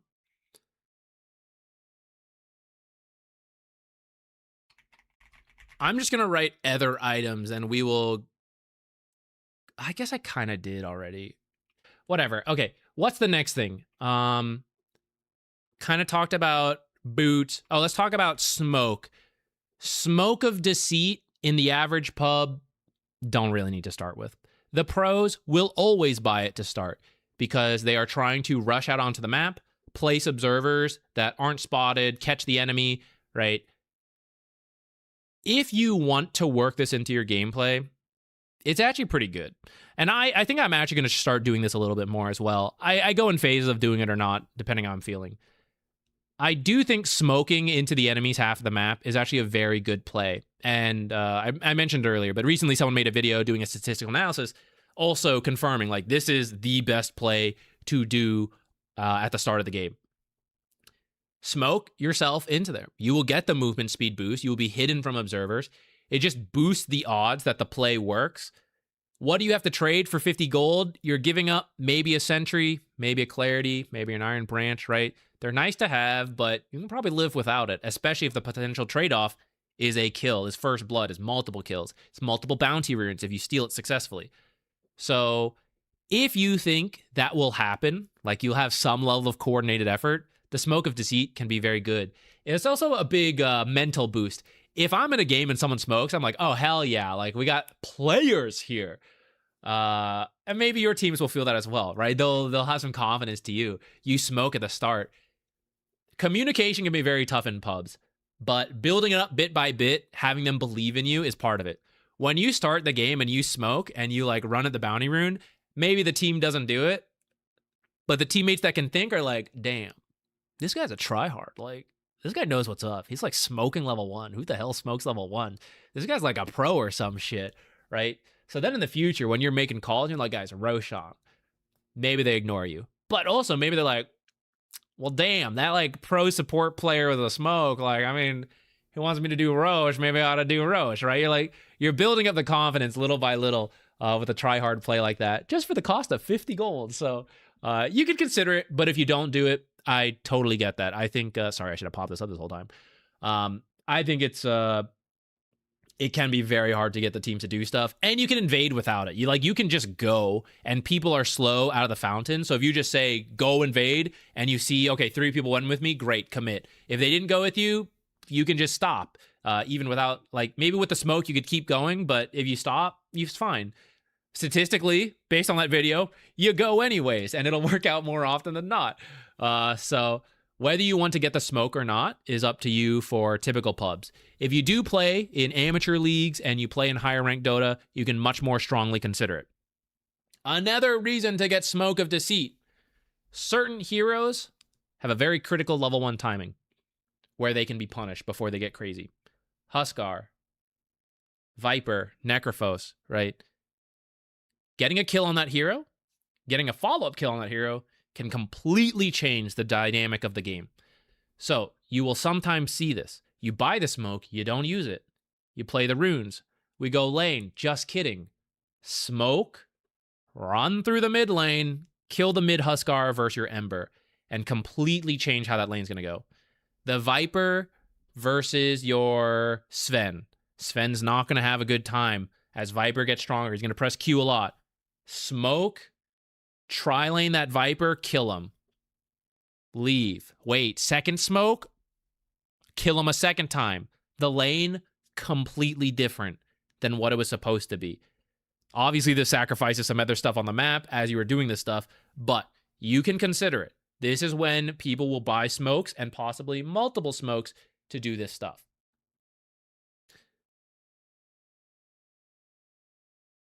I think that's it for starting smokes.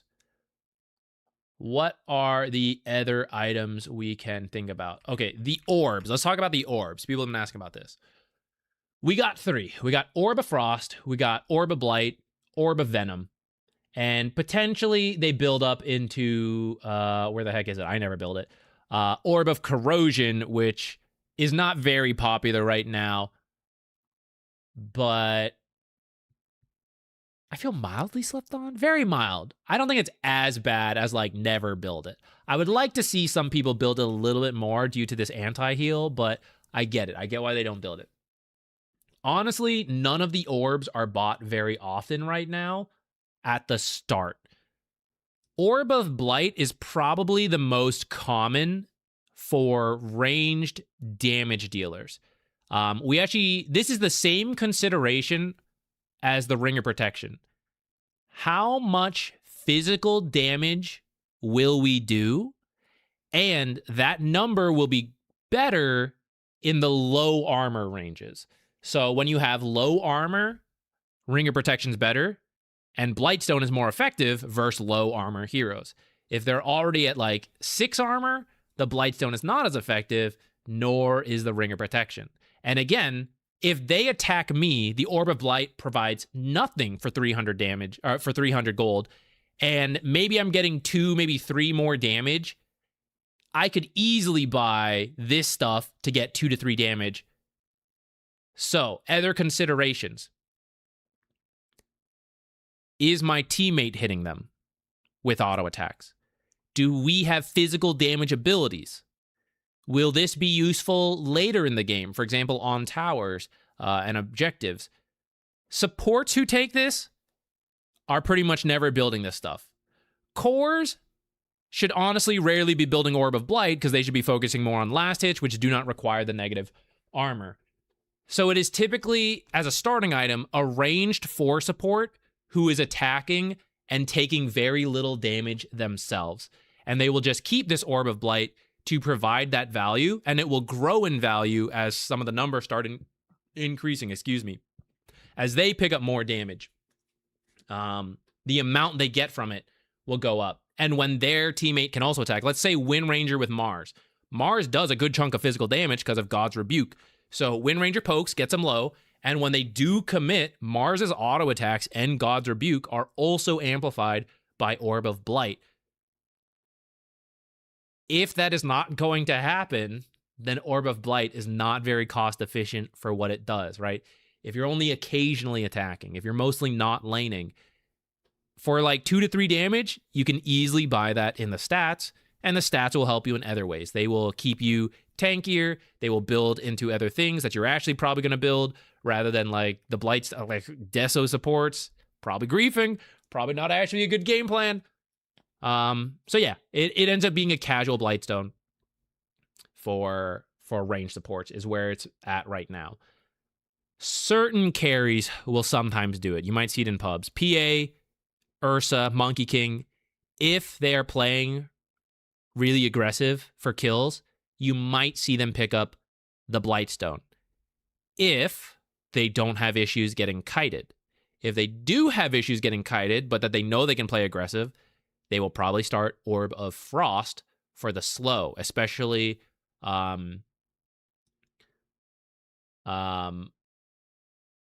against... Wait, hold on. Am I reading this correctly again? Is it still... It's a slow. It's more the melee heroes who will build it.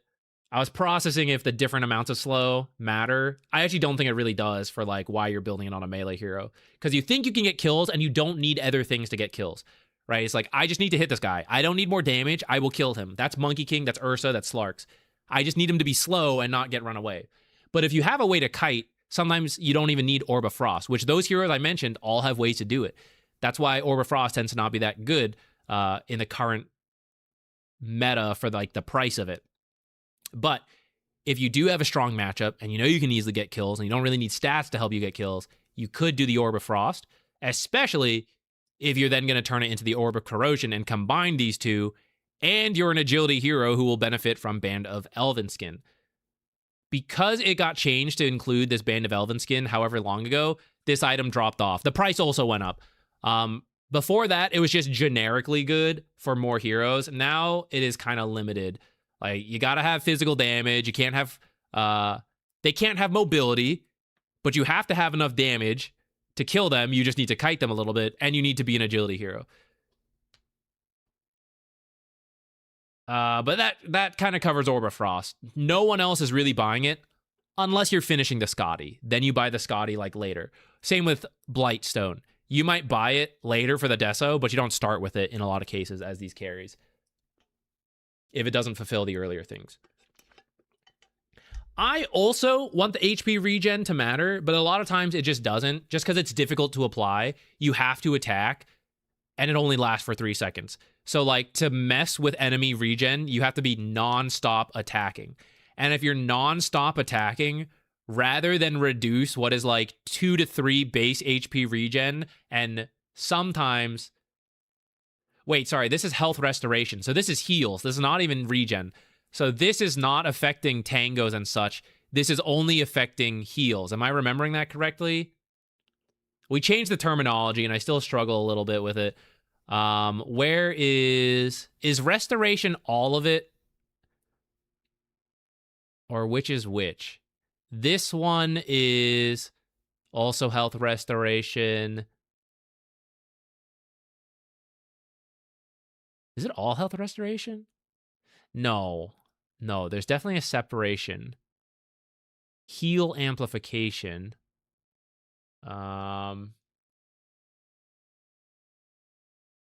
Is it all the same? Man, this changes so much. Even I am like, I get lost. No, but Venno has one that is like... Okay, health regen reduction is its own thing. Does health restoration include... It's like... Health restoration is regen reduction, but regen reduction is not health restoration?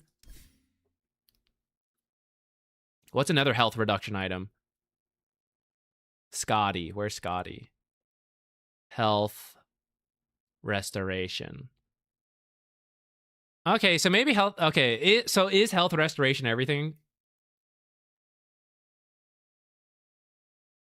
Hold on. It is in like one of these like more... Was it 7.41? It's probably easier to look this on the wiki. There's the downsides of doing it live. I would have double checked this if I was doing it in a video and I came across this, and you guys would have been none the wiser.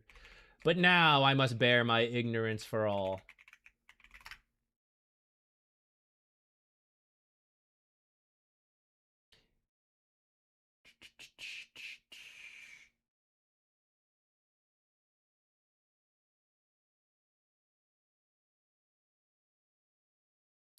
Okay, 7.39. Lifesteal manipulation, spell lifesteal manipulation, and health regen manipulation are summed up into one mechanic called health restoration. Provides a percentage increase or decrease to health regen, lifesteal, and spell lifesteal. Health restoration manipulation stacks diminishingly, blah, blah, blah, blah, blah, blah.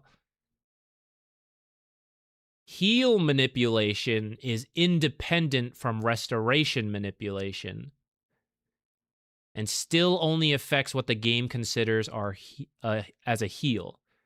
So health, regen, lifesteal, and spell lifesteal are not considered healing. Heal manipulation sources do stack, blah, blah, blah, blah, blah.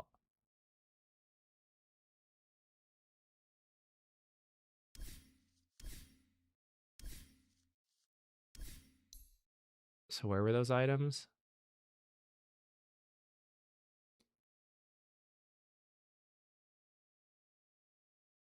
This is health restoration.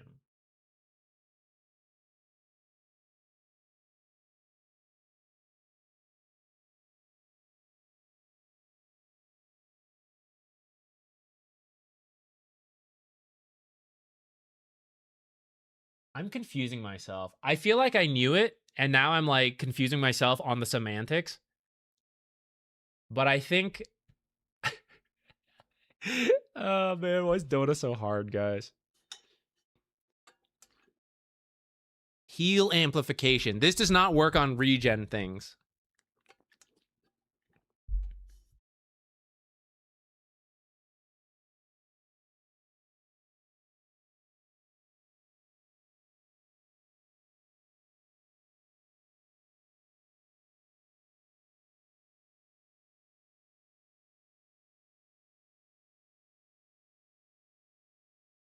Reduces health restoration. And I feel like the health restoration has to include healing based on my understanding of how it works. But the patch note I just read made it sound like it did not. Was there a more recent one before that did not show up in 7.39?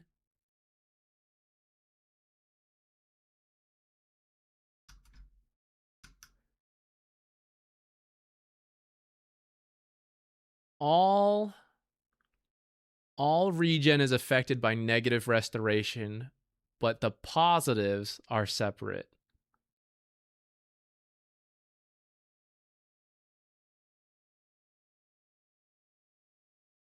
Well, let's check all these major ones. Maybe we can...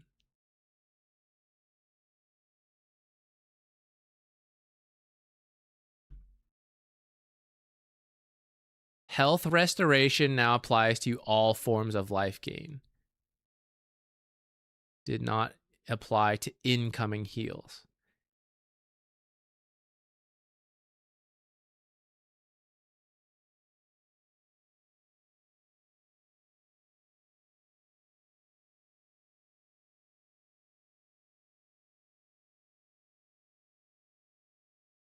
Bro, why is this shit so hard? Sorry, this would be easier for you guys to read if we were on this screen.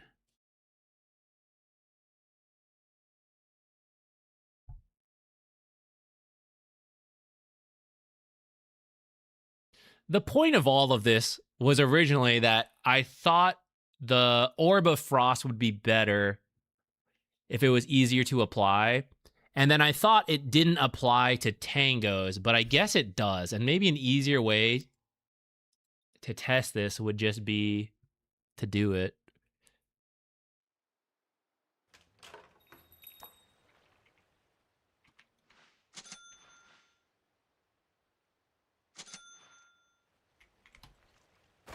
Okay, 10 regen. 8.6 regen. Which would be a loss of 3 HP. Or 6 HP, sorry. 3 seconds, about 2 regen per second before it fades. And I think for the cost of Orb of Frost, you could buy 6 damage per auto attack and not be limited to regen reduction.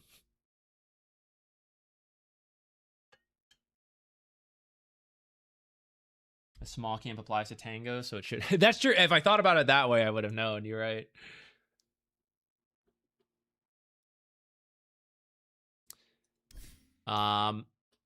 Anyways, I guess it doesn't change too much about what I was going for originally, which is that most of why you buy Orb of Frost is for the slow rather than the heal reduction.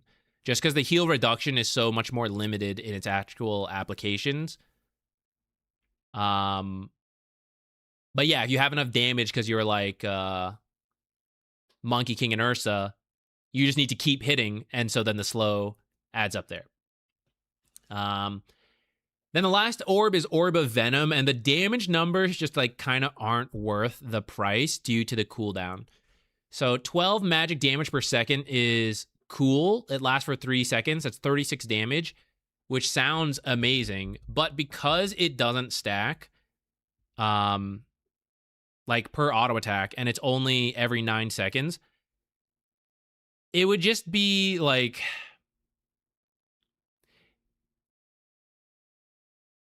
In theory, it is good when you hit once and back away. Much like Venomancer passive and Bounty passive, stuff like that. But this one, you're paying 350 gold for what is on average 4 damage per second. 36 divided by 9. Which is also affected by magic resistance, I believe. But this one actually might not be. There's a couple things where it's like funny like that, but I think it should. If you were to commit to a longer trade, you can buy more than 4 damage. In fact, for the price, 350, you can buy 2 Fairy Fires, 4 damage per auto attack. You can buy Circlet 2 Iron Branches. You can buy Circlet 2 Iron Branches and a Fairy Fire for 6 damage per auto attack, which will actually build into things, unlike Orb of Venom. And if you trade once every 9 seconds, yes, maybe Orb of Venom would have been better. But if you take a trade of like 3 to 4 auto attacks, back out, go in, 3 to 4 auto attacks, spell, all that stuff, then those actually add up. So Orb of Venom for the price, for what it does, is just not very worth it. Unless you're building one of these, then you sometimes get it later. Not like a starting item, but you'll build it and then finish the item. But the thing is, if you look at the like choices, if you're going for Witchblade, you tend to build this first for the regen and all that to farm faster. If you're building Hydra's Breath, you're just building these other stuff first, and this is just your last pickup. If you're building Mage Slayer, you tend to get this for the lane and like this for the damage, and then finish up with these two. So there's just like no case you really like rush to get Orb of Venom. Oh, yeah, there used to be like a True Strike on it, and then it was like kind of good, but it was actually too good because it was like a guaranteed True Strike for dirt cheap, and that's too good for the price.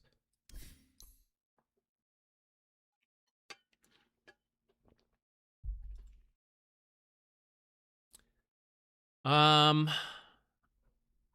other starting items are there that we haven't covered? I think at this point, most of the other starting items are just not often purchased. So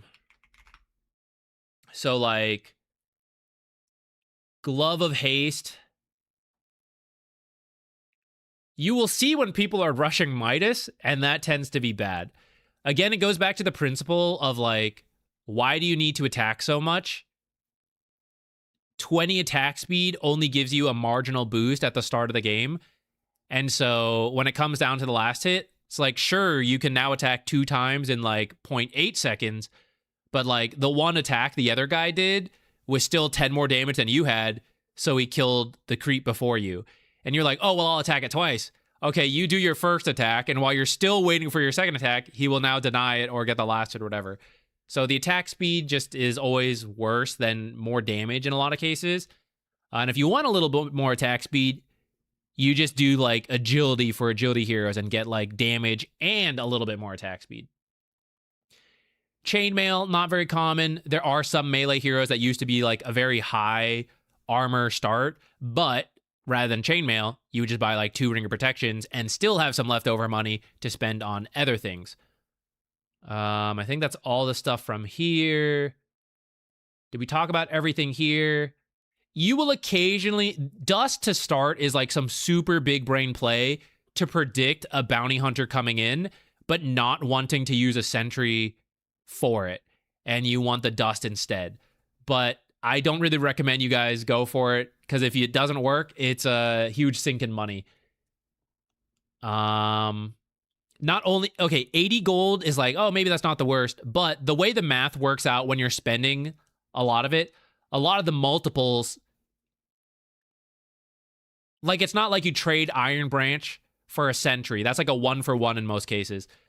This is actually costing you 2 items in a lot of cases, like 2 of your Iron Branches, because your leftover gold is not enough to buy the other. So it's the cost is even more than the 80 in a lot of situations. We kind of talked through these earlier, like you tend to buy multiples of these, which is the reason why you don't typically see like Belt of Strength, Band of Elven Skin, and Robe of the Magi, because for a cheaper price, you could get 2 mantles and a salve, which will cover you in a lot more cases than any of these. Occasionally, in the freest of lanes, you will see something like a Band of Elven Skin, and that'll be like maybe a Morphling, but it's very uncommon right now. Crown start is okay if you are doing things like Helm of the Dominator is the most common reason to do this right now. But in the future, if it built into other items, it's because the stats it gives you are not bad. 450 for 4 all stats. And then you can fill this out with like a couple more Iron Branches. And it speeds you along to your Helm of the Dominator or whatever item you're working to, as long as that item is meaningful enough, which is why Helm of the Dominator is the one right now, because it gives you the creep, and it completely changed the dynamic of the lane. It's a huge difference. These other items on the list right now are not enough. You need other things to finish those items. The buildups are just worse. The Helm of the Dominator buildup is relatively good due to this Helm of the Iron Will, which we're going to talk about in a moment. These are all decent at the start of the game, and then when you finish the item, it's amazing to have that creep. But even crown rushes are not as common now because of the nerf, which happened a while back. What else? That's crown in here. Okay. There are some heroes who sometimes do fluffy hat. This was a thing for a little bit because it was so cost effective for the health. Because strength gives you like 22 HP, right? So let's say you bought Gauntlet and 2 Iron Branches. That would get you the price of a fluffy hat. When it comes to just straight up HP, fluffy hat is better. But that's kind of it, you know? There's no HP regen attached to it. And if you're a strength hero doing Gauntlet, 2 Iron Branches, that's 4 damage, whereas the fluffy hat is not. So you will sometimes see it, but it's like very squishy heroes who win the trade outside of just not having enough health. Most of the time you buy this later on, especially now that blood grenades are a thing. Actually, I think blood grenades were a thing before the fluffy hat, which is like, yeah, it's not quite half the HP, but for only 50 gold is really good. Which actually I realized blood grenade is what we skipped over, so let's go back to that once I finish talking about wizard hat and shawl, which there's not much to say about these. These stats are just not that useful. Raw mana and raw HP tend to be worse than HP regen and mana regen at the start of the game. And then magic resistance for your like 600 HP hero is just not very worth it. Similar to Ringer Protection, but everybody can auto attack and creeps do physical damage. There's not nearly as many sources of spell damage at the start of the game to warrant a starting item shawl. Okay. I can't believe I forgot to talk about Blood Grenade. Let me timestamp it. Always buy Blood Grenade. That's it. Supports should pretty much always buy this. The cost-effective 1 HP per gold is absurd. So much at the start when a lot of heroes are somewhere between 500 and 600 health. This is a ton. It is also another level 1 spell if you think about it. It is 125 damage in an AoE for all the heroes you hit. If we compare that to something like Jakiro, right? This does 100 damage level 1.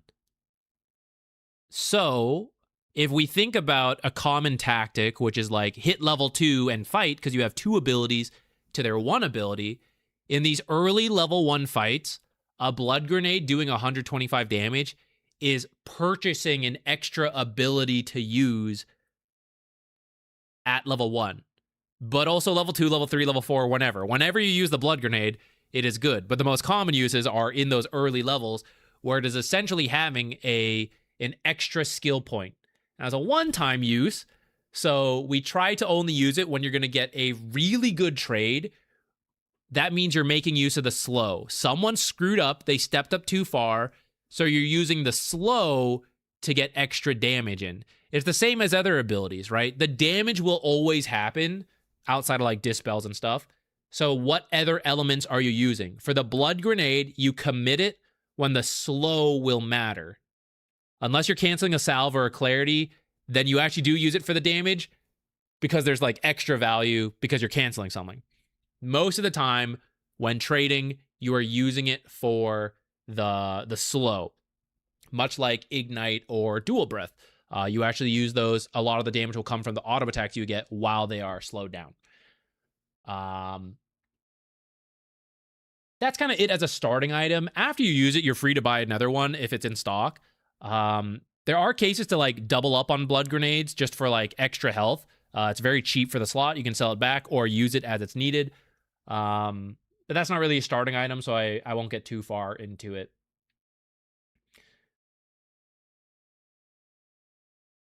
These, I guess in terms of other items, we kind of talked about these. They're just not worth the price. It's easier to buy smaller things and then build up into this stuff. But if you do see them, it's really just because, like, they didn't feel the need. Like, they valued what it gave, right? Like, oh, yeah, I do want the health regen from the Bracer, and I don't really feel like I need a bunch of extra stats. I do think they're going to use 1 billion wand charges on securing creeps, so I'm going to be able to build up a lot. This dropped off since the Iron Branch price increased, by the way, so a lot of people don't rush wand. A lot of people don't rush any of these either. You'll see it in pubs, but like high-ranked players rarely do this nowadays. Just the other starting items tend to all be better, and then you finish these with the early gold. Same with Ring of Basilius and Headdress. Basilius is a little bit more common to see, and there are cases where it's good, but the cost efficiency of them is just too low to matter in most cases. Rushing certain items, like Urn, can be okay, because actually we've discussed all of these as starting items.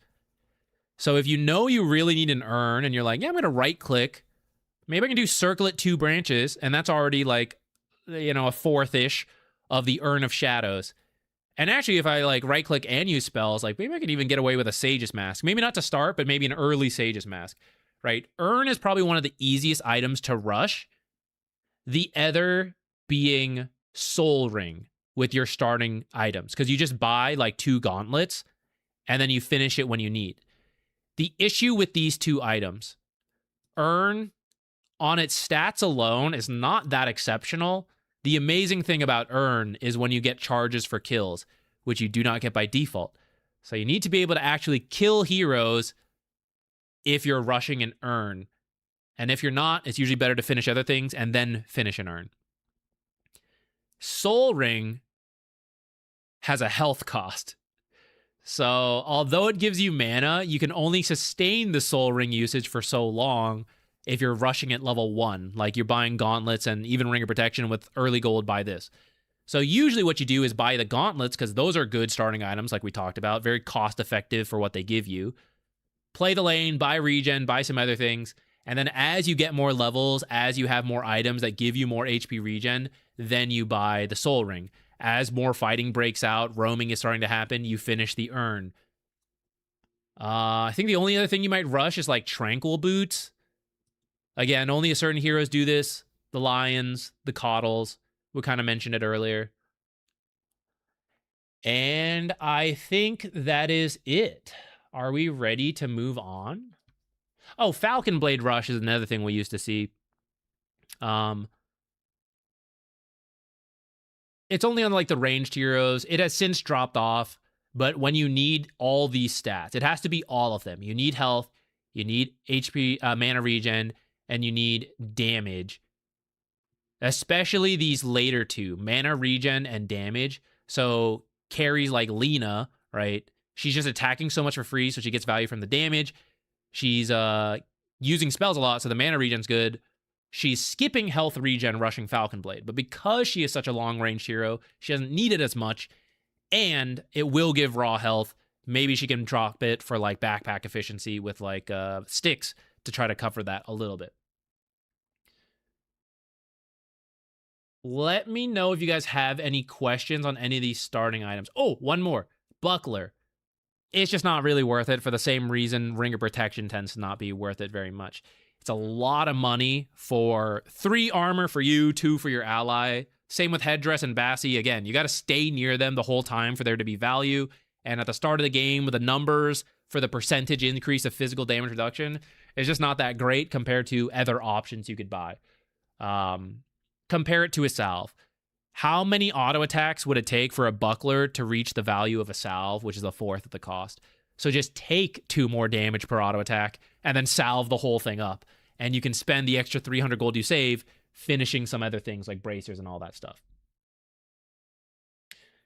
What about starting with no items and rushing stuff? Yes. Okay. I know you slashed S to that, but actually I did mean to talk about that and I kind of forgot.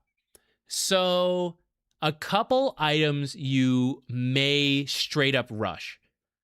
The bottle, which is very close to the starting gold at 675. The Ring of Health, which is 700 gold. And the Helm of the Iron Will, 975. These are the 3 most common items you might see rushed. Why?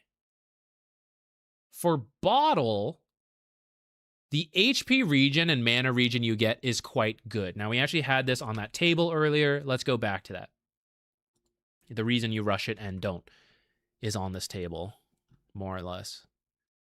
Okay, so when you buy the bottle,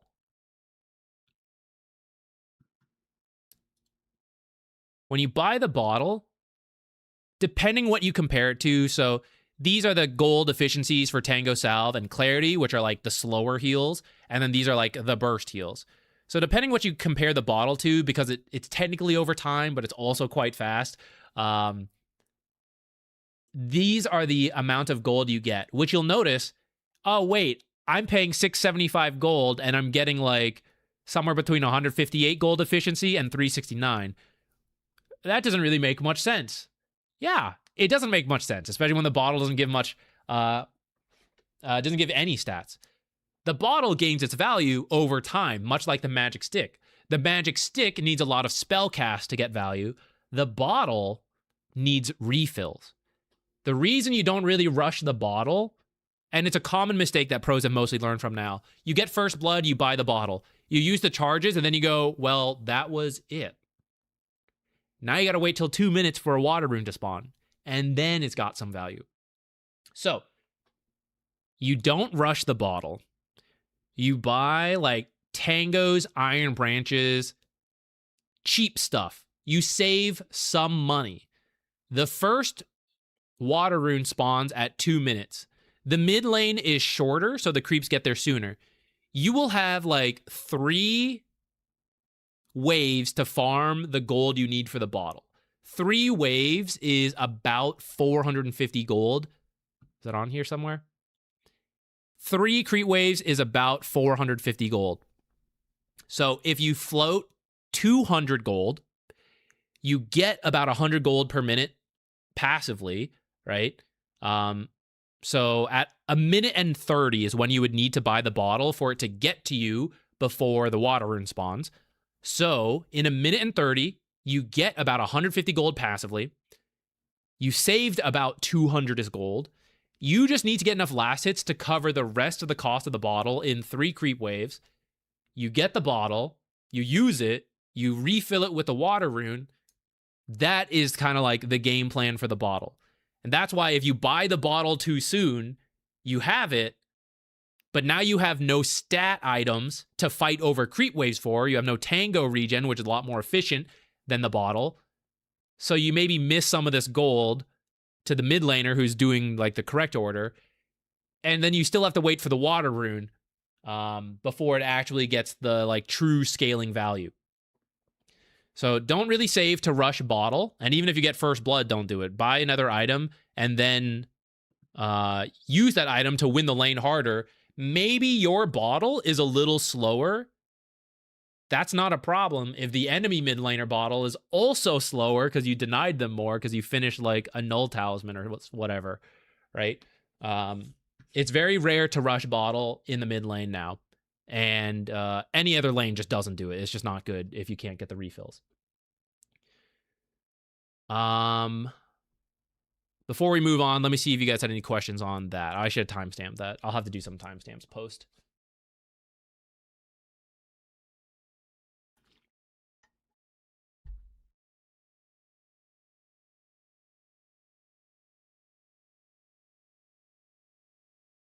You've tried Javelin Rush a few times. That's a wild start. Yes. The stats that you buy instead, right? So like for the mid lane, to go further into it, let's say you do Tango 5 Iron Branches. You can just sell the Iron Branches if you're not going to use them later. But in the meantime, the 5 extra stats go a long way in terms of extra right clicks, spells, things like that. And then in the mid lane, there are no trees nearby. So even if you have tangos, you have to leave the lane to go tango, come back. You miss a last hit. Every time you miss a last hit, it really hurts. 5 stats, extra damage to fight over. Soon as you start taking damage, you plant an iron tree and eat it with the tango. So you don't have to leave the lane. You are still regenning. You're fighting over it. It also frees up the slots. Because 5 Iron Branches works to start, but yeah, as you buy like boots, wand, you work on Kaya, whatever, right? It's going to fill those up. So you eat through the Iron Branches as a mid laner, and then you get the bottle. You can still buy salves and stuff like that, which, again, big believer in safety salves. If you're not that confident in the mid lane, just buy one, force early trade, okay, plan to buy a salve, look at the enemy mid laner. Do they have anything? Yes or no? They don't. Just fight. Back up salve. Just don't die. Don't feed. Salve. Go back to lane. You probably have a bunch of health. They have none. And now the rest of your lane should be a little bit easier.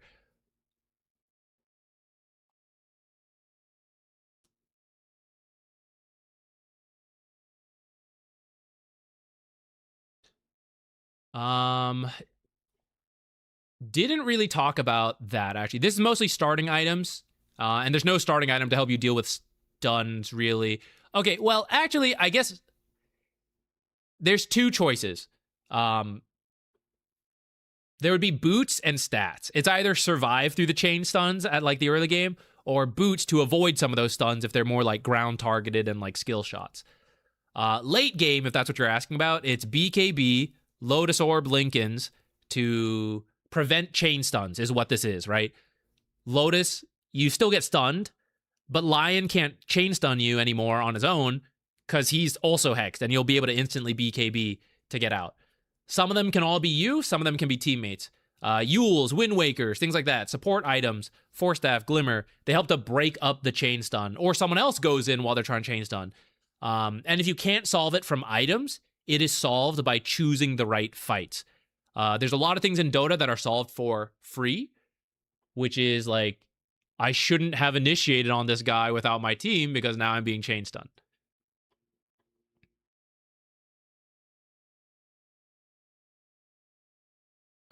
Okay, so now that we have talked through pretty much all the starting items, how do you choose like what you're doing more than what we just said.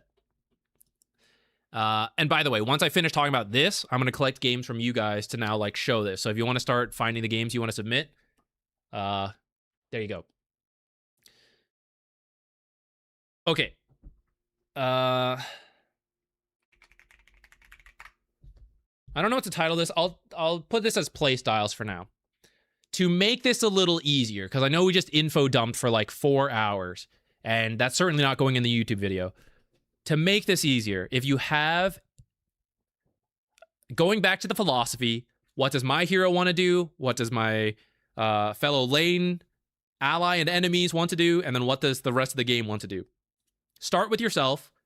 Know the heroes you play and what style you go for. For example, Wind Ranger does not really creep drag. She plays the lane. That's her thing, right?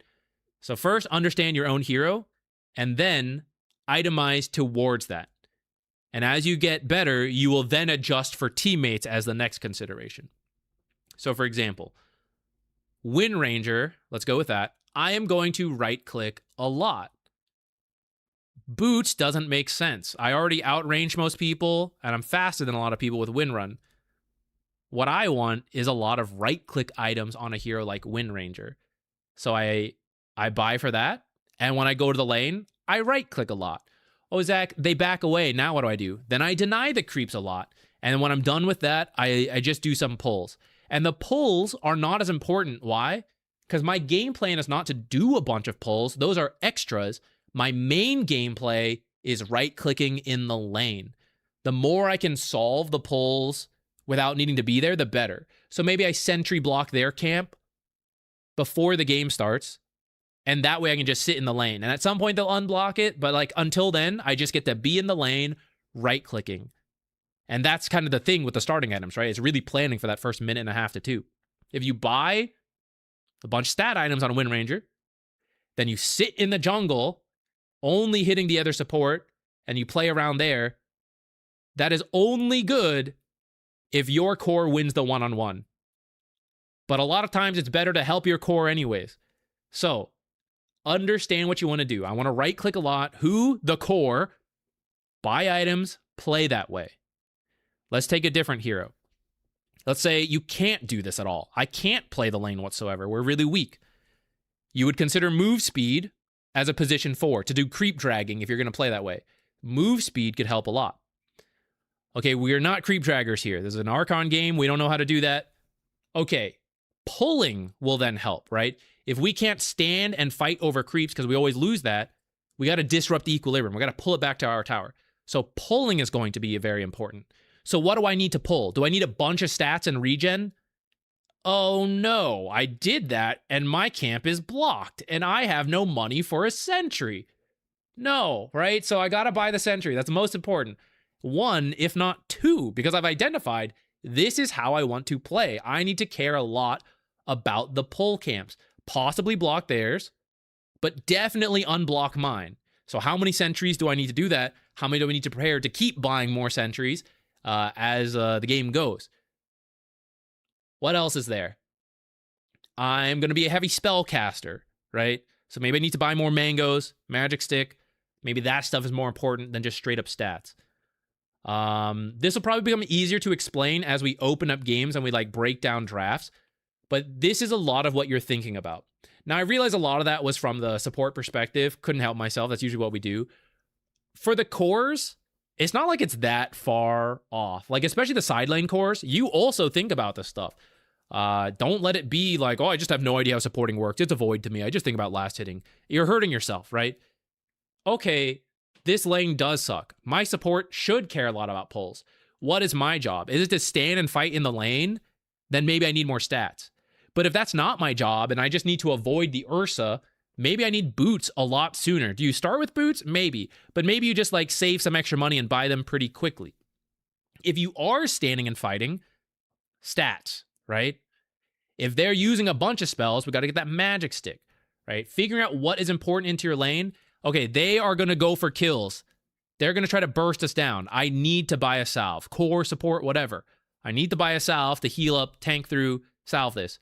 Fairy Fire could be good on top of that. If you need to survive burst, You need stats. You can't go into a lane with 500 health and then get burst down and be like, oh, I can't believe that happened. Of course it was going to happen, right? I need to buy Iron Branches. I need to buy Fairy Fire to survive the initial burst, and then I need to heal up past that. So salves, tangos, it could be the magic stick as well. I can survive, and then I get some value from it as well. A stick charge, every spell is doing 15 less damage if you want to think of it that way. What else? We mentioned, like, when we were talking about Ring of Protection, if I am just being hit a lot, I can't trade back, but I can't fully be kicked out. The Ring of Protection.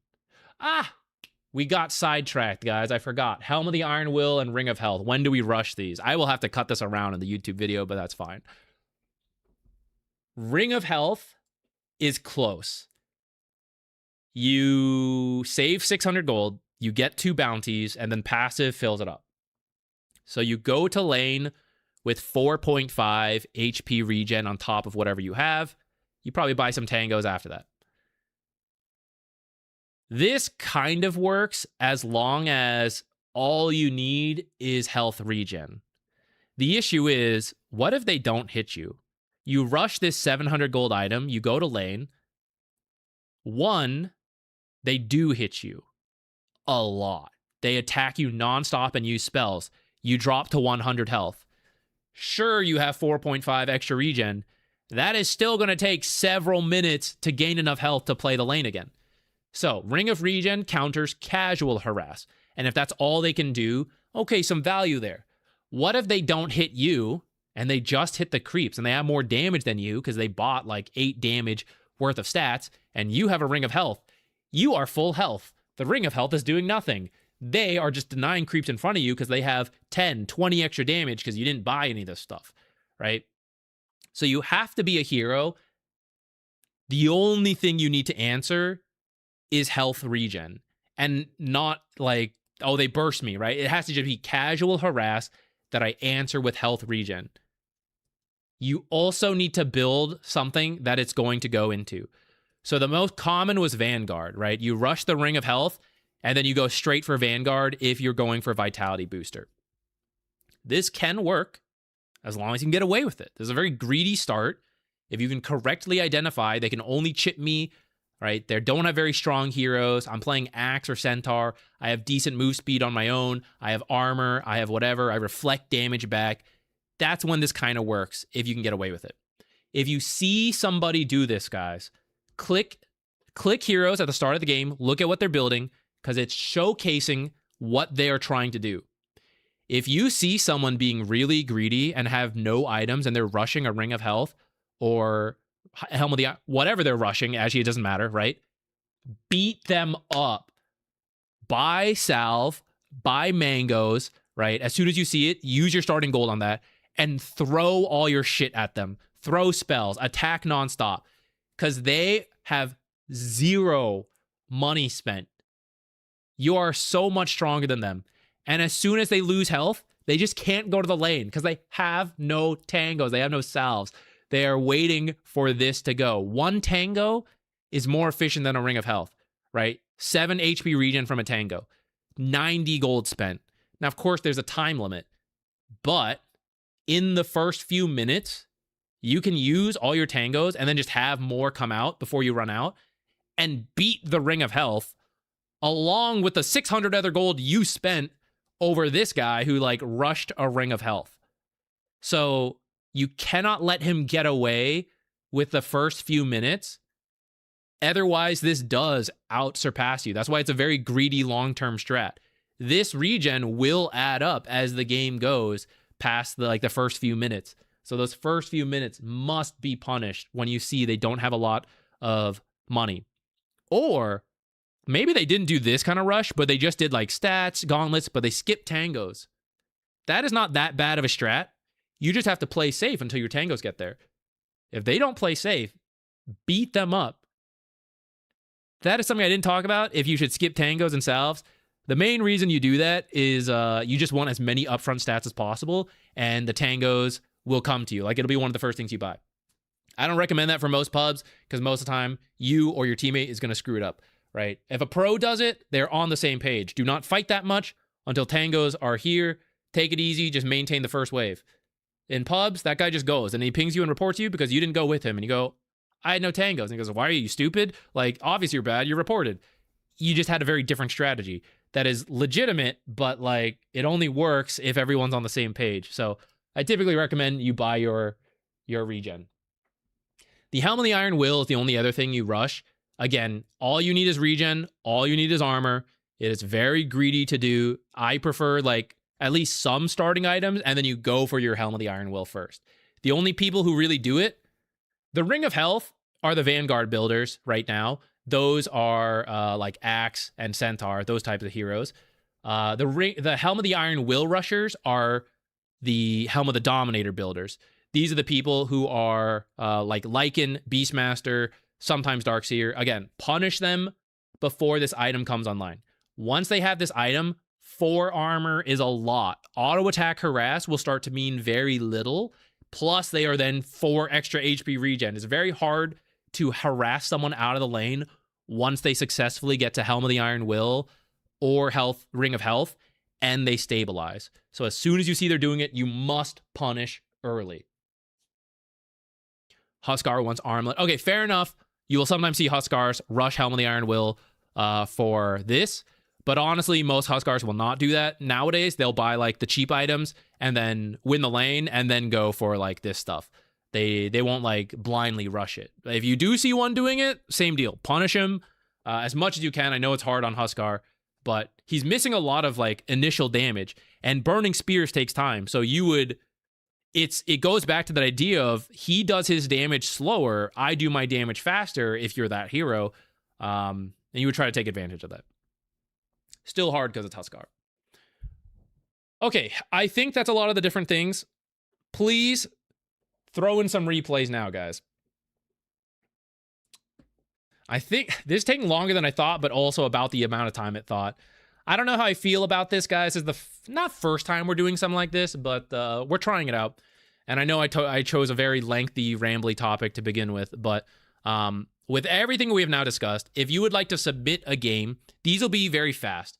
Submit a game. We are going to look at your starting items. Before I even look at your starting items, I'm going to look at the draft, and I'm going to explain the thought process on the way we're going to approach the lane. We will then look at your starting items to see, does that line up? If not, what does it suggest? And then we will look at the first few minutes to see, okay, did you play the way you itemized? And we're just going to like keep doing that. We're going to go from game to game to try to hit a lot, cores and supports. So I will refill on water, drop the games. It'll be rapid fire.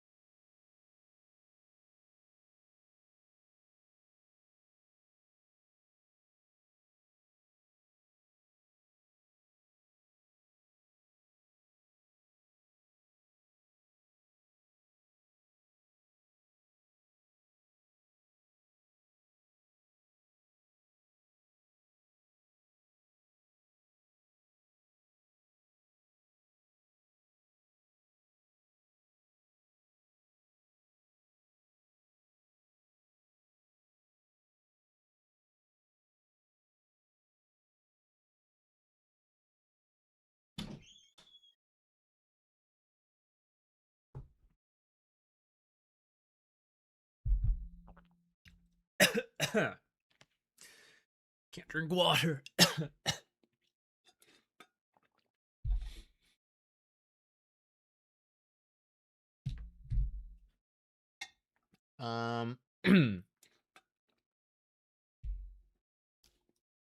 Okay. I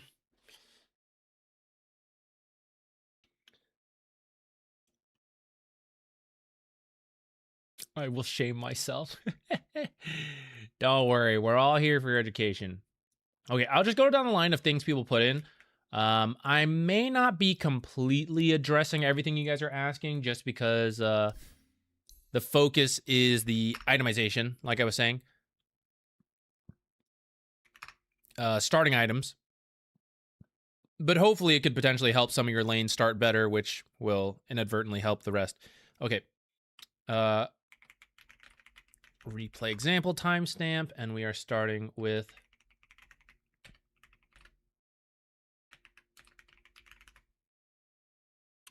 Juggernaut, Archon. So, without checking what you built first, we are Juggernaut. Juggernaut has stat issues. It's very low growth to start, so you kind of need to fill up on your early stats.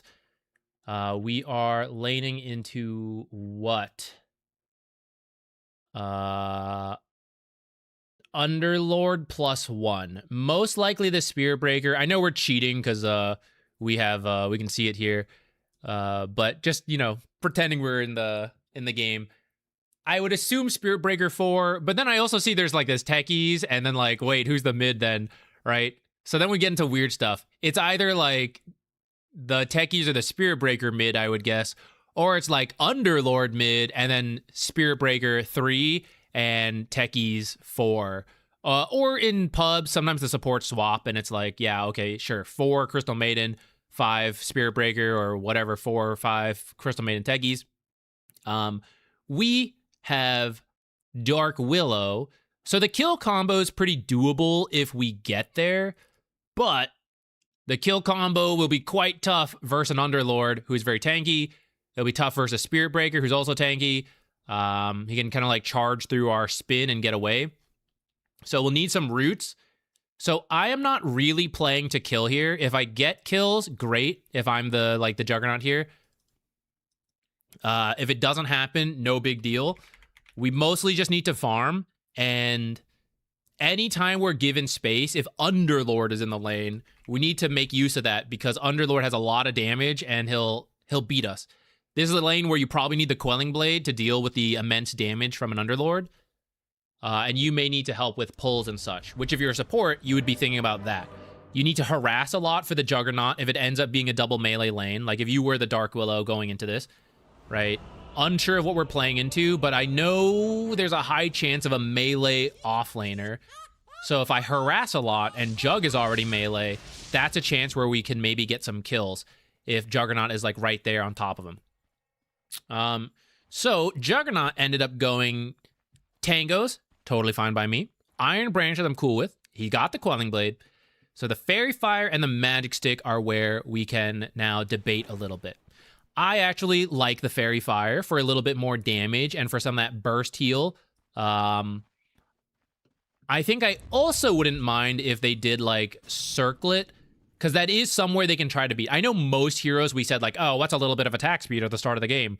But actually, Juggernaut has really good base attack time, and attacking multiple times could be a way you beat out the higher damage but slower attack speed of Underlord and Spirit Breaker. This is like specific.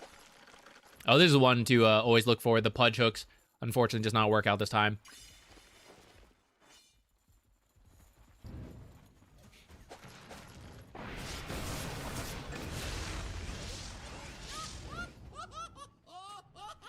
You want to be a little careful of using spin early because you don't have that much mana, but there's the level 1 fight that kind of happened and you get a stick charge, right? You just come back to your lane and we go in. I see the wand being purchased, but really this wand, it's 1 extra attribute and 20 charge capacity now. I don't think we're going to get there. Like, when we get to 10, I think you will just use the stick, and you have no need for the extra spell charges yet. So I would skip the wand and buy... either just... I don't know. You could save the money, but I also think this is where it goes back to, like, should you just skip the magic stick and buy some extra stats? Or just skip the wand and buy some extra stats? I'd be open to that. I do think Jug kind of needs it, though. He kind of needs this magic stick because his mana pool is not that great. Okay, so we see Underlord and Spirit Breaker, so we kind of know what's going on. We'll just do our best to farm. We'll poke this guy a little bit. Killing him is tough, but it's kind of doable if we get there.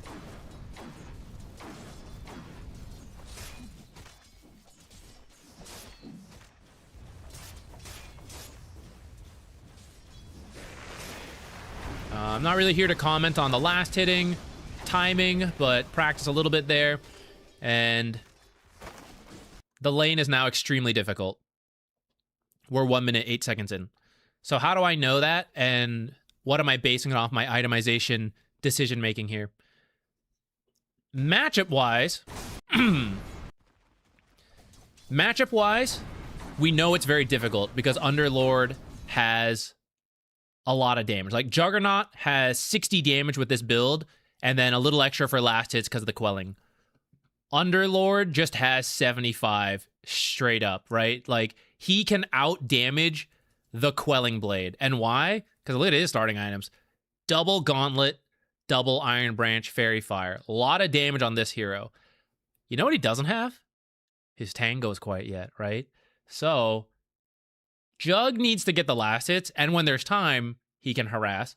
Dark Willow should absolutely be harassing, which, by the way, look, she did a very greedy build. She did this Mantle and Circlet. This is all right-click damage. I'm kind of open to it. She needs to auto-attack a lot and go for last hits and denies with the Juggernaut. Alone, they lose to the Underlord individually. When both these attacks happen, they beat the Underlord. Spirit Breaker actually has some regen. It's not as effective to share it nowadays. But he can also just go home. I think it'll be very hard to kill Spirit Breaker. I am mostly ignoring Spirit Breaker in this line and just poking the Underlord. Without poking and we go for the kill, Juggernaut has 600 health. And yes, some burst heal, right? With those burst heals accounted for, Juggernaut still has less health than Underlord. Because Underlord is a strength hero who's went all in on stats, has decent armor at 5, good armor, I would say. It's the same as Jug. The magic resistance is going to be the same, right? The fairy fires are the same. Took some damage from creeps, and then we just sent it. So the question is, how much damage can one spell combo do between heroes? If you know this comes down to like hero matchup. If you know how much damage Spin does, where the heck is... If you know how much damage Spin does, and you know how much damage Bramble does, you can kind of estimate where does that put him. Which I would say the spells do maybe half his health at most. So the remaining 400 needs to come from auto attacks. At 400 health, Underlord is not that much below Juggernaut's total health. Honestly, Underlord should have just stood his ground and fought. He built in a way to do that and didn't realize he should do that right there. But, like, that's his game plan there. Now, fortunately, we do have regen, so this is where it's good. And this is where Underlord has now screwed up again, where he built to take a really good level 1 trade, didn't commit to it, then came back in, even though he greeted out on no regen. And he took a huge trade, but bought tangos, which we mentioned will take a very long time to heal up. So it is now wrapped back around and worked out for us as the Juggernaut. How do we go from here? What do we spend our money on? You are now out of tangos, so we're gonna need more regen. And it should be arriving already. Let's see what you're gonna go. If you go for these boots, the kill you just did will be a lot harder. Okay, you go for the Band of Elven skin, which I'm open to. That's more damage and attack speed. I'm glad you didn't do boots, because at some point we have to stand our ground and fight this guy. But if we're not getting regen, you're going to have to use Healing Ward. But you didn't get Healing Ward. We went for Blade Dance. So even if you have the damage from Band of Elvenskin, soon you will not be able to play this lane. This guy goofed, but it's stabilizing now. And he is going to out-damage you, out-health you. You will be able to Healing Ward once, potentially, at level 3, and then that's it. Because if you're trying to do spin kills with this, we're not going to have enough mana for both. I would probably skip the crit. Or if you want to skip the heal, then you have to buy more regen. Because now we're a minute out from regen. Or we need level 3. So we're having to share tangos, which is bad nowadays. And now I just can't play. Like, I'm too scared to even approach very much without the help from Dark Willow. Fortunately, this guy just walked in. But look how close this is, actually. You're almost dead. We're fortunate he, like, ran into 2 brambles and Underlord wasted his spell. So mistakes are happening that are covering our mistakes as well. But with different itemization, like, if this... Did this Band of Elvenskin make the difference on this kill? Not really. But if Underlord contributed correctly and he played better, we just wouldn't get the kill and we would die first. But if I had enough health, I could push it further and possibly kill the Spirit Breaker in that attempt. Or if I change the skill build to match my item build. I am choosing to greed out on regen item-wise, so I use my ability to cover me there with the ward at level 2, where the crit didn't really make a huge difference on that kill attempt either. Like, a lot of the damage came from spin.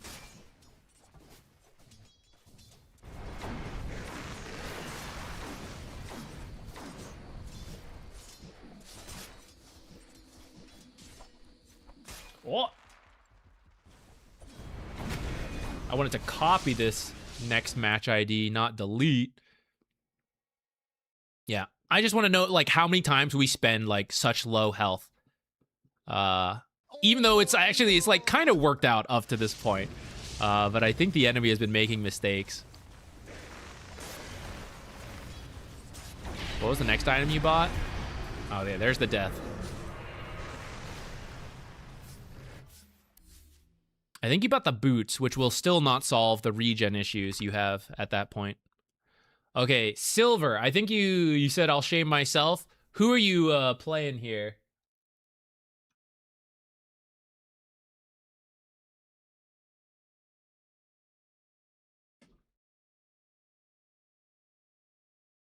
Ringmaster. Okay.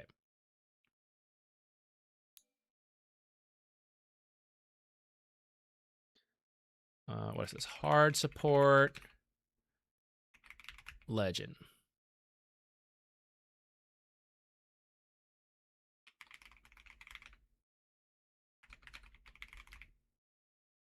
Okay, so on our side, we have Drow Ringmaster. Really good ranged attacks.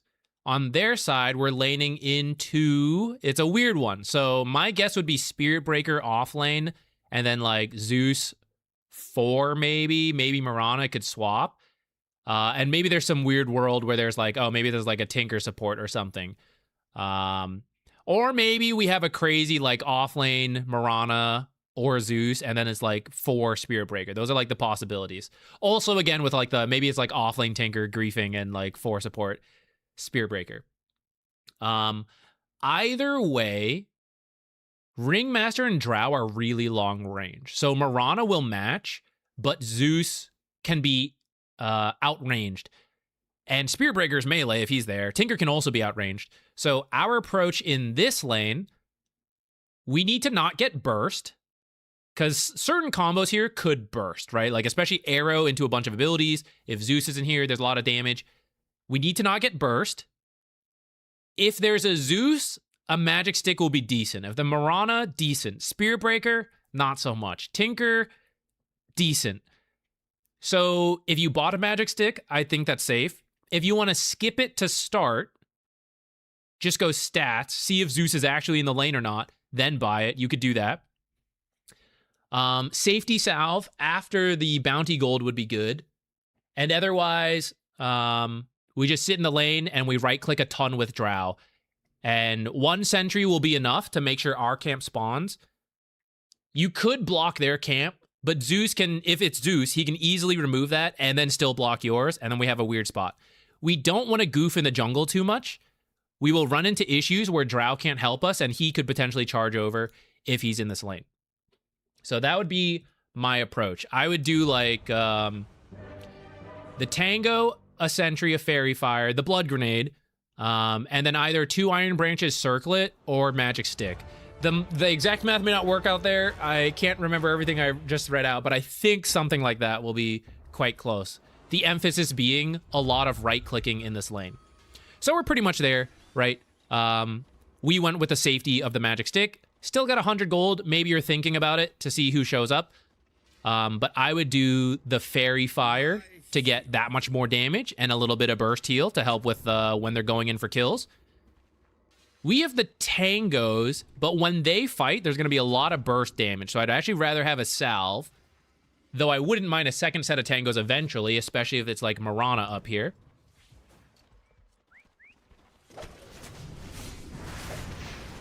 Uh-oh.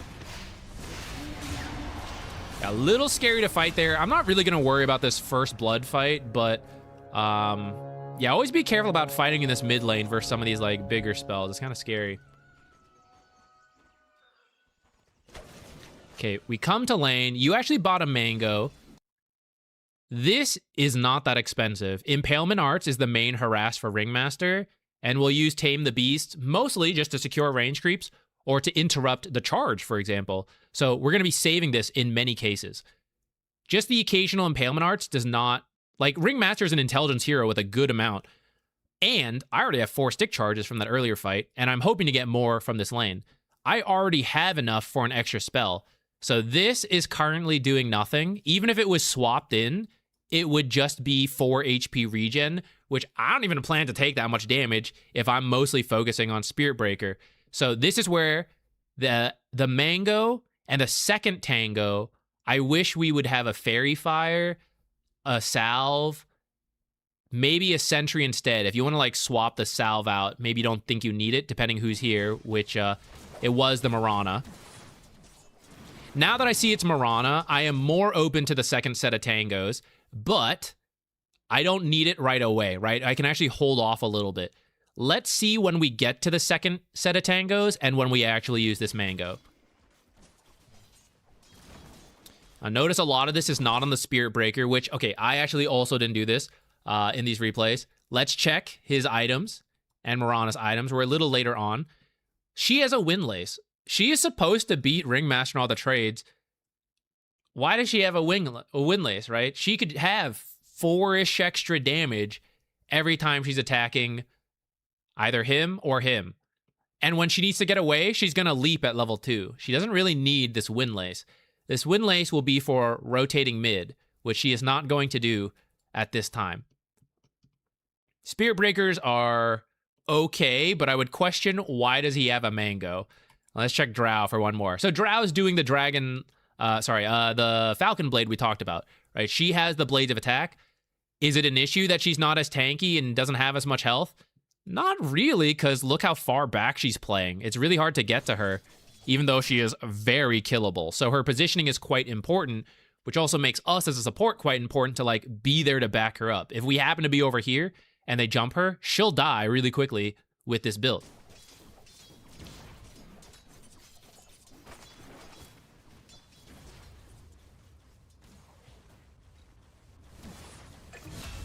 So stopping a pull is not bad.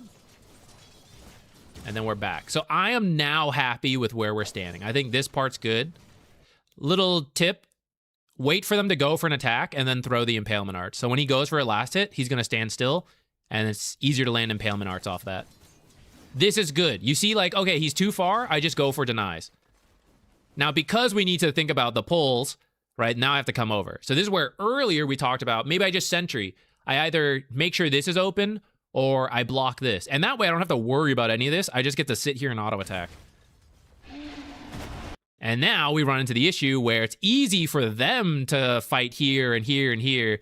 It's my squishy-ass Drow that she really needs to stay in this area, and she can't help here. But because I ended up coming here to mess with the pull stuff, now I'm in trouble. Once this is up and happening, you can't really contest from here versus these heroes. You have to sit in the lane and play from here until now. If you guys were just standing here right now and they were zoning you off of this, this is where you make your move. This is when your creeps are now going to slip by. Oh no, we're getting denied, right? You guys are splitting the hard camp. Maybe they're getting the farm. The creeps are here. You're at least getting the XP, even if they're being denied. And now the enemy will lose the entire creep wave to the tower. It's actually going to work out in your favor. Well, we shouldn't let that happen. We should grab the creep wave. They're going to grab it, pull it in, and now it's balanced. Now our creeps, their creeps, and the hard camp are here. They're next to the creeps. We fight, and the creeps help us out. We don't aggro creeps because the creeps are here. So that's how you would address this situation here. I know that's not really related to starting items, but just to show. You see for Drow's build, she's going for this Falcon Blade. She should buy these in parts so that, especially the Sage's Mask or the Falcon Blade, either one really, but she should buy them to like get the value instead of saving for the whole thing. But she's okay on tangos because she's a long-ranged hero sitting in the back, so she got away with it. Us on the Ringmaster, by the way, I know we died, so there's a reset, but still got this mango, still haven't gone to the second set of tangos. So a good chunk of money that could be the Fairy Fire, could be a Circlet, could be a second Sentry to make it easier to not play out here. Was that a unicycle into the Tame the Beast, or was that just you walking forward? Oh, you just walked forward. I thought you... I don't know. It looked funny to me for some reason. Okay. Let's keep moving. Let's find another one.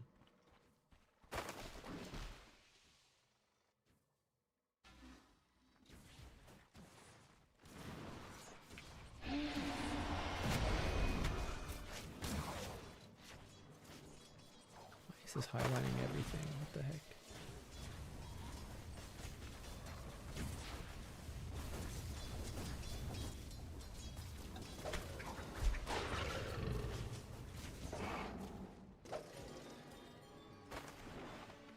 Yes. I don't mean to be too harsh, and there's never any, like, intention of directly attacking and flaming someone.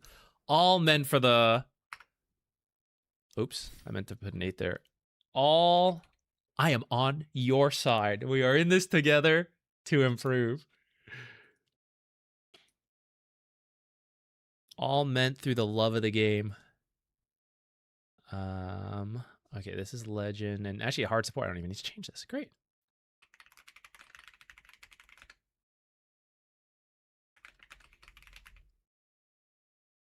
Okay, this one, we're playing Ancient Apparition. I think your question is more about itemizing to PL. That'll be more late game stuff. I can maybe take a quick touch at that later, but let's do the usual.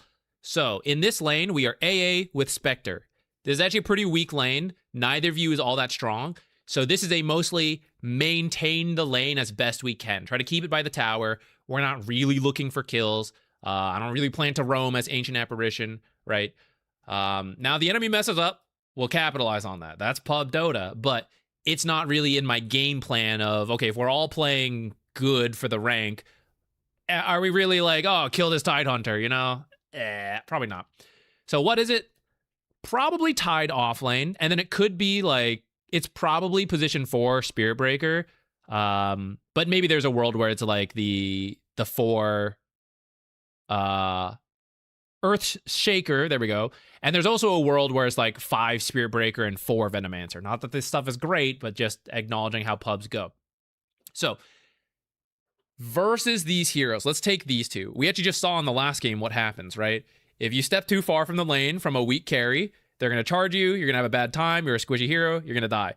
So, I want to stay in the lane as much as possible versus 2 melees, most likely. Even if it's Venomancer, he's a short-ranged hero, so we actually outrange. So I am going in on right-click damage on this Ancient Apparition. Magic Stick is pretty good versus Tidehunter. I am okay if you skip it, because the other supports who are here will not use that many spells, but they will also use spells, so that with Tidehunter, I'm down for the Magic Stick, and it allows us to spam E a little bit more. So maybe like Tango, Magic Stick, Fairy Fire, 2 Iron Branches, and probably 2 Sentries. I really don't want to fight over this camp. And if we do push out, I really want this camp to be open. So I would probably just beeline to this camp to block it. Go back to my team, do whatever, right? Be in the lane at the start. And potentially, if you have clicked through items and you see like who has what. Oh, we're on the wrong side right now, but so over here, right? Rush, block this camp, play the lane, come here, check their items, figure out who's the 4. If they have a sentry and you think they might have blocked, we can preemptively unblock. If not, we'll just hold that sentry and play the lane. And my goal is to just stay here. I don't want to be over here where I might run into these melee heroes and Tide and all that stuff. I'll just poke from the lane, poke CS, maintain. If we can stack into like half pulls, could be something we've got going for us. But if there's too much action, then it's fine. So we have the Sage's Mask. Let's see how much mana we actually end up using. I know the nice thing about AA is that Chilling Touch, you know, it's like a decent chunk of damage. I think the Magic Stick will cover what you need for a lot of this. I really don't think you will use Cold Feet or Ice Vortex. All you will be using in most cases is Chilling Touch. And Tide will be using Anchor Smash. So I think Magic Stick will cover us for a long time. And I would rather get a Fairy Fire and more right-click damage. So this only helps Chilling Touch. More stat items helps both Chilling Touch and the regular auto attacks, which that's all I'm doing in this lane is pew, pew, pew, the auto attacks.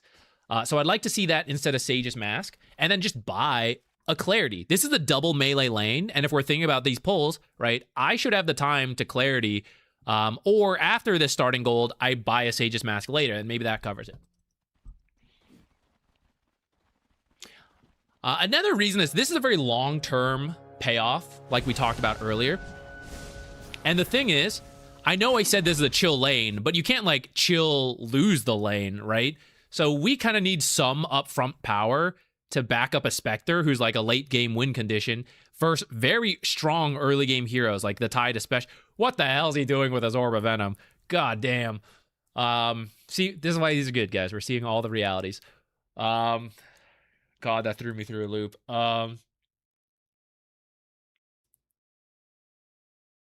The stats and whatever will help you early is the main point. You would have killed him. No, not really. Okay, because we had to TP, we used a little bit more mana, but still got enough for easily 10 casts of Chilling Touch when we count... if we take away the Sage's Mask, we have 1.3 mana regen. With Magic Stick charges we're going to get, right? Easily 10 casts of Chilling Touch before this is an issue, which is at least, like, it's like 2 minutes, even if you're probably not using it perfectly off cooldown, but even with that, it's like nearly 2 minutes. So that is enough time to just buy a Clarity at some point, buy a Mango, buy the Sage's Mask later. All right. We end up goofing in here a little bit because we didn't come here right away, and we TP'd a little late because we were messing with mid. So I'm messing with Spirit Breaker. He's messing me on these tree lines. And in the meantime, this Tidehunter should probably be bodying the Spectre. And this is what I mean by, even if you plan to pull, you may not be able to control it, right? Like, if they just come to body block, it's fine. There's very little... You literally can't stop it unless you have a stun and they are slow, right? But if they're in the camp, you have to have Earth Spike or something. It's very difficult. Only a few heroes can do something about someone with boots planning to stop the pulls. And his plan is there, right? I'm going to have boots. I'm going to stop these pulls. I'm going to make sure I'm going to get this camp open. I'm going to creep drag. That's what I'm seeing from his build and the way he is playing. And for us, we want to recognize I can't stop that. So this is what I got to stop. While he is avoiding me doing all this stuff and he's itemized towards it, I itemize towards just constant harass in the lane. If I chase this guy, it's hard to get that constant harass. You know who has to be here for constant harass? The offlaner who wants farm. Currently untouched. And using an Orb of Venom. This is also why Orb of Venom sucks, guys. He hit a creep, it's on cooldown.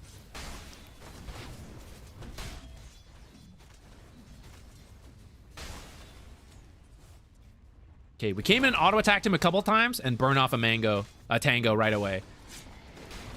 Now, he went too far, so we just got a kill. We're kind of being rewarded for it. Prior to that, though, like prior to this moment, we had done very little to the Tide, and we are a minute into laning. If this guy just didn't push this hard, he's doing such a good job, all things considered, right? He's completely distracting you from the lane, and if Tide was building regular stuff, he would be beating this Spectre harder in CS. What did Spectre's items look like? I didn't check hers. This is like a fine build.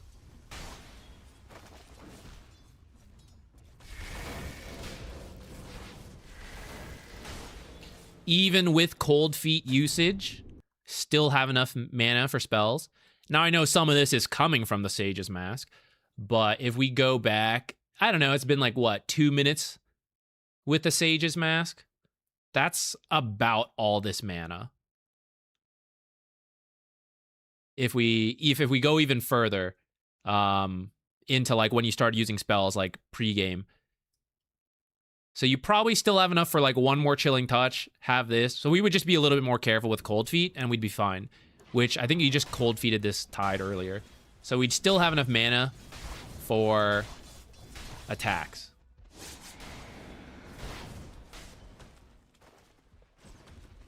Now if we wanted to pull, we have to try that, and then props to Spirit Breaker for doing what he did.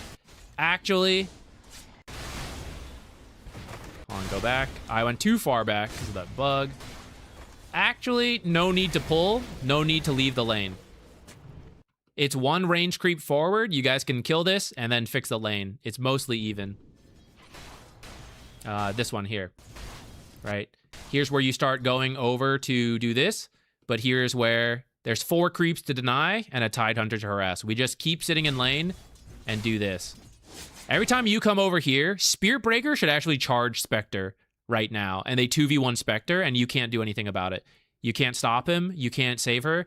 You have to come over and just poke with Chilling Touch. So because of that, we like can't leave the lane and hit. If he was doing his, he's not recognizing the opportunity is like the final thing for Spirit Breaker. The build and the playstyle is mostly fine. But every time he drags you over here, he should just charge Spectre. And Spectre would, with this and with him having a normal build, Spectre should be like 5 last hits and Tide should be near perfect.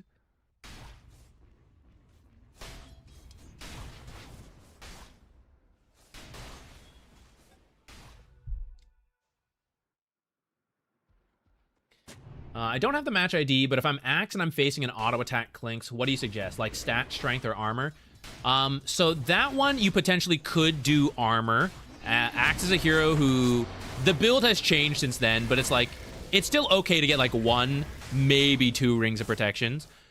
You mostly want to, if you just play the lane straight up, like your Axe versus a Clinks carry, he'll just out-harass you over time, right? That is the Clinks with the Searing Arrows. Even if you buy armor, he's going to churn through it. To start, you got to deal with that. So some armor and tangos and a salve could be good. But at some point, you just don't want to play first Clinks. You want to make him move around. You want to do like creep dragging. You want to get your team pulling, things like that. And you want to just get to the point where you're going to creep drag camps back here or drag them around to your half. And you just have to struggle for the first like 2-3 minutes. Now, if he messes up, you might be able to do something. All right, this lane is working out in the end, but I would highlight some mistakes. Not that you're like totally messing up for the record, but I'm just nitpicking and trying to help optimize starting items and the play styles. As I pull up the next one, I know you asked about itemizing versus PL as Ancient Apparition. Honestly, it's really difficult. You can try like Ghost Scepter, Glimmer, stuff like that. This game, the Ghost Scepter is not too bad, but there's also a good chunk of damage for Glimmer, which is nice. But Spirit Breaker could be charging you, and that defeats the point of Glimmer. Positioning is kind of the main thing. You just have to be like so far in the back until the fight happens, and then you throw the ult, and I was like, okay, I did my thing.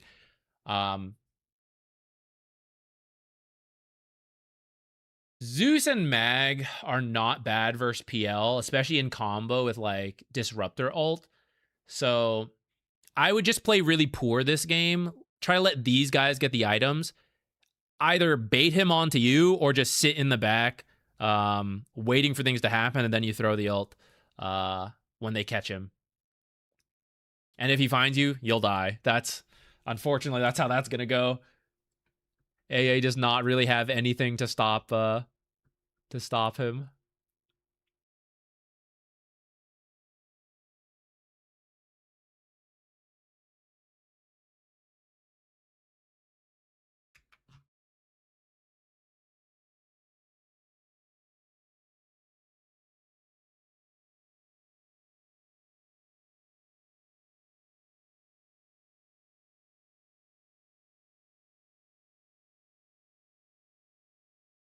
I couldn't find his sentry ever. Oh, where was it? Hold on. Let me...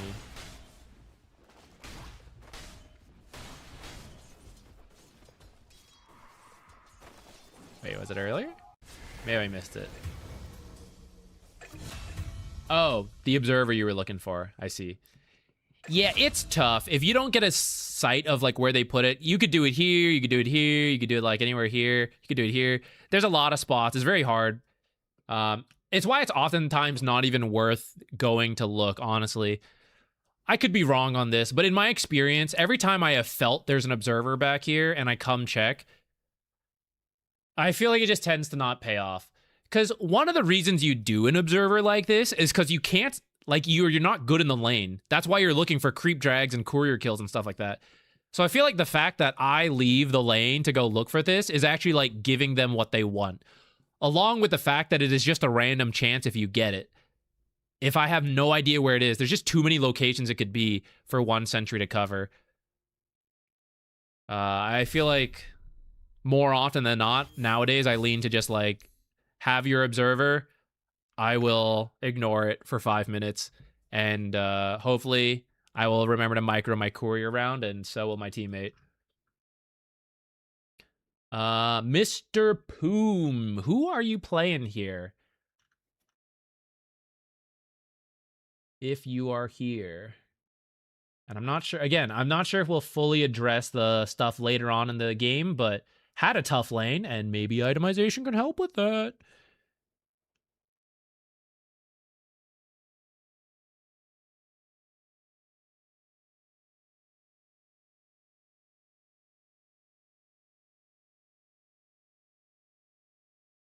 Okay.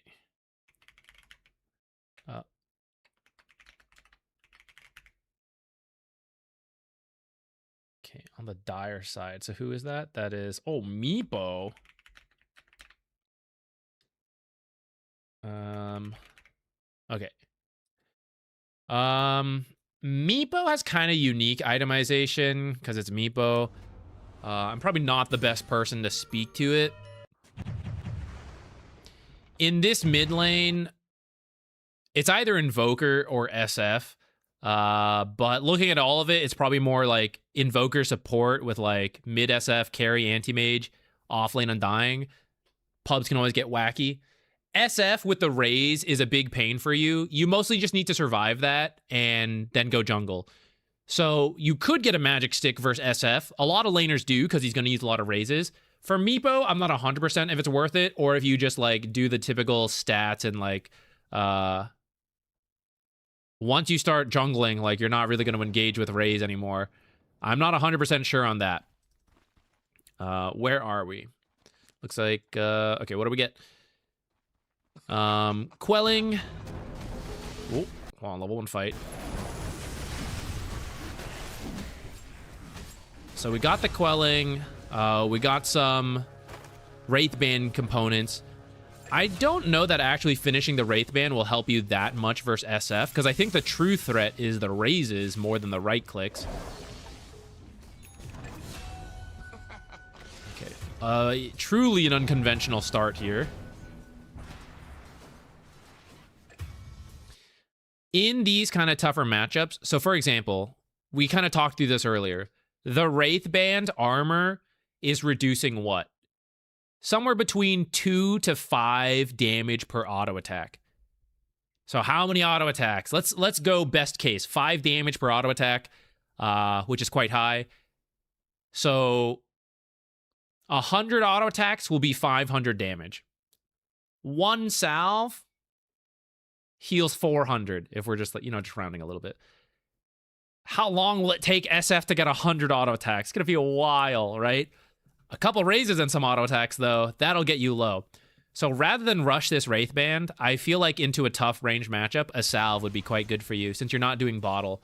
And you also skip tangos, right? So this is what I mean. As soon as you get low, he now will beat you in the one-on-one, depending on exactly what goes on, right? So in this case, you're a pretty high stat hero, so 700 health, but with some harass down to 500. Shadow Fiend just straight up only has 580 health because he's a pretty squishy hero. He should chill right now till he has raise. If he hits you with one more raise, he's good. Like, every time you try to fight him, he will kill you first. Once he lands a couple more auto attacks and a couple more raises on you, because you have no way to heal. So I feel like this is a bit too greedy. Lion coming over is a little bizarre. I'm not sure what to make of this. Like I said, this is a very strange start to the game. But I think it doesn't change the fact that this is a tough... This is like a range dominator, and we have pretty much completely skipped regen versus him. SF is screwing up. He's taking a lot of creep damage for no real reason. But it's stuff like this, right? Like, you can't even come fight this guy, even though your creep should help you. Because as you come in, he's going to hit you with the raises, and you'll die first. So we're mostly just, like, keeping our distance, waiting for passive regen. And the salve would have paid for itself, because we can take more aggression. Like, this guy will try to kill us, we'll salve. He'll 2 more mango, try to kill us, we salve a second time. No more mana, no more kill threat. Now, we won't worry about specific last hits. That's kind of whatever to me. I know you'll practice timings and all that. The lane is done, right? Like, I can no longer approach with this amount of health. 300 to 500. And he has, like, extras, right? I will always die. So now I am, like, in permanent super caution mode. We do have tangos, but going back to tangos versus salves, to regain the amount of health I need to feel safe, that is the entire, like, 48 seconds of tango time. That's a wave and a half. And SF is kind of making use of that, right?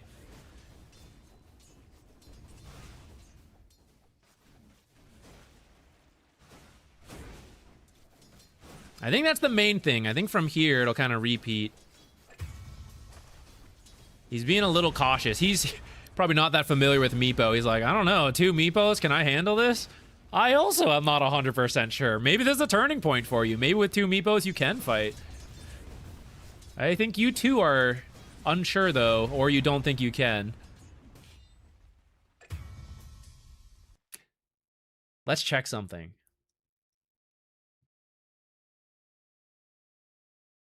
Does this show... They added this. Let's reduce... Where is this? 4 minutes. Ah, damn. It's not showing.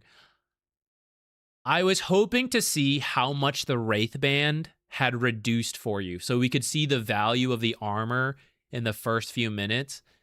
In the grand scheme, I guess like 1800 is not that bad, but it certainly didn't do that in this starting moment. I'm pretty confident the armor from the Wraith Band, and therefore like the 200 gold to finish the Wraith Band, could be 2 salves if we're going extreme. The 2 salves would be a lot more effective health than the Wraith Band armor gave you versus the Razor. So I think in these tough matchups, that's what you want to cover. Someone like Shadow Fiend. We can't fall too low as the range versus melee versus ranged, because it gets too hard to approach.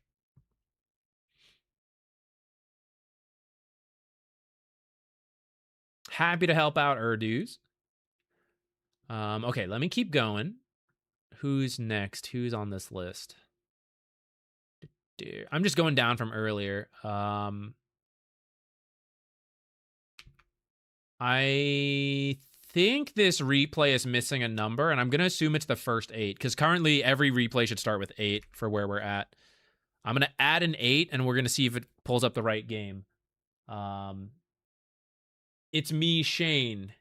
if this is the it's yours I'm trying to pull up. If you can double check, I'll also try replacing the 1 with an 8 because that's the other possibility. Let me know who you're playing and or what the correct match ID is. And if not, I'll just move forward. But you're free to like resubmit later. And anyone else, feel free to also add yours in.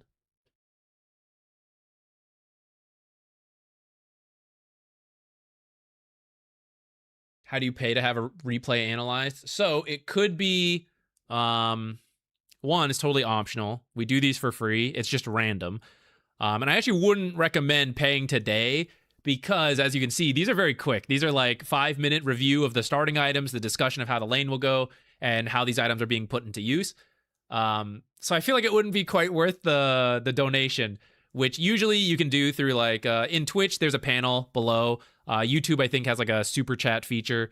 And then I'll do it guaranteed. On other replay days, we tend to do like more. I feel like that's probably worth your money more. Frankly, if you just put one in today, for example, because they're so fast, and I'm just going straight down the list. So for sure, I will review at least the starting items and first few minutes of play for free. And I suspect we can probably get to everybody who submits a game. I plan to do this for a little bit, and we're doing it pretty quickly.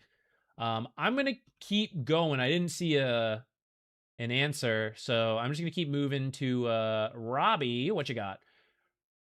You were OD mid. I felt like the lane was horrible, but I feel like the farm started to slow down, and or I could have helped the bottom, but felt it was lost. Okay, so let's do this next. This is Outworld Devourer. Mid, also legend. A lot of legend games right now. I don't even have to change it. Perfect. Okay, so OD mid. And we are versus. So I assume gyro carry. If I'm just, turns out it's not. But if I was playing the game, right, I'd be like, okay, maybe like gyro carry, offlane Centaur. So maybe I'm playing versus mid Pudge. Maybe there's a chance it's like one of these two is mid. Versus mid Pudge should be pretty free. You should be attacking a lot. I actually don't think you have to change your build too much from the norm. You're going to bully this guy as a melee hero. We would just need to dodge hooks. Now, once we load into the game and we ultimately find it's actually mid gyro, that one's harder for you to punish. And you're going to take a lot of damage from Flak Cannon Harass. But that will shove the lane in. So you may need to buy extra regen. Either one salve or maybe another set of tangos. He should never be able to kill you because of Astral, right? You should always Astral him when he tries to commit with Rocket Barrage. You could Astral dodge Homing Missile as long as like the hook follow-up is not there. So a little bit of map awareness and safe play and enough regen, we're good to go. If I get so low from Flat Cannon Harass, then I can't play this lane anymore. And I don't really jungle as OD. I'm supposed to play the lane. So the goal will be like have enough health and then Astral him. He's a short range hero. So Astral him, do what denies and last hitting we can. And you'll just be doing that for a bit here.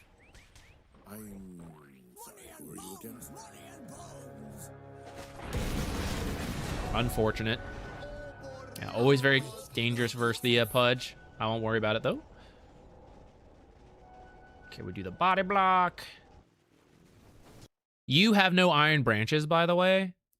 So when you need to tango, you're going to have to leave the lane. You're going to lose a CS like every time you do that. So definitely recommend have at least 1 or 2 iron branches. I'd be willing to trade a circlet for that.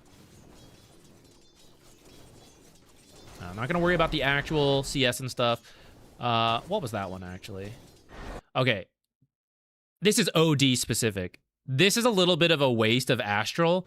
Now, I know 2 last hits are coming together close, so you're trying to like, okay, let me like get that. Your spell just went onto a creep, and it can't hit gyro at all. So, yes, you're getting some farm, but in terms of trading in the mid lane, like, I did nothing to gyro, and he can now use an equivalent amount of mana to hit me. He's currently not. He's a weird mid hero, that's why we don't see it very often. It would be better to try to astral gyro here. So for example, first, if you were going to attack anything, probably attack this one the melee creeps are on. You kind of split it so that you put yourself in this situation where it got really tough to like, oh, I can't get both. I actually think you probably could have. But the real secret here is you want to manage this, and with this last creep dying, this is a stun, right? So you kill this creep, and as it gets low and this guy's hanging around too long, you astral him. You prevent him from getting denies and or last hits if you time it well. And then when this creep is dead, these guys are looking for something to do. Astral ends, you hit him with a stun, whatever. He's tanking 4 creeps and you. And then you harass him and you just run him down. This guy will not be taking as much range harass to warrant a Wraith ban. OD is a ranged hero, but a good chunk of OD's damage is Arcane Orb. He shouldn't really be trying to beat him in the lane, which is more what this Wraith ban is for. He should just be shoving and jungling. See, like, that's a good time to astral him, because he would miss this last hit.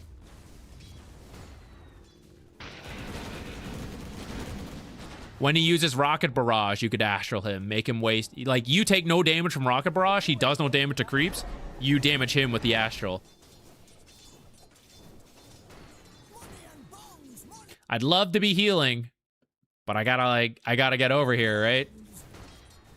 Actually, I missed when you even did the first tango. Let's go back to see that. It was after things had settled. Unfortunately, there wasn't really much on us. Okay, the first tango ended up being fine. He should have just started Flak Cannon and shoved, though. And then we would have trouble. So that's a good one, right? You pretty much nearly made him miss 2 last hits. This one was really close. This was a good astral. A little unlucky on the timing. Maybe not unlucky. I mean, I guess there's skill to it. I don't play enough OD to like fully know that. It was the right idea though. That's another astral I don't really love, because look what he's able to do. He's immediately able to run in and commit. So I think you can get that one with melee. The melee creep with just an auto attack. It's okay to miss some, you know, it's not the end of the world. Try to backpack these. You're pretty in desperate need of the health. And we're missing... I know water runes are like pretty valuable, but a lot less valuable if you don't have a bottle. And if we miss creeps for it, kind of not so worth.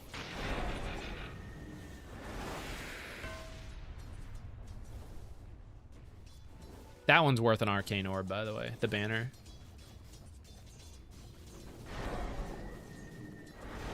Yeah, see, these astral spams are supposed to be on gyro, and your life will be much easier if you just keep dropping them on him every time, like, some creeps are up and down for contention. Even if he rockets you, like, as a response.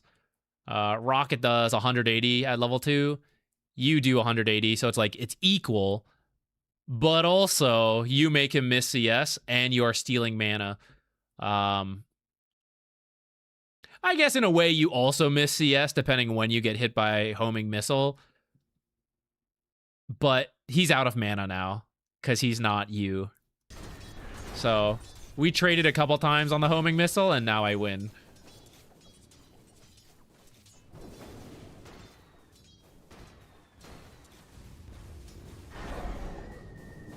Yeah, gyro is not high on my list for the mid lane. I would not have expected that either.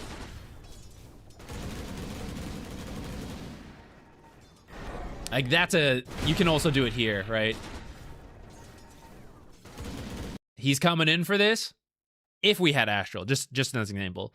Astral, deny this, as much as you can. And then be a little careful, because Astral's down, right? I actually think Rocket Barrage goes even though he's Astraled. I don't know 100%. So I might still have to time the last hits well. Here, this is very dangerous to play aggressive. You're tanking 4 creeps right now. This is not quite worth it. The amount of damage you're doing for how much we're tanking. I guess you wanted to, like, stop him from the water rune, but yeah, you can't really beat him in that position.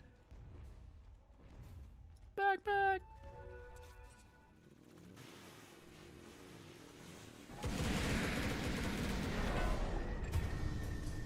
So I think actually astraling him and trying to kill these creeps might be your better play there. But anyways, we're now past, like, the starting item stuff.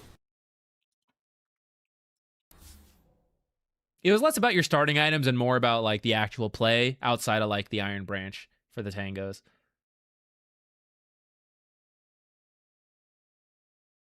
Okay, let me see. Is Orb of Venom a thing for very long range supports like AA? Not really. It's just not really worth it for the price. It is far easier to just buy like 4 damage worth of stats and get similar damage output than the Orb of Venom, but also it's got a lot more uses in other things.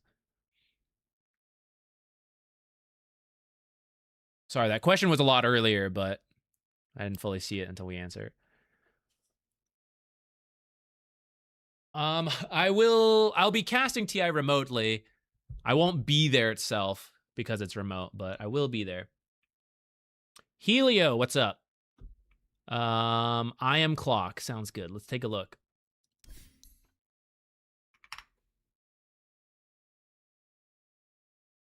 So this is Clockwerk. What rank is this? Archon.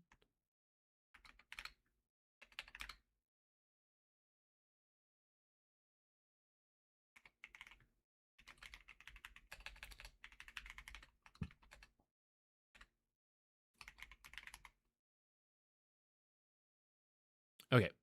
Clockwerk. And we are 5, and we are with who? A carry sniper. Okay. So a lot of harass potential between us, where sniper should just be poking, whittling them down, and then modern Clockwerk is just like hit them with a bunch of power cogs, burn their mana, and you could potentially time that with shrapnel to get kills after we've whittled them down a little bit. But we'll mostly just be using power cogs. We are probably versus Legion, and then it's a little unclear. Legion plus one of these ranged supports. Now, she has better damage than Sniper, but he is long range, he can poke a lot, and it's hard for them to get to Sniper because of you. I think I would approach this lane by just casually poking and seeing, like, start by just burning off mana and whittling down with Sniper. And then once we do that and we hit like level 2, level 3, and we have a couple more tools to work with and they're a little low, we could probably look for kills after that. If it's Marana 4, it'll be tough to kill her if she's using Leap to get away. So our focus is probably just on Legion. Just keep burning off her mana and messing with her and force the supports to do something, which is likely going to be trying to do a pull to mess this equilibrium up. Because in a straight up lane, you two are quite strong. Now, if they land some spell combos, like let's say she gets close with overwhelming odds and she has like Inkswell on her, or maybe an arrow connects and they like commit. That's a lot of damage. We have to be careful of that. But that's why at the first couple levels, we'll kind of take it easy, burn off the mana, so that by the time they have that spell combo available, they can't really use it, right? They'll try. That'll be their one attempt if I've burned off enough mana, or they have lost too much health from harass and they try and then they die. And if it's Ogre 4, I mean, every time he comes up to me, I'll just burn his mana, and I got to do that like 1 or twice. This guy's stupid, has no mana after that. He's going to have to buy a bunch of mangoes. So I think I wasn't downloading this whole time. Windlace is fine on Clockwerk because it'll make it easier to kick the power cogs around to get close, use it. 1 Tango, 1 Sentry. Use that on the hard camp if you want. If you want to save for the small pull, like check that. I'm also okay with that. A Blood Grenade is solid. The Iron Branches would be nice if we have the money. You can skip those a little bit if necessary. I think the other stuff is probably a little bit more important. But I'll fill out like the rest of the money with that. And if you're worried about getting burst, like let's say we think we're going to trade a little too heavily, like maybe a Fairy Fire. But like I said, I think if we approach it a little slowly to start, we'll get them down and we'll be good to go. Okay, so we did the Circlet and the Magic Stick. Those are two things we didn't talk about, so let's address them. I am open to the Magic Stick. The thing on Clockwerk is the anti-Magic Stick almost. Because Magic Stick gets value from the enemy using spells, and then they can't use spells because you have burned all their mana, actually, right? So this is why you'll actually see a lot of Clockwerks potentially skip the Magic Stick. I don't mind getting it, though, because it kind of covers your own power cogs usage. So I am open to this as long as the enemies use a decent amount of spells. That's where I'm a little iffy, because depending who's here, you may not, like, if she has arrow, we're too far to, like, even get stick charges. So I'm a little worried on that. Otherwise, I think it's okay. Circlet, Clockwerk just doesn't really need damage, because a lot of his damage comes from power cogs. It will help your mana pool. I don't think it's fully necessary. It does tank you up, but even without this Circlet, you're still sitting at like 760 HP, which is quite a lot, right? That actually beats out most heroes. This is a strength core who is like starting with gauntlets, and you're going to be like barely behind her. So I don't know that you need this Circlet. Nice. Sound strategy. I would try to like change this to a Windlace. Okay, so we now see it's Grimstroke and Legion. He will probably... They have two ways to secure this range creep, which actually your timing on power cogs right now is excellent. We're pushing him off. And like I said, the main thing here, let sniper poke, build up headshot harass. We'll do a little cute plays like this, and we don't commit too hard. If we commit too hard, they actually do have full mana. They have full health, right? It's a lot. This guy has a shitload of tangos when he shouldn't really be taking that much harass. He does have the mangoes ready. This guy should expect his mana to get burned, and he should actually be doing a lot of his harass on the Clockwerk with right clicks. And then from there, with Clockwerk out of the picture, then he can do pulls or mess with sniper. And Clockwerk, I didn't mention it yet, but Clockwerk should be prepared to buy more regen, because he's the one going in front. So one set of tangos is not going to cut it. Another set or a salve would be pretty good. Ah, no. Unlucky, but then she walked in anyways. Nice.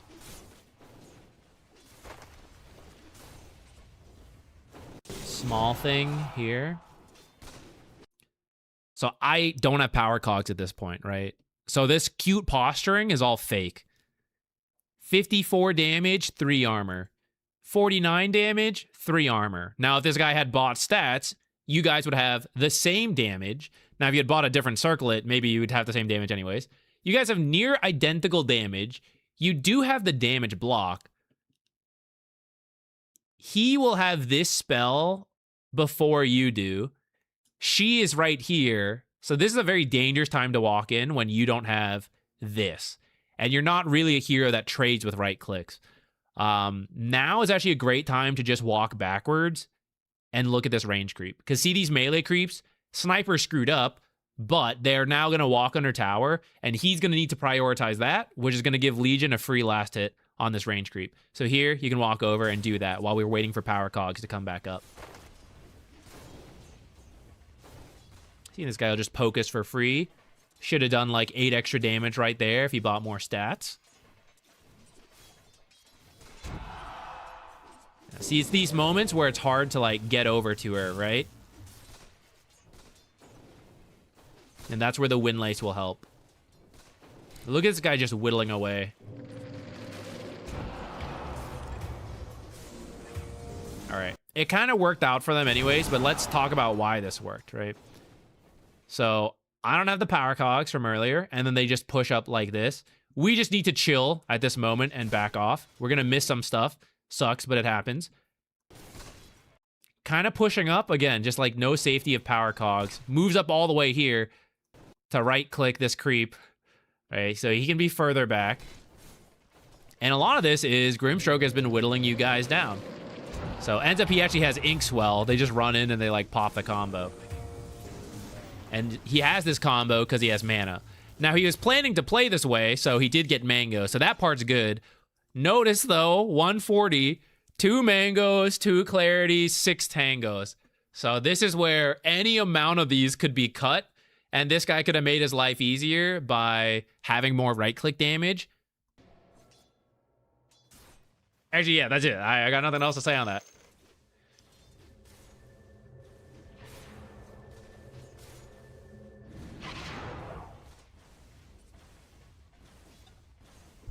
Do you think it's possible for the game to suddenly click for a high Crusader after like 10 years and they get 90% win rate straight into Immortal?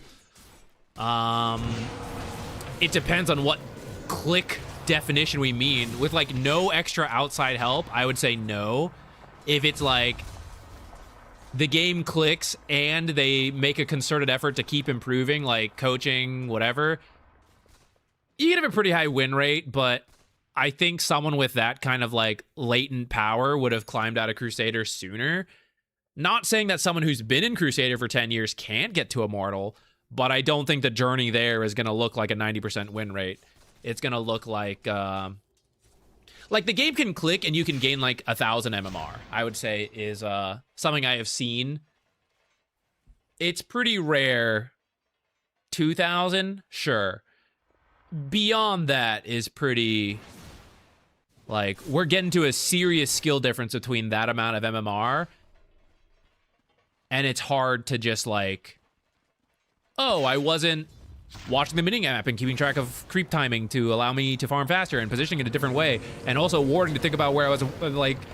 It's not something that's just like, you know? But you can do little things like, oh, you know, I was always just sitting here as a support. And now, with coaching, I've been, like, in here. And my win rate has gone up 500... because I'm having way more impact in the lane. Usually clicking is like that, you know, it's like a couple hundred to 1,000 MMR at a time.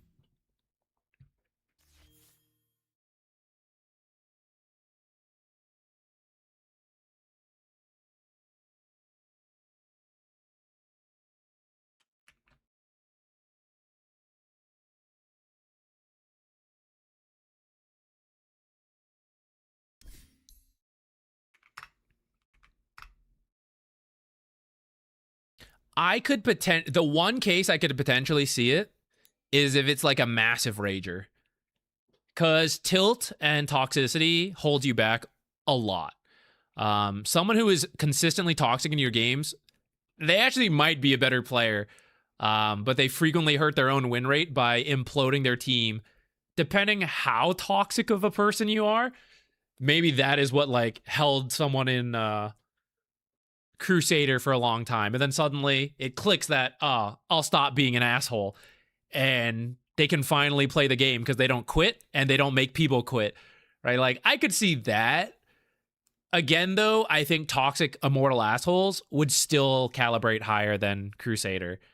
I think like they'd probably hold themselves back in like Ancient to Divine, maybe if we're talking like a low rank immortal, but was super toxic. I think even with that toxicity, you're probably low Divine, high Ancient rather than Crusader.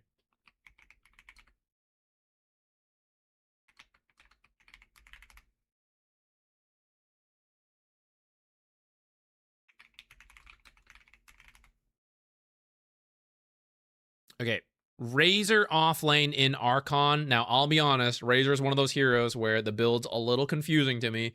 There's a couple... Some heroes just don't like click. Even, you know, for whatever rank, here I am, professional Dota player. Some heroes are still like, you know, do not come as naturally. Razor is one of them for me. I would say you are with who? You and Earth Shaker. That's not a bad kill combo with Link and someone gets trapped by Fissure, so you can run them down. Razor has a lot of damage, but no stuns. Earthshaker Fissure provides that. We are versus Juggernaut, so that should be okay. He might be able to spin dodge some damage, but you can keep stealing damage and fight. This is one where I think you could stand your ground. Like, whittle him down a little bit, but you should be able to stand your ground and fight when he tries to commit with spin if we have done the homework. Now, the part that might change is if the support has messed with us. So it could be Marana or Pugna 5 is most likely. There's a World of Earth Spirit 5. Those are long-range supports, and their job is to poke, keep Razor low so that Razor cannot just stand his ground versus the spin. And Earthshaker can either try to disrupt lane equilibrium to get it to come back, to put Razor in a good spot, or with good fissures timed with like Link, or like the spin commits and then you just fissure block off the Jug and you waste like half his mana pool. There's ways to play around this. We just need to like get Jug low a little bit, build some stats, and then we're good. And he's melee, so we don't need a bunch of move speed to chase him down. I would just do a very heavy stat start build on Razor.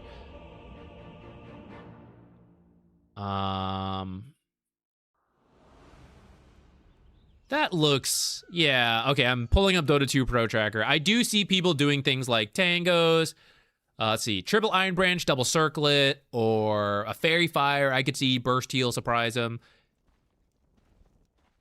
I am open to a Magic Stick, but I don't think you need it. Okay, so we're halfway there, but then you have this Windlace. I really don't think you will have issues chasing down a melee hero in most cases. So here's the thing. Maybe the melee hero gets away because we don't have the Windlace, right? They left the lane then. Who cares? You know? That's what I needed. I don't always need to kill them. I'm here to build a lead. And that could come from killing them.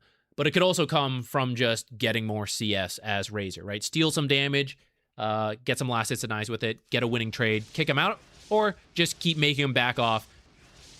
That's where I don't think you need this Windlace. Now, I know some of the idea might be like, oh, when Jug commits on me, I'm going to Windlace back. Which is kind of true, but I also think you should just... with good positioning, you won't need to do that, right?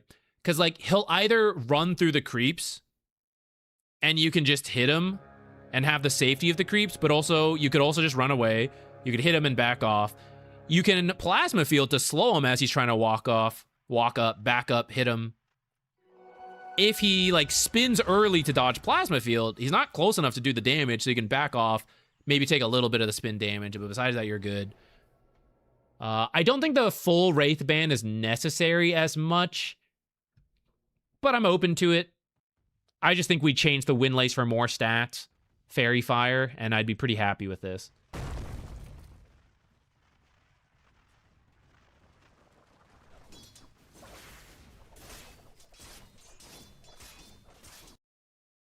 So here, we would position over here. Just avoid the Pugna, but I don't really have to avoid Juggernaut that much.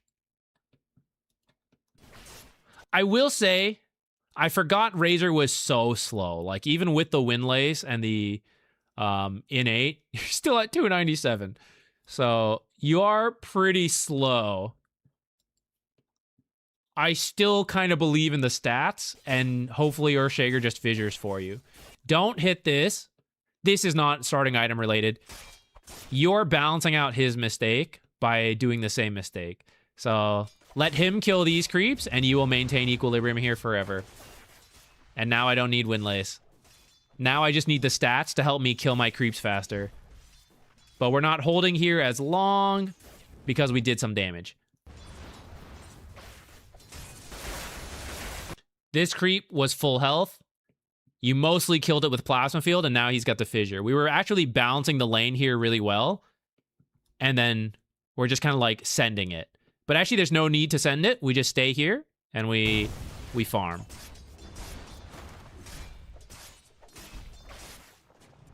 Now, Jug continues to farm okay back here.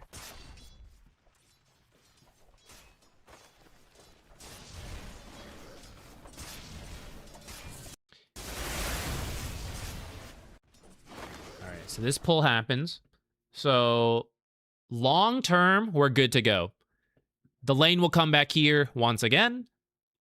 We won't mess it up. We're fine. Pretty close to level 2. That means they're also close to level 2, if not already. We can see Jug's already level 2. So gotta be a little careful if we're worried about their level 2 combo. let's pretend we're not, ignoring the time and all that. Then the place to be is like down here, and you hit the jug. Hit the jug like this. And then just retreat this way as this guy runs in. Oh no, what if he starts spinning at me? He's going to further mess up equilibrium. And this guy will fissure this way, and then I'm out. So right here, whack a little bit. We're going in this way, which is bringing me to the edge of attacking the Juggernaut. Like here versus here is the same for the Jug, but it's different to the Pugna. So down here would be better to keep us further away from the Pugna, which we commit to, and we take off a lot of health. It is Juggernaut. A lot of time left alone. Between the lane, us messing up a little bit, to now keep chasing the Pugna. This is all damage that could just be the Juggernaut. The Juggernaut who, he also being a little greedy on like his start, right? Now you can just whack him. You don't need to use the Razor Q there. And this is where people will be like, Zach, I'm always out of mana. There's been like 2, maybe 3 plasma fields we did need to use. I'm gonna be like up here.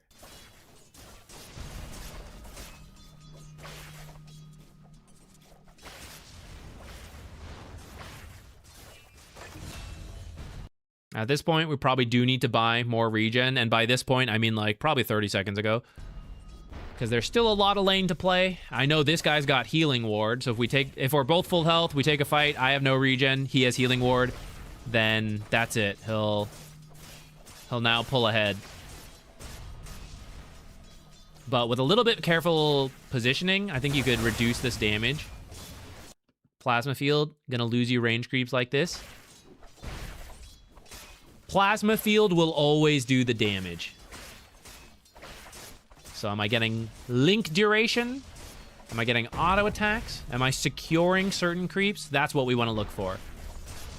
Now, okay, a little unfair because Plasma Field is unique that depending where we use it, it may do more or less damage. But for Razor, a lot of the value of Plasma Field is actually the slow to get more link duration. Which, by the way, I think several times you can just walk up to this guy, half the cost, static link him. Like, even now at level 3, this guy has 70 damage, we have 60. Static link that goes for 1 second changes the dynamic. I go to 66, this guy goes to 64, so I've already passed him. And that's 1 second of static link. So just a little bit longer, and I'll have enough damage to easily deny and harass. Which then brings us to, okay, well, what if this guy spin commits on me? I just hit him. I stand my ground and hit him, and I built stat items. This guy is 700 max. We're at 800. Imagine this Windlace is like another circlet on top of that, right? And I'm a ranged hero, so I have the advantage of poking him.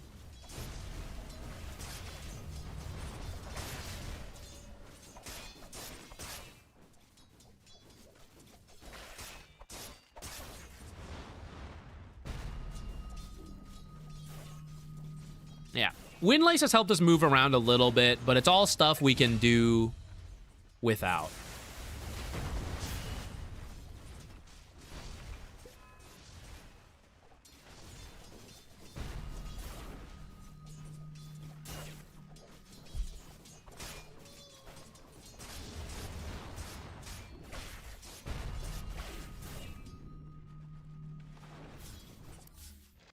Okay, I'm gonna move forward.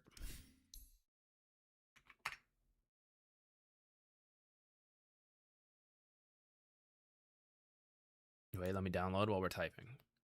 Okay, what is this one? Dark Seer.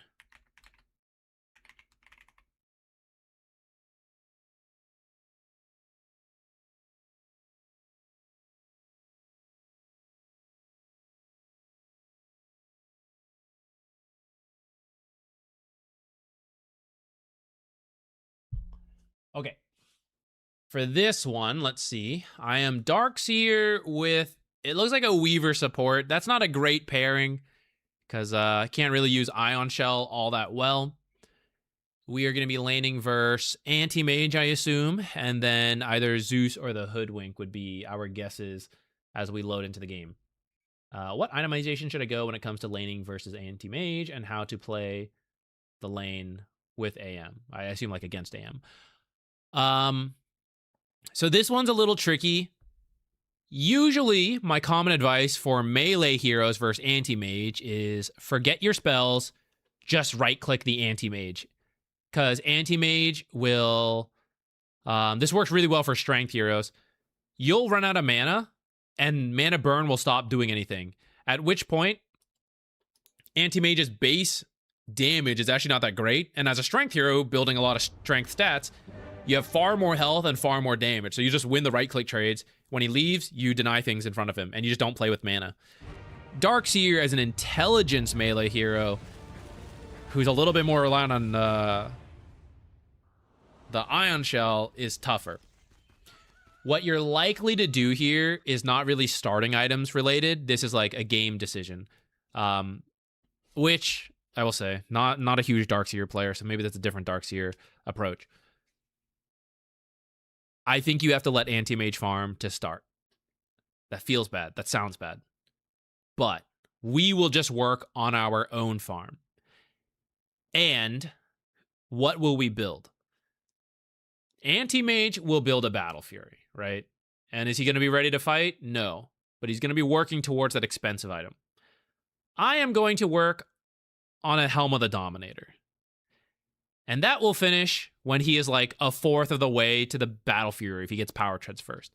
And with that Helm of the Dominator, now I will stop the Anti-Mage from farming. Because I will take his tower, I will close out the map, I will have double Ion Shell more inherently. Maybe we can't kill him easily, but we can keep chasing him around with this creep, right? So sometimes, even though I don't want to let Anti-Mage farm, you can't do it from minute 1, depending on your hero. You might have to do it later, you might have to kill him. In this case, I think we need Helm of the Dominator before we get that scary. With that said, everyone can mess up, right? So something I am looking to here is how much our Weaver gets done. Weaver can harass Anti-Mage pretty effectively. Weaver can also feed really easily if he messes up Shikuchi and then Hoodwink or Zeus is down here, plus an Anti-Mage that jumps him. So we kind of have to see how the supports change this dynamic. And maybe we get Ion Shells near the Anti-Mage, like maybe he messes it up. I feel he should be able to play safe to where I can't truly harass him in these first few levels. I am, how open I am to this magic wand.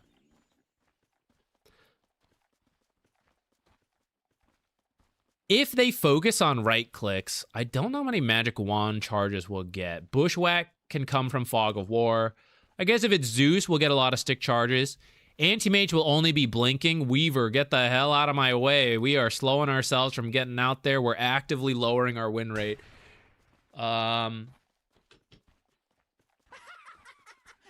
Let's actually see. 62 damage, 670 health versus 626 health and 58 damage. And a lot of it will be this, right? Which will then be gone. Money and bones, money and bones. Fall at my feet, peasant.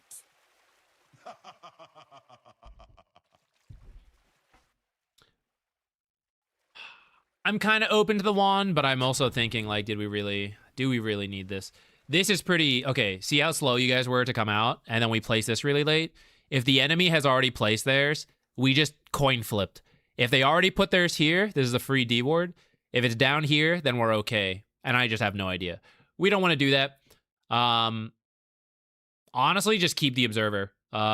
Keep it in your backpack. It's better than giving all the money away, right? Or if you need to do it, at least put it more defensively. Put it at like the very edge, something like that. And hope you're getting out of sight of like a more mid-lane Observer. Let's check. Did they ever place one?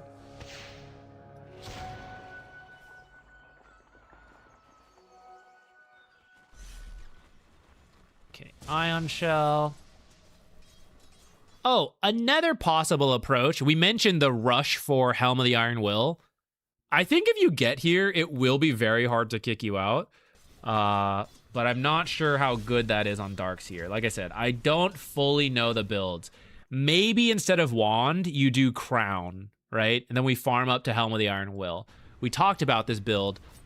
I don't know this particular matchup that well, though. I kind of just try to get the lanes in a good spot for Dark Seer. That's like I'm the support, you know, that's what I'm doing.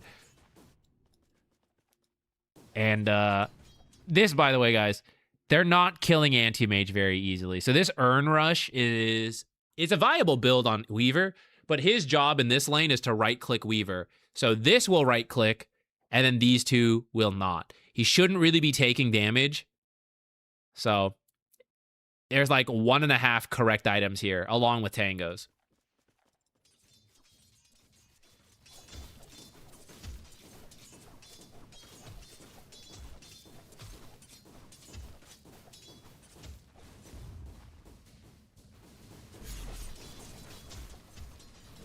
I think you try not to Ion Shell here, but if you do, you go stand next to Anti-Mage. Every time he auto-attacks you, I don't know, you're getting like 2 seconds Ion Shell burn, you know? I feel like it'll pay off. We're giving up creep equilibrium for this Ion Shell, so we might as well get some harassing too.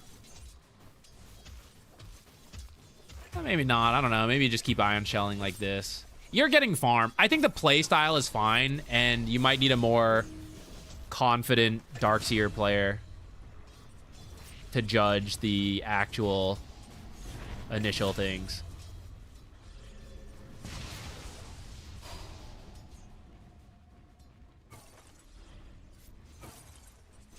I actually think you had a good amount of money. Hold on, go back. You were uncertain what to build. After that kill, excuse me, after that kill, you're like halfway to the Elm of the Iron Will. I feel like you can do it. I don't know that this raindrops will help you that much. Small amounts of mana regen tend not to pay off versus Anti-Mage. Because, like, so raindrops is 0.8 mana regen, you know? In 10 seconds, that's 8 mana.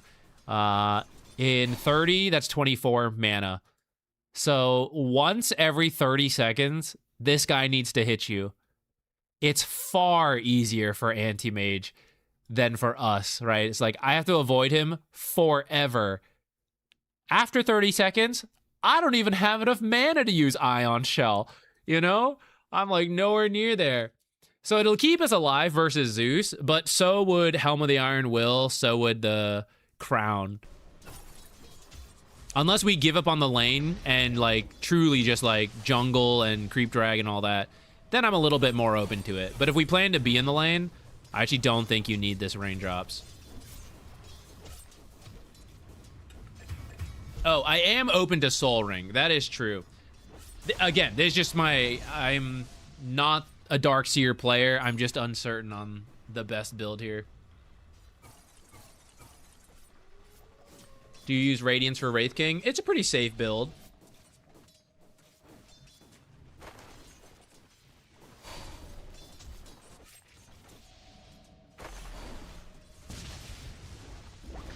I just don't, yeah, this stuff, I don't think you need to care at all. We are in a good spot. I can lane without mana where we were, so let's just do that and keep working towards Helm of the Iron Will. That is the time we will be strong. It is not this level 4 timing. It is the Helm of the Iron Will, Helm of the Dominator timing. We lost equilibrium for that and lost probably about 100 gold.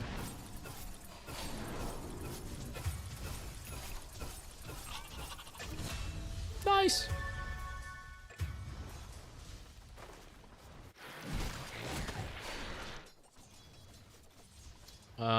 Bottle Soul Ring on Storm is okay in my opinion, but you're mostly jungling with that build. So, like, if you're not having a good time and you're like, I'm just gonna jungle till we get anything, I think that's where you can do it. But I'm uncertain if just like Power Treads is still better for that though, because you can like tread swap and all that.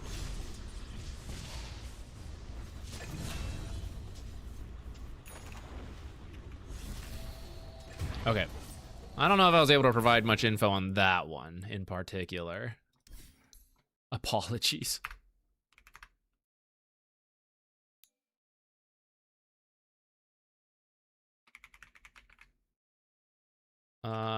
This looks to be an unranked game.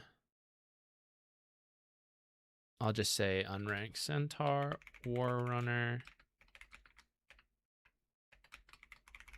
Unranked. How long is the queue for replays? We're just doing starting items, so it's pretty fast.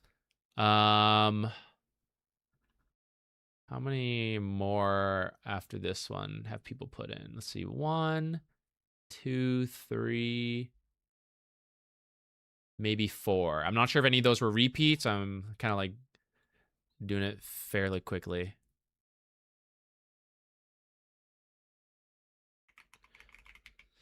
I hope to get to all those, maybe a couple more. I think we are reaching the end, though. We're at like 6.5 hours. That was a non-stop rambling for like 4 of them. And then still more now. So the brain is starting to go. But feel free to put them in, and we'll see how far we manage to get. Okay. I meant to talk about it before we press play, but we'll just back up. So this was offlane Centaur against Drow Venno, returning player after long break. Curious what I could have done better in this situation. All right. Let's hop back out. Okay, so we are Centaur, and then we're probably playing with Rubik. Maybe there's a world we play with Clockwerk. I mean, you'll know on your side of the team. And I guess let me just verify that real quick, because you would have this information.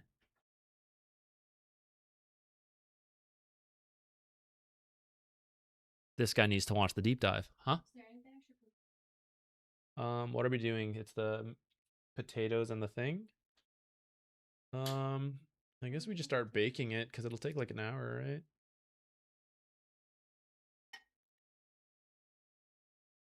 Thank you. Okay. I'm shook by this shawl, guys. I'm absolutely shook. Rubik's maybe a little AFK. Okay, for us. So, I guess I got a sneak peek. You told me what we're going to lane into. But looking at this draft, it was likely Drow carry, right? That rarely flexes. And then either Wind Ranger, Skywrath, or Venno 5 would be the possibilities. Hello, Jupiter. I was going to start the stream with him here, but he ran away from me. He's back. By force. So it's all ranged options with some like crazy, this is Doom, right? Yeah. With some like crazy Doom support in like, I'm sure there's some games where it's done, but not really expecting it. So we mentioned Ring of Protections as a potential start. This is one where you could do that. Centaur has 0 armor. So the effective value of 0 armor once he gets out of the tower. He is pushed up to 1 armor from this circlet and this iron branch, but otherwise he is like 0.5 armor, whatever. We're getting technical. Ring of Protection would help a lot, and almost maybe even 2, because you have decent HP regen. You can buy salves, things like that. So you can make your effective health quite good with Ring of Protection versus 2 ranged heroes. Honestly, you're just going to deal with that. That's your life. You're just going to deal with the ranged harass and get the farm you can and reflect it with Retaliate. You can start with Hoof Stomp for some early stuff, but I probably just max Retaliate after that. And when they hit you, you will do damage in return. And while we take the damage from harass, we'll try to minimize that, of course, but we try to get the lane in a good spot. If you were going to do a Helm of the Iron Will Rush, it would actually be pretty good this game, even though that build's not as common. As a returning player, I don't expect you to do that. It would be pretty tough. This is not too bad. Does make us a little late to the lane. Rubik could try to fix it a little bit more for you. This is why it's a little iffy. That play is like not bad. It gets Drow low, but also I miss a chunk of the lane. But I won't worry about it too much for now. We're just trying to do what we can to get it back. A little bit of body blocking. Actually, in that particular case, you probably let them go and then creep aggro and hope yours go into the tower.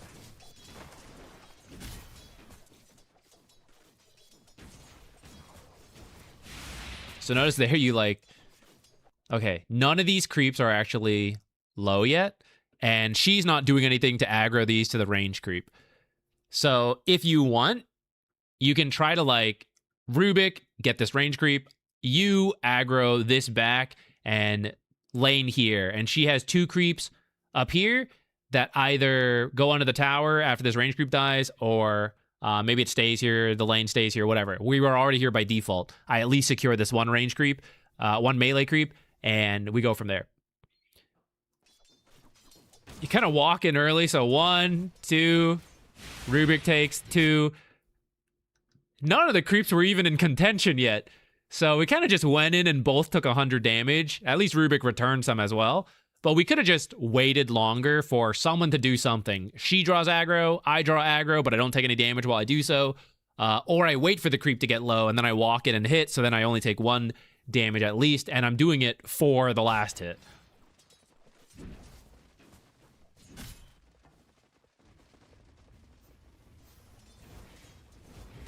Now, if you did like 1 Ring of Protection and then like Gauntlet, Circlet, I'm open to just this, let's finish the Bracer. Venomancer hasn't really done a good job of harassing you, so we're getting away with it. If he was putting more pressure in the lane, I would consider a salve. Let's aggro here. Doop. Nice. With a little bit of fine-tuning, we can do that aggro and get the last hit. And the positioning will be better. So, for example, you aggro again right now and keep running backwards instead of turning back in. So 1, 2, 3, 4. 4 auto attacks on us, but if you had aggroed, we just avoid those 4 auto attacks.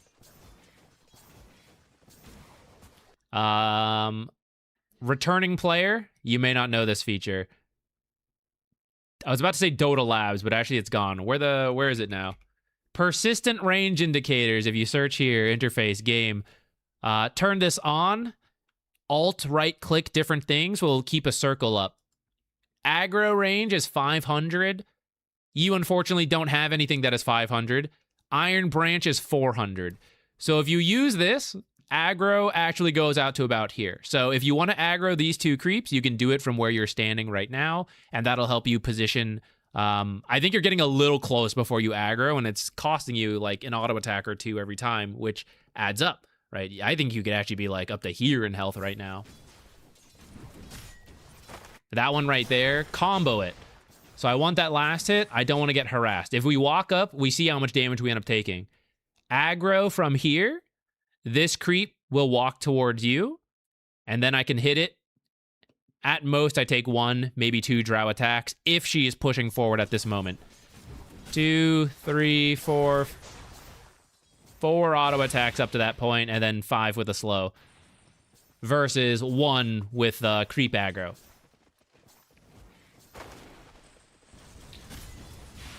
If you do go for Bracer components, try to have it come out all the way. I'm not sure what you keep interrupting it, so it's gone back and forth. Have it deliver its items. The Bracer would have gotten us a little bit more strength at this point. But again, you can also see like the amount of right clicks we've taken, how the Ring of Protection probably would pay out. We kind of joked earlier about how like, oh, if it's blocking 5 damage, you need like 100 auto attacks for it to pay off. Well, we're going up there since we're taking so many ranged attacks. But also, because you're so low armor, you actually do block even more than 5 damage in some instances. In the end, it's not even that bad, though. I'm, like, nitpicking, but kind of doing okay. They could be pushing you harder. Specifically, this Venomancer has kind of just, like, left you to your own devices.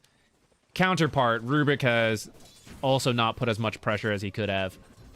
That's just Dota. Okay. Another bonus to these, I think we mentioned this, but I'll just throw it out. If you drop the bracers, backpack them, and then salve, this is not just 390 healing. It's however much more on top of that. I don't know exactly where to be. You're probably about full health. If you like backpack both these bracers and salve, you're probably pretty close to full health, which is a lot more than just 390 healing here.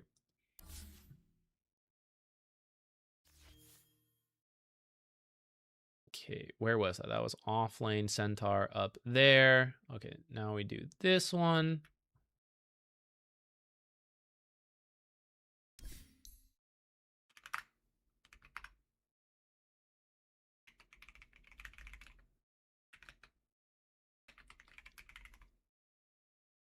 So this is Lifestealer Archon versus a Necrophos. Question being, I thought maybe I should have bought Frost Orb to help deal with the Necro. My understanding is he outscales me later into the laning phase, so I need to blow his mana out, sustain him early. Part of that is Orb of Frost and Salves. So I kind of agree with the analysis of Necro, but I think the way you go about it will be a little different from that. So on our team, we are Lifestealer, and it looks like we have a Rubik hard support. It works, it's not the strongest. They have Necrophos, who is very weak early, so that's the part we do want to punish. And either Snapfire or Zeus, maybe there's a crazy like Clink support. Lifestealer cannot do much to Necrophos outside of Necrophos messing up. Like, you can try level 1. Once this guy has Ghost Shroud, you don't really have an answer to that. So for you, just deny this guy. Like, I should have loaded this in. Buy a lot of stats and just focus on denies and last hits. He whittles people down by getting enough CS that he outsustains with that amount of regen. Lifestealer is one of the best heroes because you can hit things at 75% health to deny. You have some of the best lane control by your tower. You have really good animations compared to Necro. So I would just go full-on stats.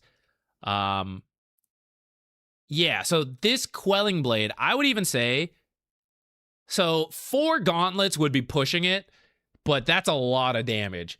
4 gauntlets and the Quelling Blade, and then you buy Tangos later. This is like a partial version, which I think is probably safer for pubs. You have 56 damage, Necro has 51. I guess, okay, he hasn't bought any items yet, so he'll be closer to you.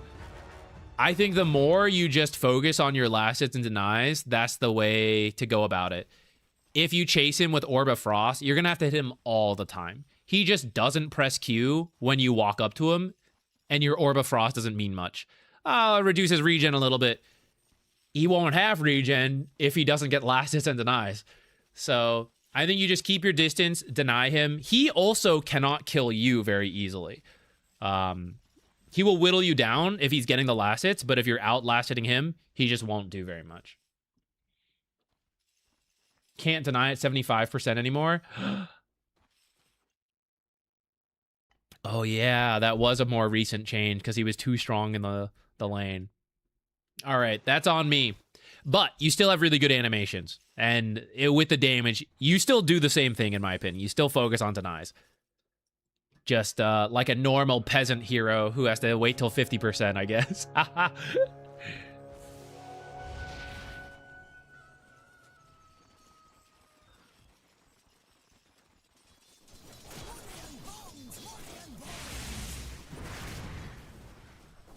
little bit of level 1 fighting like that, I don't mind.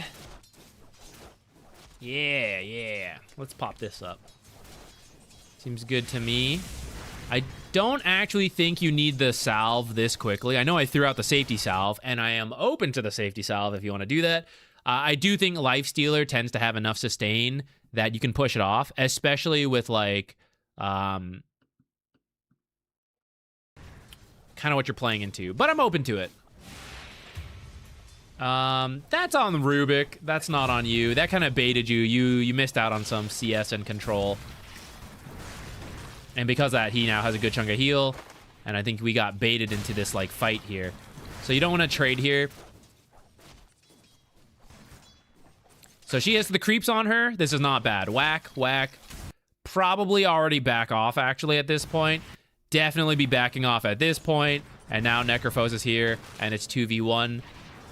Maybe you thought Necrophos would just go home after killing the Rubik. But there was also a lot of creeps. That we don't actually need to kill Snapfire, right? I just need to get creeps and stay here. And avoid getting too low, which has now happened to me. Which, at least, this is the safety salve. This is why we get it.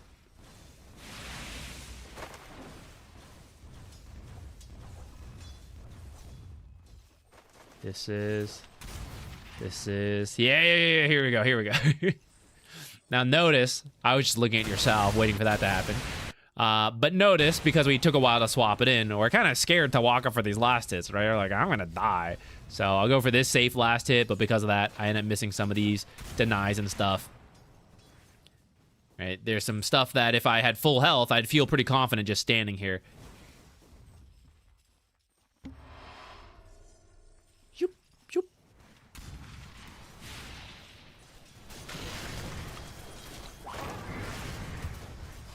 Whoa.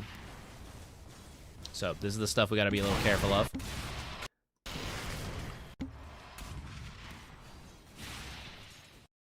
Do we need to fight right now? Yes or no? No.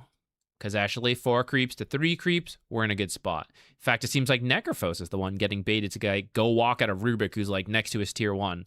So I just use this moment to secure creeps that I want to secure. If you wanted to push in preparation of the Lotus, you could do that now. Here's the banner creep though, and we're starting to fight now. Fortunately, he actually healed our creep, I suppose, or his creep, so that we didn't miss the last hit. But we don't really need to fight right now. There's important stuff. The lane's in a good spot. This is fine to just sit. We kind of forced this fight pretty hard, and we're tanking a lot of the creeps. And I know Rubik is here, and I know Snapfire was in this area. So it's faster for Snapfire to join in than it is for us. We don't die, but our safety salve is immediately burned.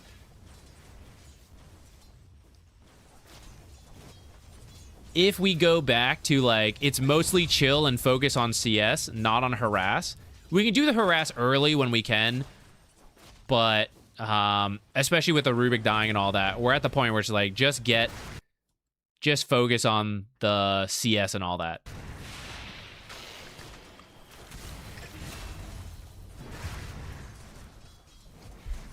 Mr. 95, thank you. I need to use my voice line more. I don't know, it feels weird. It feels weird using your own voice line. I feel like a little bit like an asshole, you know? Spam my own voice line too much.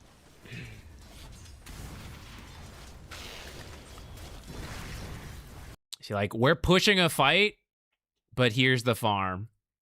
Here's the farm. Oh, we're kind of losing a good chunk. Okay, maybe Snapfire stepped up too far. Gotta get a kill. It's gonna save us a little bit. Are we the idiots?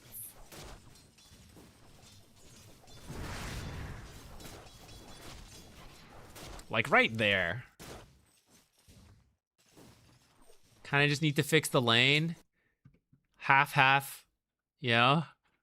Don't even have this, actually. And we're just, like, running at him. So he will attack us once for free, which is what he did. He has a spell. He's now running away. And because we're hitting back, we're actually aggroing his creep wave, right? So they all hit us once as well. And then Rubik gets here. The idea to punish now while Snapfire's gone is not bad, but in that particular instance, it just, like, it was a little bit misaligned. Even if it's just by, like, a second or so, that will matter. To where that didn't end up doing much to him, and I'm actually too low, so I'm scared of doing anything, so I give up on the creep wave.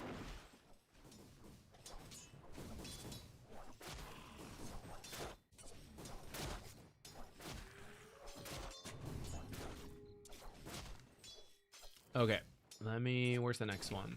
Warlock. So I actually think, the itemization as a whole was actually kind of fine. I think it's just the way you played was a little overly aggressive. And I guess if you really wanted to play that way, maybe Orb of Frost kind of would pay off, like you were saying. But I think it'll be hard. I think it'll be hard.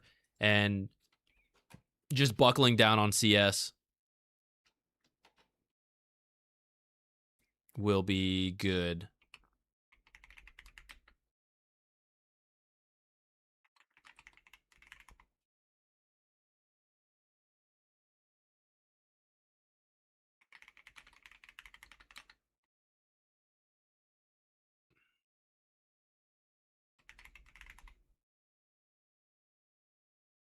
Okay, Warlock.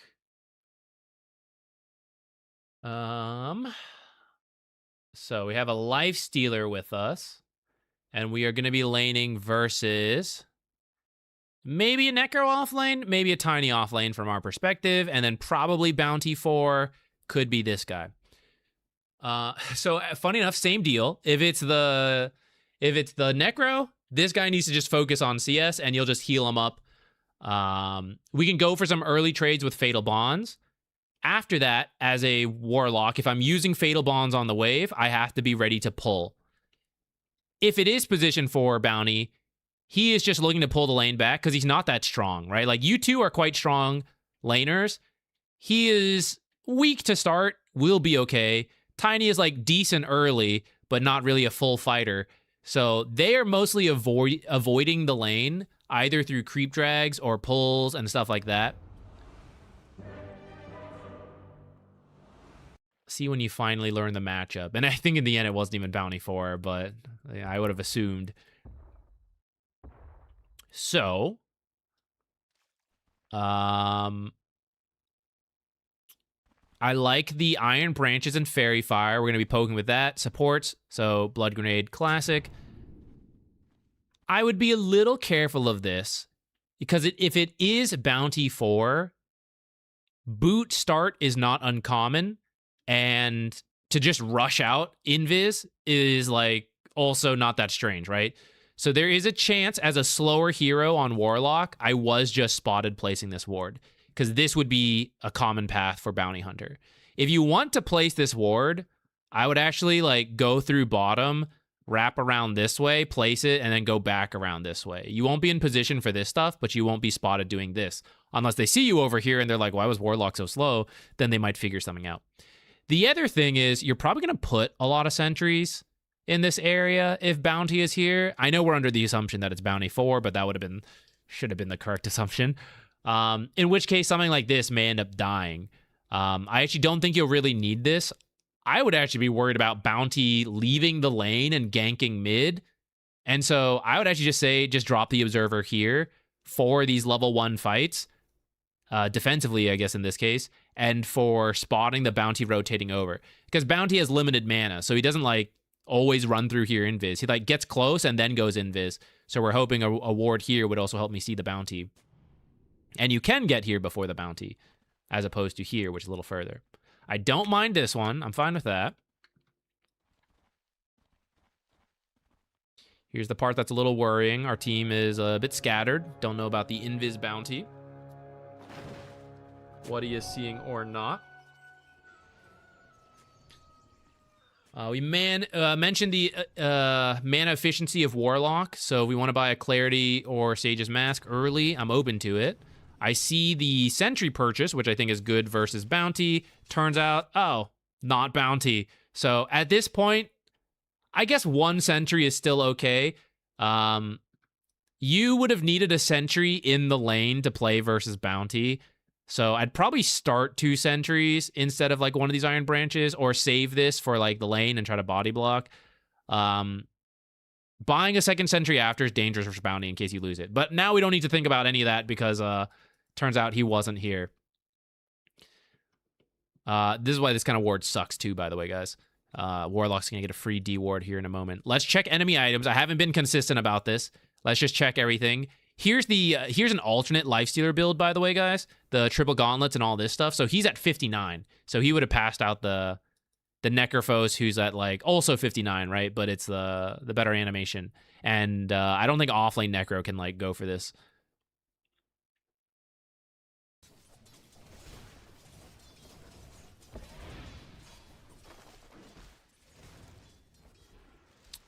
We are using W aggressively. Since you took it level 1, I don't mind.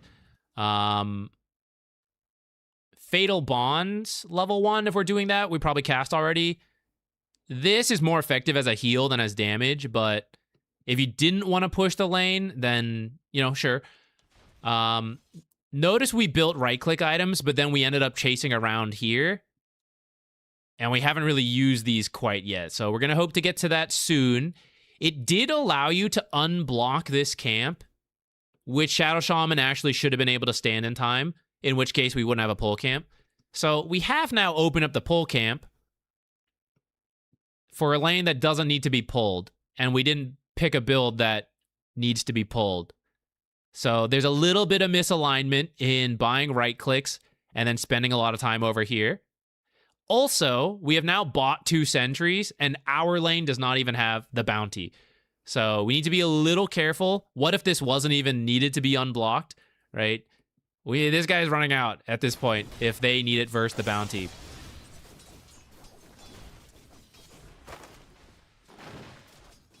Okay, looks like we didn't have our Fairy Fire in for that. So we just did a 1-for-1 trade with Tiny due to positioning. Right, we chased away the Shadow Shaman, and then we're closing this way. If Shadow Shaman stayed here, we wouldn't be able to do this.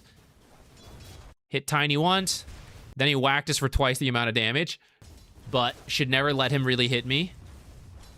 We just back out this way after that, go this way, or just wait here.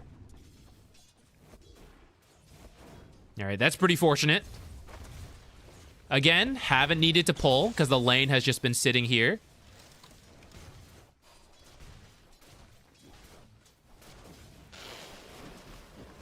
It is going to end up leading to a Shadow Shaman kill, it looks like. Prior to that kill, though, I'd like to check in on CS and see that Tiny is actually perfectly fine here. Which is not that crazy because it's Tiny, but I do feel Shadow Shaman has made some mistakes that are letting us get value. Gave us a free D ward, poor time sentry, bad positioning, right? If he improved, though, I really feel like the lane pressure dominance of Warlock would have been missed on this Tiny.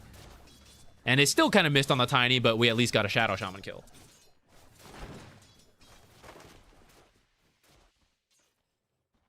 Out of mana. Need a Clarity. So instead of the Wand, which we can see has 4 charges, so no real need for the extra charges this game, that recipe could be the Sage's Mask already here getting to work. And then this Sage's Mask could be a good chunk of the recipe, or it could be a Clarity. Could be a Raindrop even, actually, if you want to go that route.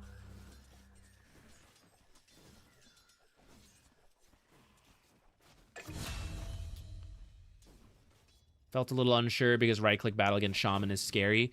That is true, but you outrange him by a good amount. So if you just stick to the lane and right-click, he can't do all that much. Like this, right? This is good, where we poke, back up, poke, back up. Round 2. Sneak the Lotus. And then get back over here, poke, back up, poke, back up.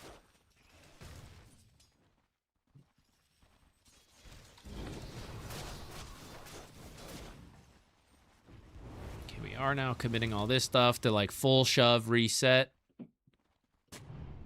Do all this. All right. I think we'll move on to the next one. Do the body block. I like it. We would just have a little bit more mana regen. Just like note the wand charges.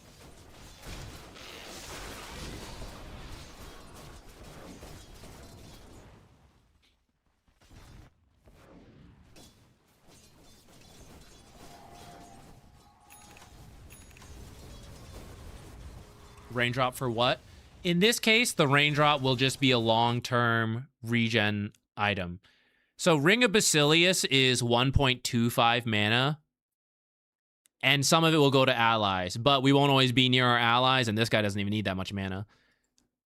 But Sage's Mask Raindrops is actually more mana regen for the individual hero, which is kind of what matters right now, and it will protect us with the damage block. Now, in this particular lane, maybe we don't really need the damage block. But at some point, there's going to be like Necro Walls. There's going to be like some earlier fights, right? And the raindrops will kind of be useful there. If you don't want to do it, you want to go straight Bassy, you want your Arcane Boot sooner, I think that's fine. But for what's been a pretty casual lane, and we can get away with like these longer term items, I'd be okay with it.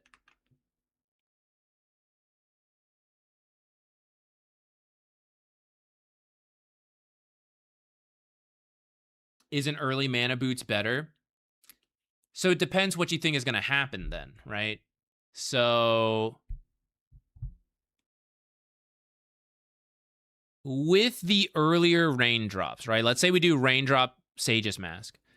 We have more mana up front and more survivability. More likely to get a good fight going our way in the lane. And if it pays off in a single kill because I get like one more Shadow Word, one more Fatal Bond, whatever, the kill will pay for the raindrop itself. If truly nothing happens, then yeah, maybe it wasn't really worth it. But I feel like playing earlier can be okay. Again, for a hero who is super efficient with mana on the Warlock. If we do go Arcane Boots, we might get it a little sooner. You're not really a roamer, so you don't make great use of the boots, but, I mean, we can still go for runes and, like, stacks and stuff. Arcane Boots a little bit sooner, let's say, like, a minute sooner. This guy doesn't really need mana. This guy could use mana, so it'd be nice for Void Spirit. Slardar could kind of use mana, also not that mana dependent with bashes. Same with her. She's also rushing Arcane Boots. One Arcane Boots fits it a little bit. Do we need 2 sets of Arcane Boots, like that amount of mana, 1 minute sooner?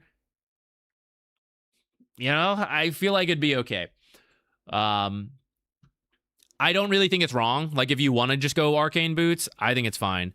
But I'm also open to this guy going like Sage's Mask Bassi pretty early to make sure the lane goes well, which is like number 1 for Warlock. Must do well in my lane, and to do well in my lane, I need enough mana to do things. And Bassi can be good with mana-dependent carries, but if it's someone like Lifestealer, then Sage's Mask Raindrops is actually more individual mana regen and survivability, and it does not reveal you when you're near creeps, showing the aura if people are paying attention to that, which is a more minor detail. Most people won't. Was the mango worse than clarity? I missed the particular mango you were talking about. My bad. But Warlock can usually get away with clarities because you like shove the lane and then you do a pull, and during that pull you clarity.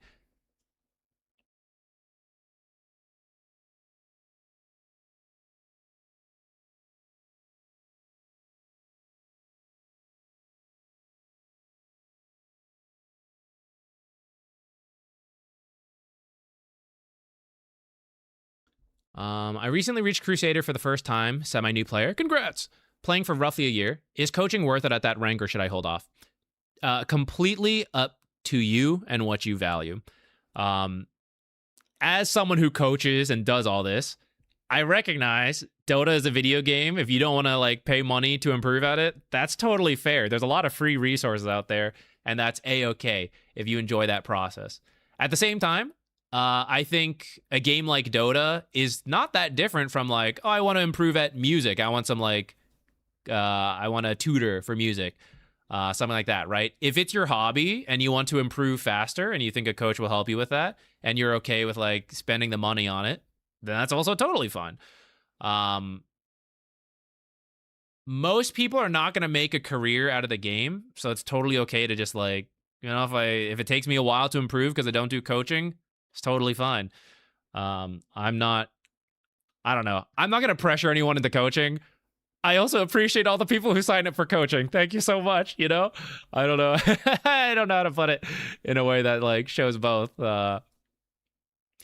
For Crusader, I do think there is still, especially as someone who's semi-new, right? So I don't even know if you've gotten stuck yet. For Crusader, I feel like there is a good amount of free content out there, and as someone who's new, there's probably still a lot of things you can keep working on. You might be fine just like doing that. At the same time, if you want to make sure that process is like done right and you're not building bad habits, that's where the coach could help. So again, just like what you value.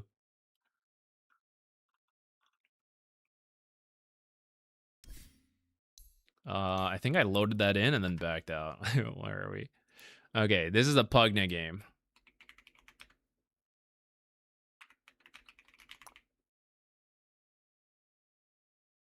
I am reaching the point. I might be stopping soon. I'm getting tired. I think we have dinner, thanks to my lovely wife, baking in the oven. So maybe that'll be the end point. I don't know exactly when that oven's going to beat, but that might be around when we stop. Okay. 40 minutes. Oh, you guys got a lot of time. Okay. Pugna 4. Oh, wait, timestamp. Pugna 4. And we are with Axe. That's a pretty decent lane together. Battle Hunger, very annoying. A lot of supports can trade evenly with each other, right? Like, you attack, they attack. You use a spell, they use a spell. Roughly even. Battle Hunger's nice because it's a pretty long range, and they're just losing, right? It's like an extra ability on them. And because they lose first, they have to run away, and that'll let you get the extra attack. So Pugna on his own, generally a very fast hero, pretty spammable spell. You're a lot about just poke, poke, poke. Can go for kills once we do enough. And I'll get some help from Axe. If it works, great. We also don't need to force a fight on Axe. This guy farms really efficiently if he just gets some starting items and he can start creep dragging. And then while he is doing that and farming efficiently, you are poking the carry relatively safely, blasting the tower. That is kind of the game plan I'd be thinking of. We could also rotate and like do stuff, you know, depending what happens in the game. But that's my vision for the lane if I just look at the two of you. On this side, looks to be a PA carry if I had to guess, and then probably Disruptor 5. Maybe some weird stuff. But we should be able to easily outrange the PA. Disruptor in general, if we poke first with good positioning, we should be fine. We have to be very careful about bad positioning, getting glimpsed into a spot that PA can easily jump to, and they kill us together. Pugna squishy. But with smart positioning, we should win the war of attrition over time. Also got to be care of the Spirit Breaker rotations. But level 1, that's usually okay. And if the team is like communicating, it should help you. Could be worth it to put an Observer to look for the Twin Gate, though. I don't really need it. Like, Disruptor's not going to roam mid. It's not really something he does all that well. So Spirit Breaker coming through the Twin Gate could be something we worry about. Spirit Breaker going from off lane to mid is another worry, so you could let that side take the Observer, place it over there. You pick up an Observer later, drop it near the Twin Gate, or just work off that top. Hey, if he's not in the lane and he's not in our Observer, he might be going through Twin Gate, you know? Now, as part of our game plan, we're going to buy a lot of stat items to boost our right click, and because PA uses a lot of spells, we'll buy a magic stick. We do Wand, Blood Grenade, Sentry Observer. So I'm totally fine with the Blood Grenade and Sentry Observer. I don't think we need the full Wand. 20 charges is going to be nice versus a PA. I am not going to get 20 charges for a while, right? Even, how long would it take? If she daggered nonstop, 6-second cooldown, right? That is 10 daggers in a minute. So it'll take me 2 minutes to get the Wand, which means even if I wanted to rush the Wand, I could get the other items, buy the recipe with the starting bounties, and then still get it in time before I reach 20 charges. But as someone who has a very spammable Nether Blast, I can just use Nether Blast, take some damage, pop the stick, and then keep continuing to collect charges after that. So I don't think you need to go full Wand. The reason I'm saying this is because full Wand is 3 stats. You could do Magic Stick, 2 Iron Branches, and then, with 40 gold, you could do a Circlet. So, from 3 stats to 4 stats. You could do double Fairy Fire to go from 3 stats to 6 stats. 2 stats from the Iron Branches, 6 damage when you account for the 4 damage from the Fairy Fire, and then 2 burst heals from those Fairy Fires. Which could be very good if we get glimpsed back. I am baiting for Pudge, is what that is, I believe, for sure.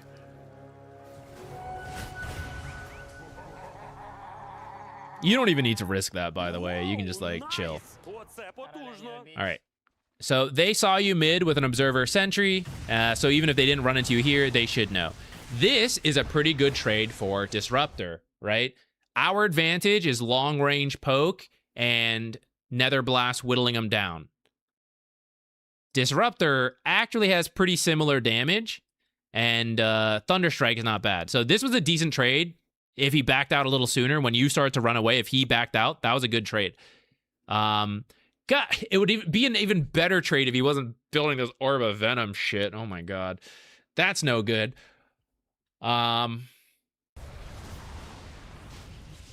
We could also beat him if we had the double Fairy Fire here, right? Double Fairy Fire puts us at more health than what Disruptors got, right? It's a little close, I admit, but you could beat him with that.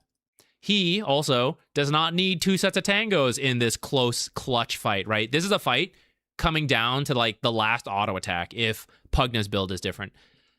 Maybe it wouldn't be that way if his Orb of Venom was different, but he won't need the second set of tangos. He'll need like the Fairy Fire could make the difference in this key moment. Or after this fight, he goes to lane and he's eating through all his 5 tangos, or he could have a salve on the way, the safety salve, pop it, go straight to lane. He kills Pugna, Pugna TP's back. Oh, don't worry, Disruptor's low. Oh, Disruptor's not low. Disruptor's full health. He already has the salve. And the money you get from the gold now comes in some other stuff. Okay, for a clutch play, you could probably Blood Grenade Q as you run through the tree line, and you might kill him. You had nothing to lose. You're at like 1 health anyways, so the Blood Grenade cost doesn't kill you. But anyways, a little bit of a mistake there from you. Well, I guess more than a little bit because we died. But the mistake there is that in the long run, we will beat Disruptor. And with a different item, I would have beaten Disruptor there anyways. But even with this build, you can beat Disruptor if we poke and whittle him down instead of 100-0 fight.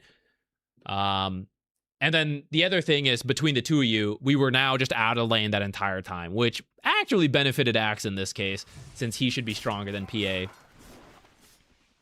Now here's where we want to be careful. This could be the 2v1 if I get Glimpse back. He doesn't have it yet, but he did kill us, so I'm unclear on his XP now.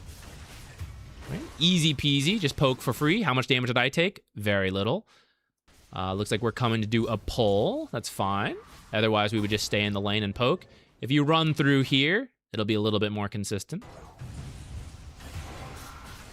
What did Axe rush? Here's the 2 Ring of Protections we saw before. He also went straight for the wand. Does not have 20 charges at this moment.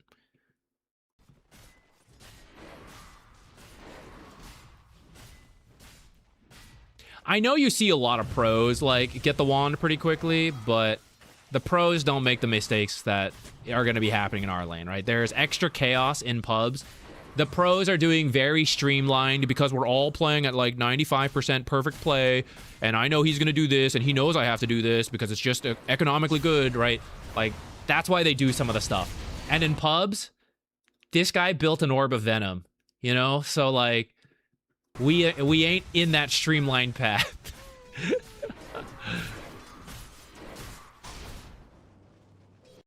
Now, we're picking up this Lotus late anyways, and this guy's dead.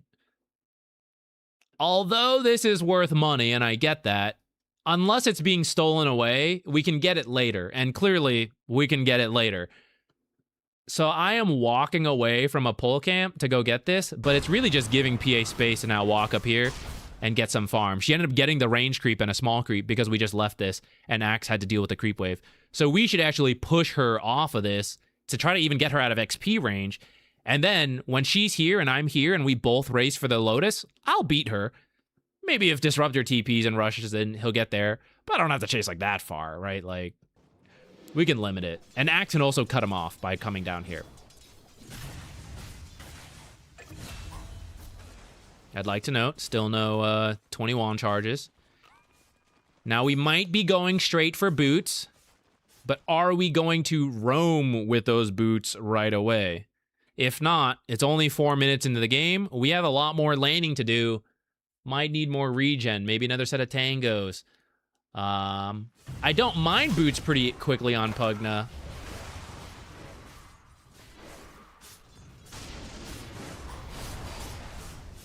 But it's moments like these where... One, positioning. Okay, actually, you are full health, so even more regen would not have saved us here. This was mostly a positioning thing that got us killed.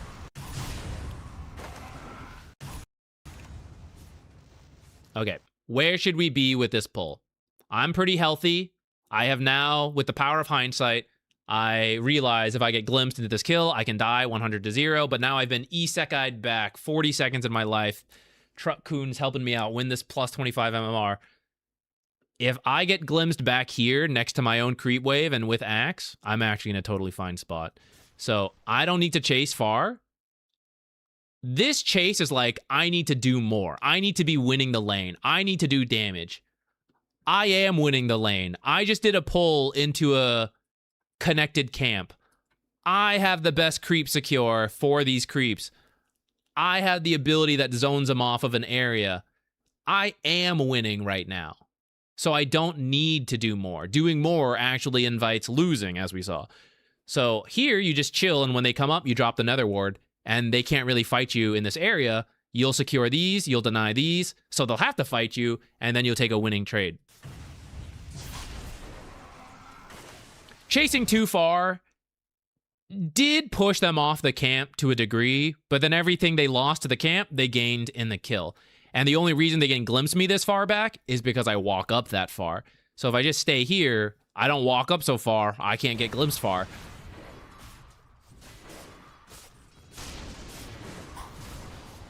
You could maybe take a value point and Decrepify at level 3 to live, because if you Decrepify yourself, they can't finish the kill. But we could just do our 2-0-1 build as long as we position differently.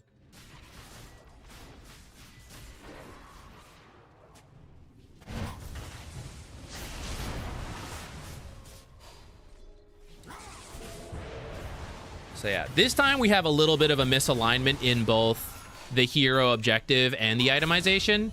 It's an okay itemization, but the playstyle would be easier if we just sit here and we poke. And I wonder, okay, can I see this in breakdowns? Let's come back to like this. Wait, let's go to Pugna.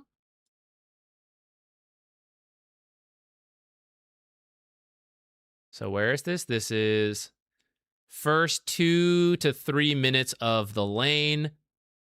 There's not a bad amount of right clicks and some damage from the abilities. Can I see? Unfortunately, they're showing the full game. Pugna in general should easily surpass his peers.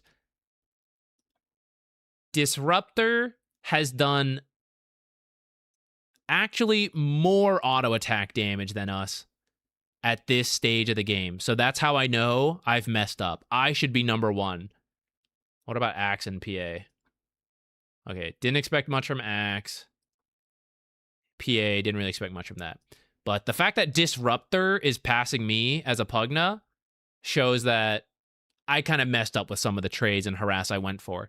And if you just sit in the lane, you will outrange and make use of your strengths and limit this guy.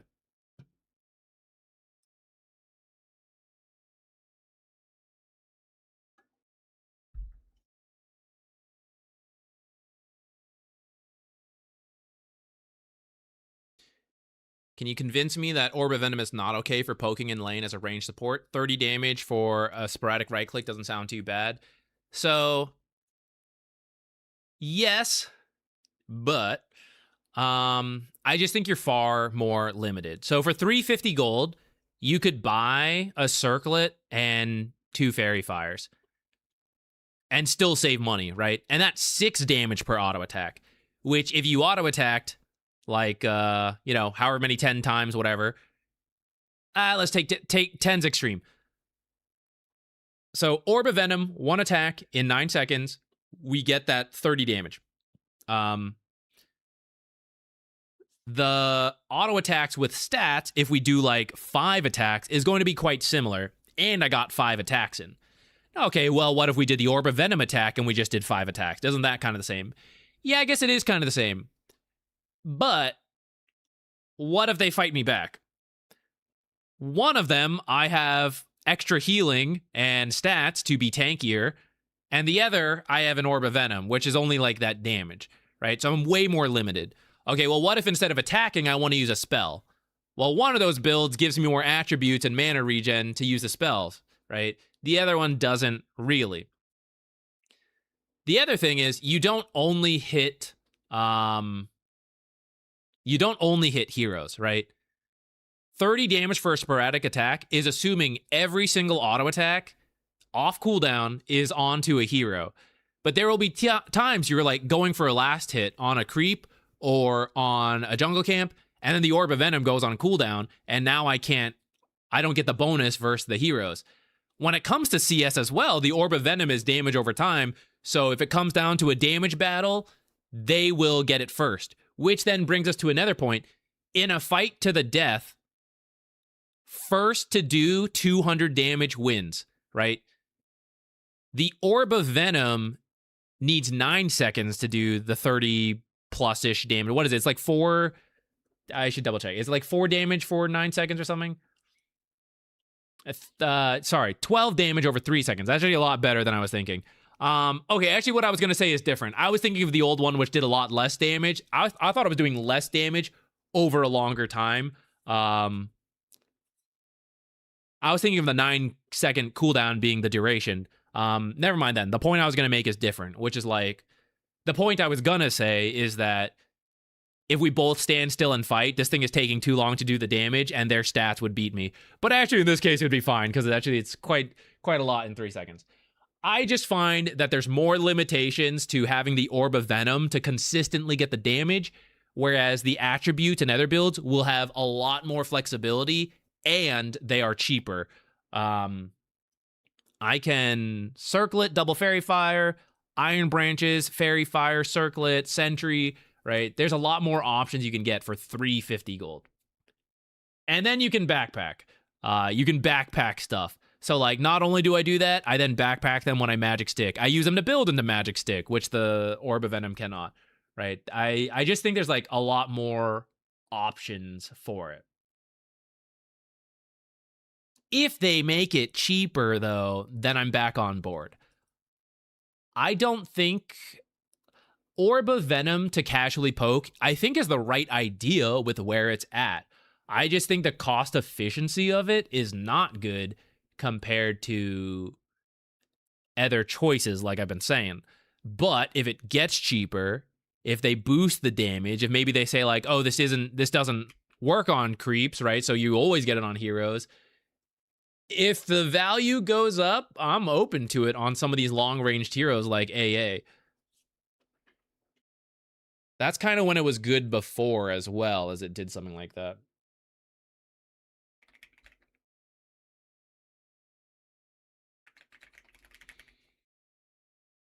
Okay, let's look at Tusk.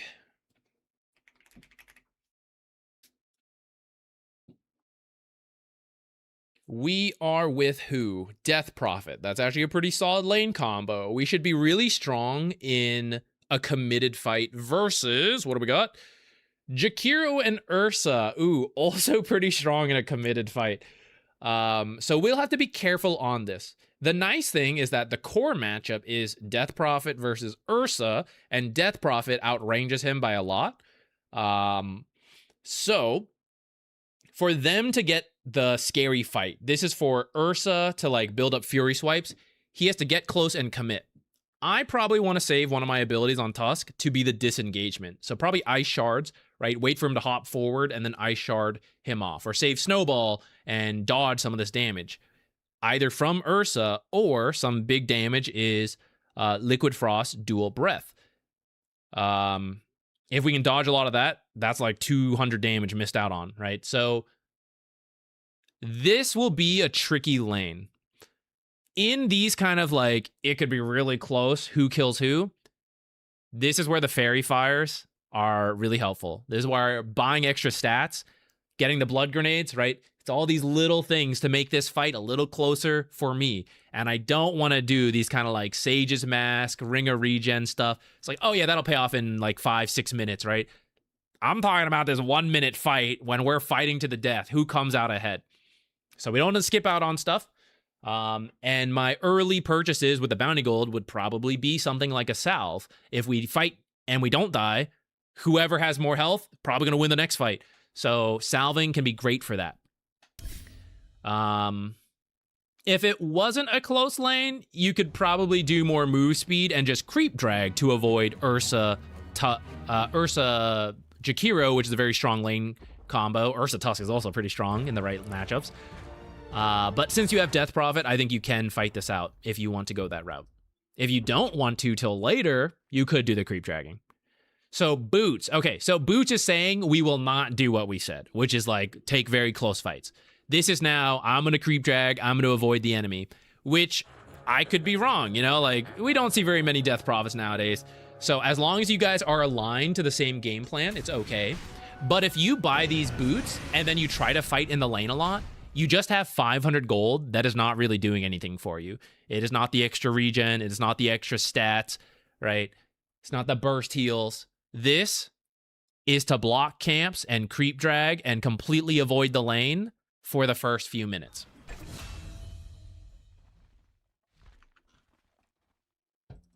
Never give up. So level 1, we probably can be here, right? Do a little poke. And it's not bad. And then we come over to body block a little early. Now I actually get rewarded with a courier, but 51 seconds, and I got a body block like in here. If I want to be a little early, sure, but we do have some time to be back here. Unless you're doing this, which we are. So grab the creep wave, tank a lot of damage, but not a huge deal because I am creep dragging. So I'm going to be back here. So our play style and our items have lined up. I'm happy with that. And we go back. Gotta make sure he doesn't pull.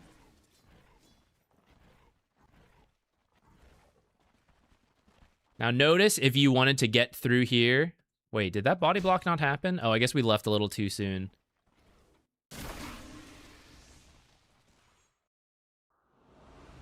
Yes. Love it.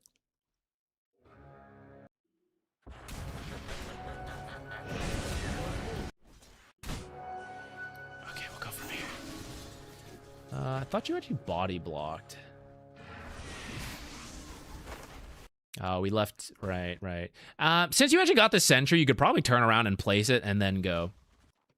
But anyways, okay. So let's say we didn't get the body block. Did this. Then actually what you should do, I didn't realize, you should run this way to here. In case the pull is happening, which as we saw, it is. If you try to go through here and Ursa's here, he's going to zone you out and you're not going to be able to do anything. So you might as well go this way. And it also gives you another option, which is that if we just need to do another pull, I'm already in position to like go around and meet him like over here without having to engage too much in like trade with Jakiro because I got boost, so I don't win these trades. So this is the zoning I'm talking about, right? Where like Ursa's just preventing me from getting close, but most carries will not think to move all the way over here.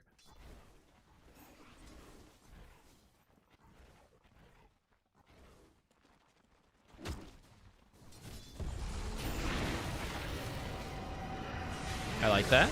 That was a good trade. Punished him for using his Q.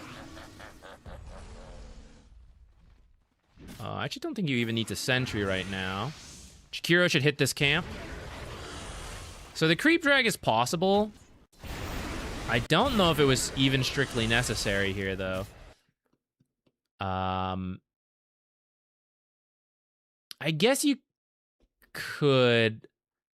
Ursa's low from earlier, though, is the thing, right? Like, creep drag is I cannot play the lane. But actually, this is a very playable moment. So I don't think you need to be doing any of this. And in fact, the fact that Jakiro's over here is even giving you the chance to 2v1. And these little repositions are where the boots shine. I know we often think about it as like the bigger roams and stuff, but like even here to here, you will save several seconds over Jakiro. If he was trying to pull in this situation, that's even bad, so...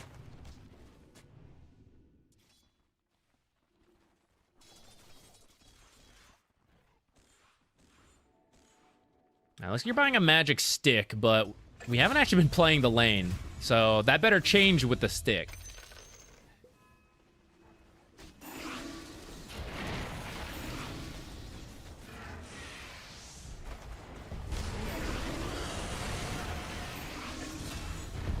Went too fast. I was thinking about something else, which is that you actually don't need to sentry this one if you body block, if you want. Because the timing we're working out is pretty good, right? Like, at this point, what's happening? Ursa's stuck under the tower. Death Prophet, if she positioned back, could actually just be doing a pull right now. But this is not that bad. The next wave will fight under the tower, but then it'll push out. In the long run, we're good. So we actually don't need to do too much right now. I'm actually free to just sit here as Tusk. I can just sit here and body block this, and I don't even need to do the sentry right now. And Jakira would be none the wiser that I'm just standing there.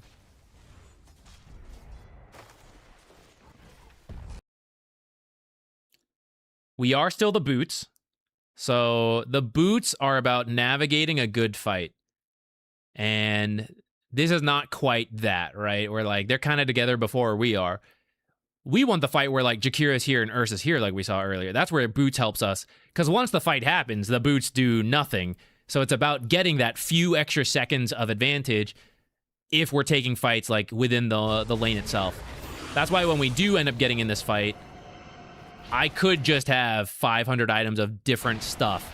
Going back to the idea if we were to play a stronger lane together, and I have a Fairy Fire here, I have more stats, I have more wand charges because I bought it earlier, right? Then I can just man up on this Tusk. On this Ursa.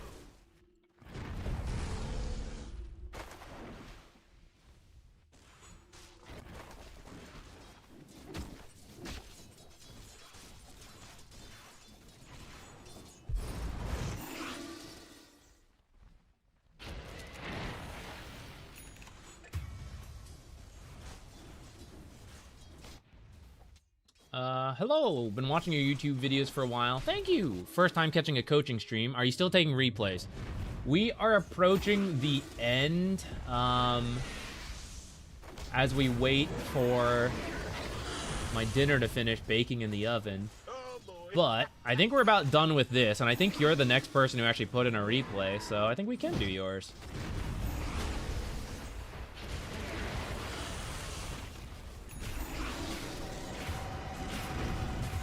I look away and it looks like you guys got a double kill down here. Let's go. The blood grenade kill! Let's go. Nice, nice, nice. You should just kill this. Just try to get like what tower damage you can. So just like, this is your farm right here. If you rush over, it might work. But if we look, I mean, like, it works or not at this. Like, by the time we get there, it is decided. He got away or he lived. So this is just a little bit of farm for you. And also extra tower damage. So you can be over here catching the next creep wave. And while they're dead, we're hoping, well, it's not going to make it in this case. But get as many things to die under the tower is great. And then we are low resources because we just fought. They are dead. So after you get this last hit, you drag this around. They respawn full health. They want to fight, and we're not going to fight. We're going to go lane back here with the creeps while I then get to go walk home. So we're kind of just lining all that up, and then we come back for the Wisdom Shrine. Now we might end up fighting for the Wisdom Shrine with like a third of our health, which is pretty dicey. Maybe I should have seen that, but we're going to move on to the next one. Oh.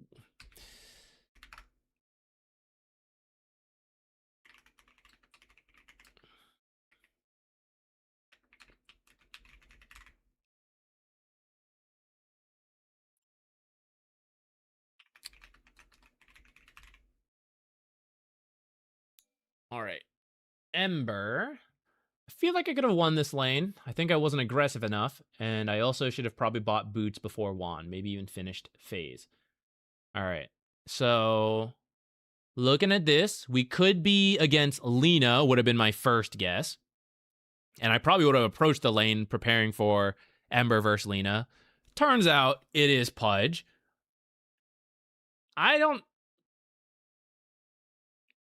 This is the thing. Sometimes there are multiple heroes who could legitimately be in your lane, and it's not just like a weird pub thing. And they require different itemizations. You could not buy items yet. You can rush out, place a ward to try to see where people are going and then buy the correct items. The danger is if your team ends up fighting and you just have no items, right? You're just going to contribute a lot less. I don't blame you for like, oh, Lena mid, you know, I'm going to like play for that. And at that point, I think this item build is pretty normal.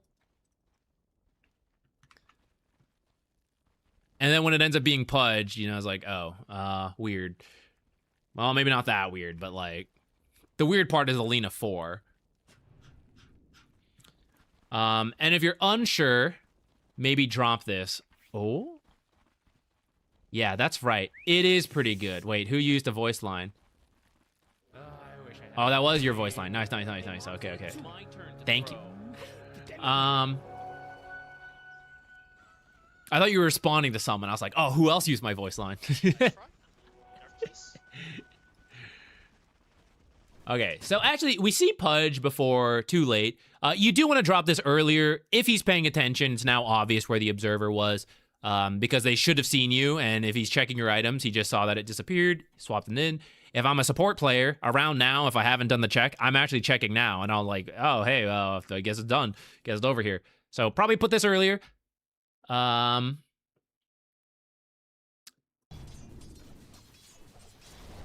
mean, you have the standard for mid Ember, you know, like cheap items into the bottle. So I guess starting items, there's not that much to go over here. If you end up buying this magic stick early, I agree. It probably isn't that useful versus Pudge. He'll throw a hook every now and then, but I don't think you don't get charges when he toggles rot. I guess you could activate Meat Shield, but it's not that often. So I don't think you really need magic stick quickly against him. There's the D ward for free, so that's 100 gold for him and some bonus XP. So if it was close, he might hit level 3 first, outside of certain denies. I don't expect you to kill Pudge, really. Boots could help you avoid hook, get to runes and stacking stuff faster. If you think you can trade with him, different stat items could help a lot with that. This is a good time to fight if he didn't just hit level 3 first because he killed your observer that you placed in front of him. You could fight him level 2 to level 2 and you have creeps helping you out. If not, I guess that's fine. We can also chill. We have more creeps. I'm looking to force aggression here.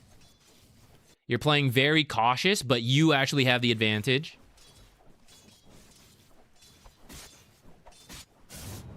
Nice. And then he's got 3 creeps on him. So I think here you just need to actually be a little bit more aggressive. That was 6 to 4 creeps.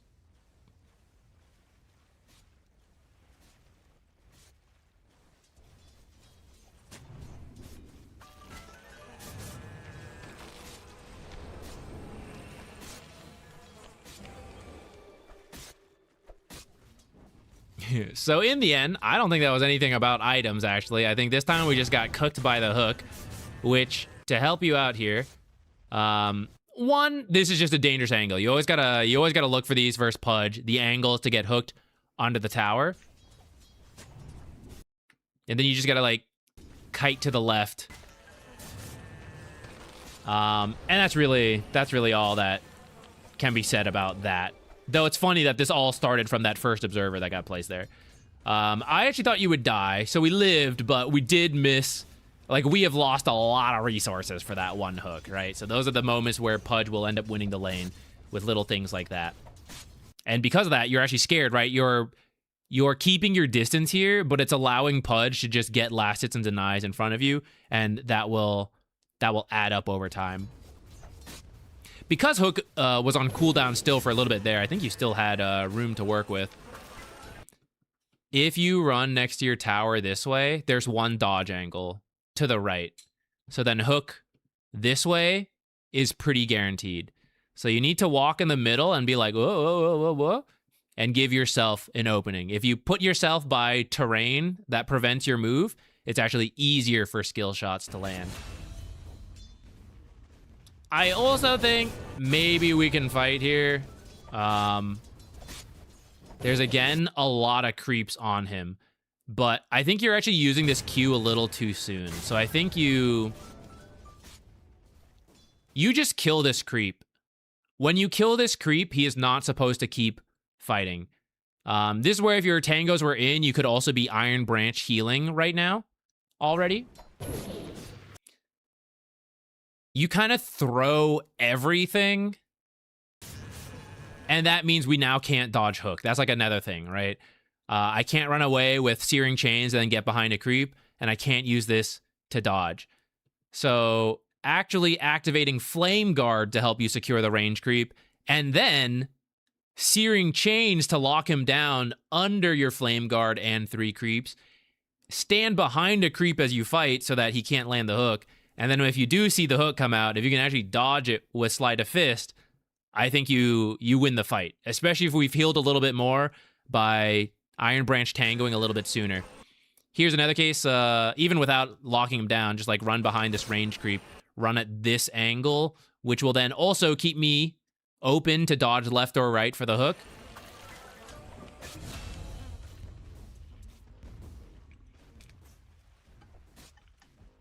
And that was pretty close. So all the little things can add up for that one. Okay. I don't think the actual items you built, though, are the problem. So I think you're good in terms of starting items and what you built. Maybe the wand. The wand could have been something else, right? But up to that point, you didn't even have the wand, so that wasn't really a consideration. I do think at this point, you would buy boots first before the wand. If you want to buy the magic stick, that's okay. But mid laners really like boots because this walk to the rune and the walk to stack, just the boots cuts off, you know, like 5 seconds total.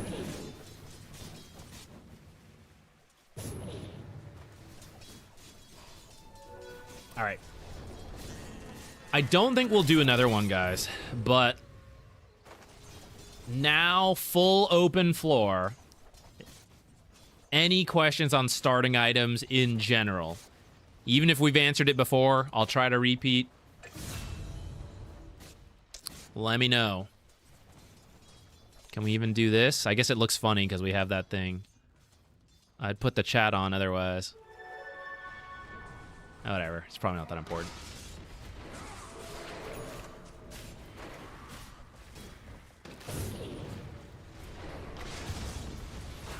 When should I go 1 versus 2 null talismans on Necro?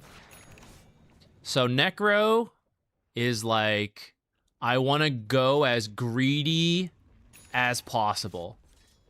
And I must match enough safety and strength in the lane to make sure I'm farming well.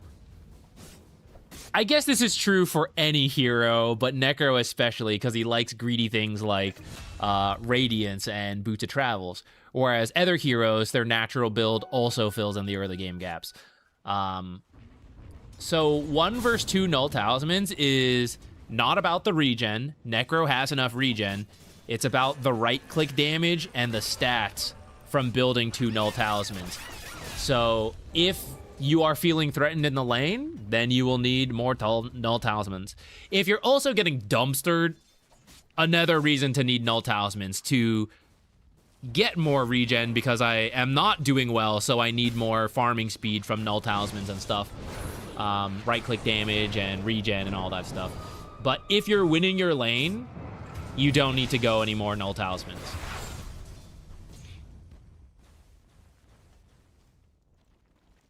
What is a tango? I believe it's Purge's dog. How important do you evaluate the topic of starting items? I highly value the laning stage for pubs. And a big part of the laning stage is that the first 600 is when we are all even. Never again will the game be even, but at the beginning, we all have 600 gold.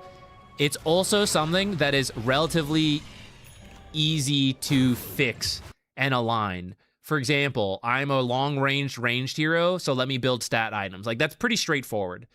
If we get into the mid to late game things of like, well, Zach, Pudge built this, and I'm Ember, and I kind of need to build this, but there's a Shadow Shaman. Like, we're really getting into the nitty gritty of complex things to figure out and improve. But the laning stage and starting items are one of the more like boxed off things to improve. So I think it's really good to spend some time thinking on. And once you've done it, you've done it. Like, I play Wind Ranger, I go play Hoodwink. Is the philosophy that different? No, right? So this ended up being like 6 hours of rambling, 7.5 hours of talking through items and showing examples. But like, once you do it, you're gonna see it. It travels to like so many other heroes. Now, yeah, every hero is a little different and every patch happens and all that stuff. So it's something you got to update a lot. But once you do it and you get the rough idea and you've put the active thought into it, it becomes a lot easier to just like put in the back of your brain. Even now at my MMR, there are games I win or lose because someone messed up the items, right? It's more extreme at my rank, actually. Because in lower ranks, you make a mistake, that's okay. They're going to make 3, and I'm going to make 2. And, like, there's plenty of room to mess up. But in higher games, it's like, oh, I used a sentry the wrong way. I just lost the lane because we don't have the right answer to invis. Or, like, I bought right-click items, but I got distracted in the jungle. I lost the first minute of laning that I should have done correctly, and now this guy has enough regen to survive, right? He has his Helm of the Iron Will or whatever, right? Oh, I missed my entire window. So it is pretty important to get right.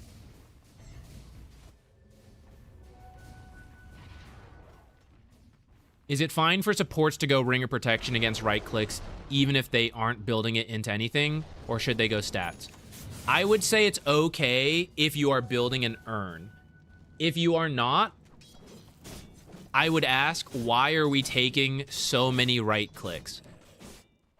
If we are a ranged hero versus another ranged hero, then it's most likely better to just build stats and your own damage to fight back. I kind of covered this a little earlier, but essentially, Ring of Protection will reduce damage by like a range of 1 to 5 in most cases. And it's usually on the lower end. So rather than reduce enemy auto attacks by 2 damage, I should either not be taking any damage by positioning differently, or if they hit me, I hit them. If I'm a support, I don't have to be in the lane farming last hits. So why am I taking so many auto attacks that I can't hit back? That would be my question. And most of the time, you can answer that without needing the Ring of Protection. Unless you are building it into something, in which case it's fine. Like Urn, Okay. How many bracers on Kunkka? 1 or 2? Kunkka is more about early game. 2 is pretty safe if you're unsure. But 1 is fine, especially if you have other items that you think are more important. But it does come down to the lane. Like, if it's a really close lane, go for 2. Otherwise, 1 is fine.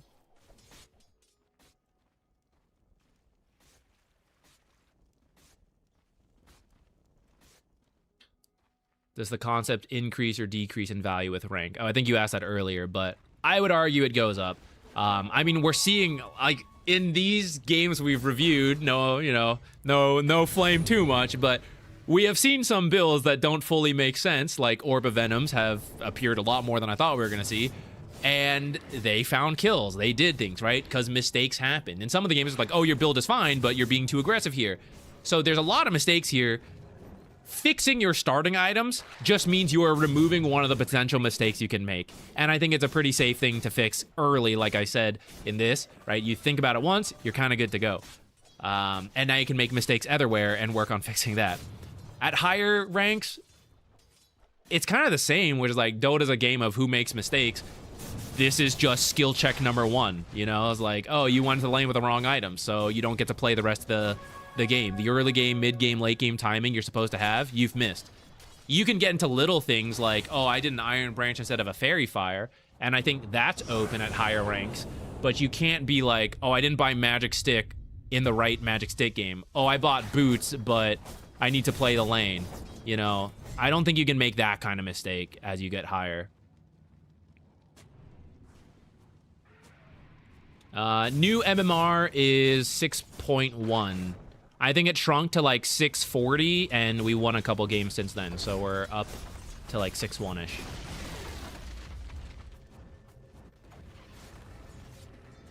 Is it good to skip Fairy Fire in a lane against Undying Pudge or similar heroes as position 1? The question is, are you going to use the damage, and will the burst heal potentially save you? Versus Pudge, for example, a lot of times the hook is the death sentence, and it doesn't really matter if you have a little bit more healing. You will just die because you're in way out of position, like you're a drow, for example. But actually, if you're drow, maybe you can hit him enough times, and the damage does add up, that when he does hook you, you actually kill him first, plus the burst heal. That would probably come down to the supports in the lane. The more you play a hero, the easier it is to judge this, where you know, like, this will be close. One of the ones we saw earlier was, like, Tusk Death Prophet versus Jakiro Ursa. And I was like, I think this will be close. I'm basing that on my own experience.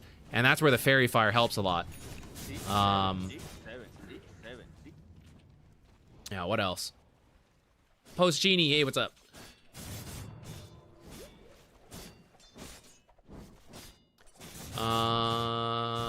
Ring of Protection versus Sniper. So the use case I mentioned earlier for Ring of Protection is like you're getting hit a lot by right clicks and physical damage, and you can't avoid it. So like usually it's the melee cores that must be in the lane farming versus 2 ranged heroes.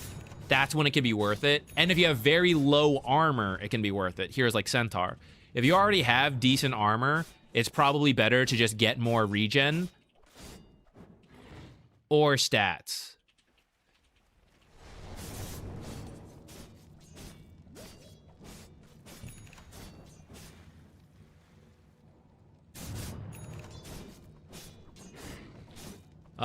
For beginners, I would mostly agree that starting items don't need to be like their top focus if they just follow a basic standard build, which I guess I didn't really mention, but if you are totally clueless on your hero, Tangos, Iron Branches, and a Magic Stick are super safe, and then fill out a couple things after that. For supports, it's like Blood Grenade, Sentry. For cores, maybe it's like the Quelling Blade. Something cookie cutter like that, and then buy a safety salve, no matter the role, no matter the hero. That's very safe for new players. At the same time, I wouldn't totally ignore starting items as a new player, because, yeah, if you, like, don't know what's good, and you're like, oh, I don't know, I guess 600 gold, I'll buy this Orb of Frost and this Ring of Protection, right? It's gonna hurt you a lot. It might be fine because it's a new player game and they'll also make similar mistakes, but you can fix it pretty easily by just, like I said, let me take some time to learn a cookie cutter build on Dota 2 Pro Tracker. Tango's and a lot of Iron Branches in the mid lane. Done, right? And you kind of set yourself up for success, even if you don't fully understand the nuances of what you're doing. Is Bracers okay on a Shadow Fiend in mid? I saw some Smurfs building 2 or 3 Bracers on Shadow Fiend mid. That feels pretty weird. I'm not really sure why you would need to do that. Because on mid Shadow Fiend, if they can gap close on you, then that's maybe where tanking up could help. Of like, oh yeah, if I have a bit more strength, I can beat them. Bracer could be that. I would say like 1 Bracer is probably it. 2 to 3 sounds like it's a Smurf doing some Smurf stuff and just like having fun because he's winning through smurfing rather than like winning through a creative build. If you are in that situation as SF, I would also say just don't be in the lane, right? Like you have wave clear, you have fast attack speed, so maybe a little bit more upfront stats, but then just shove the lane and leave, go jungle, and then you're not at threat at being jumped and killed and need 2 to 3 bracers, right? It's like, I just won't be there. That would be my advice in that case. So there's maybe a case where like 1 bracer, but 2 to 3 definitely sounds like not good right now.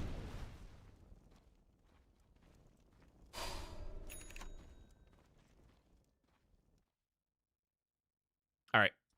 I think I'm gonna call it there, guys. This was a very info-dense stream. Hopefully, some of my try-hard nerds enjoyed that. Next replay stream, we will leave open so that anyone can join in. But let me just double check. When does TI actually start? Because there may not actually be a stream next Wednesday.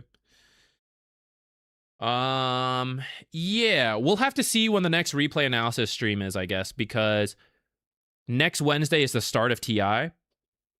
And also the streaming is going to get weird at that point because I don't know what my schedule is, and China is 12 hours ahead of this time zone.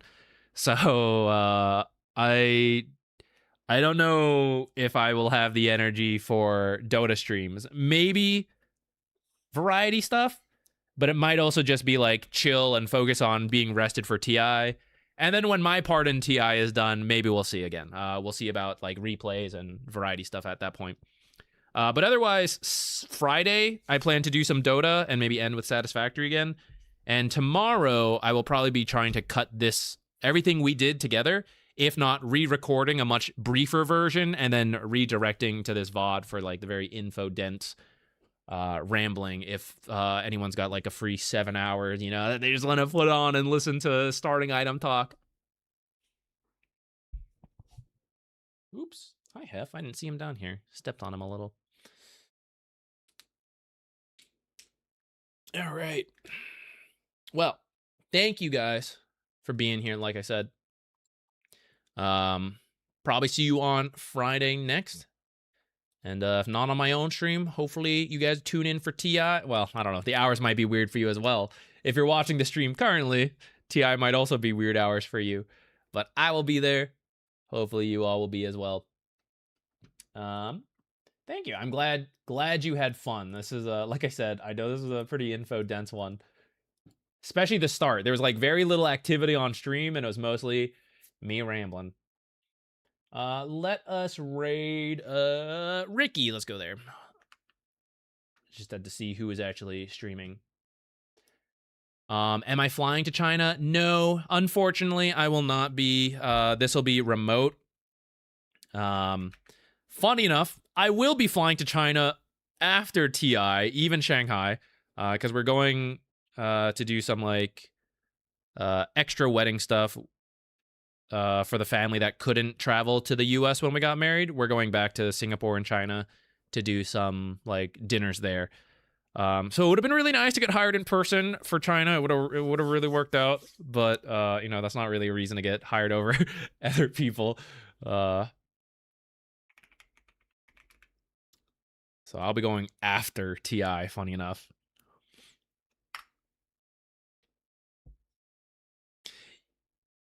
Yeah, it's going to be... I probably actually have to start shifting my sleep schedule.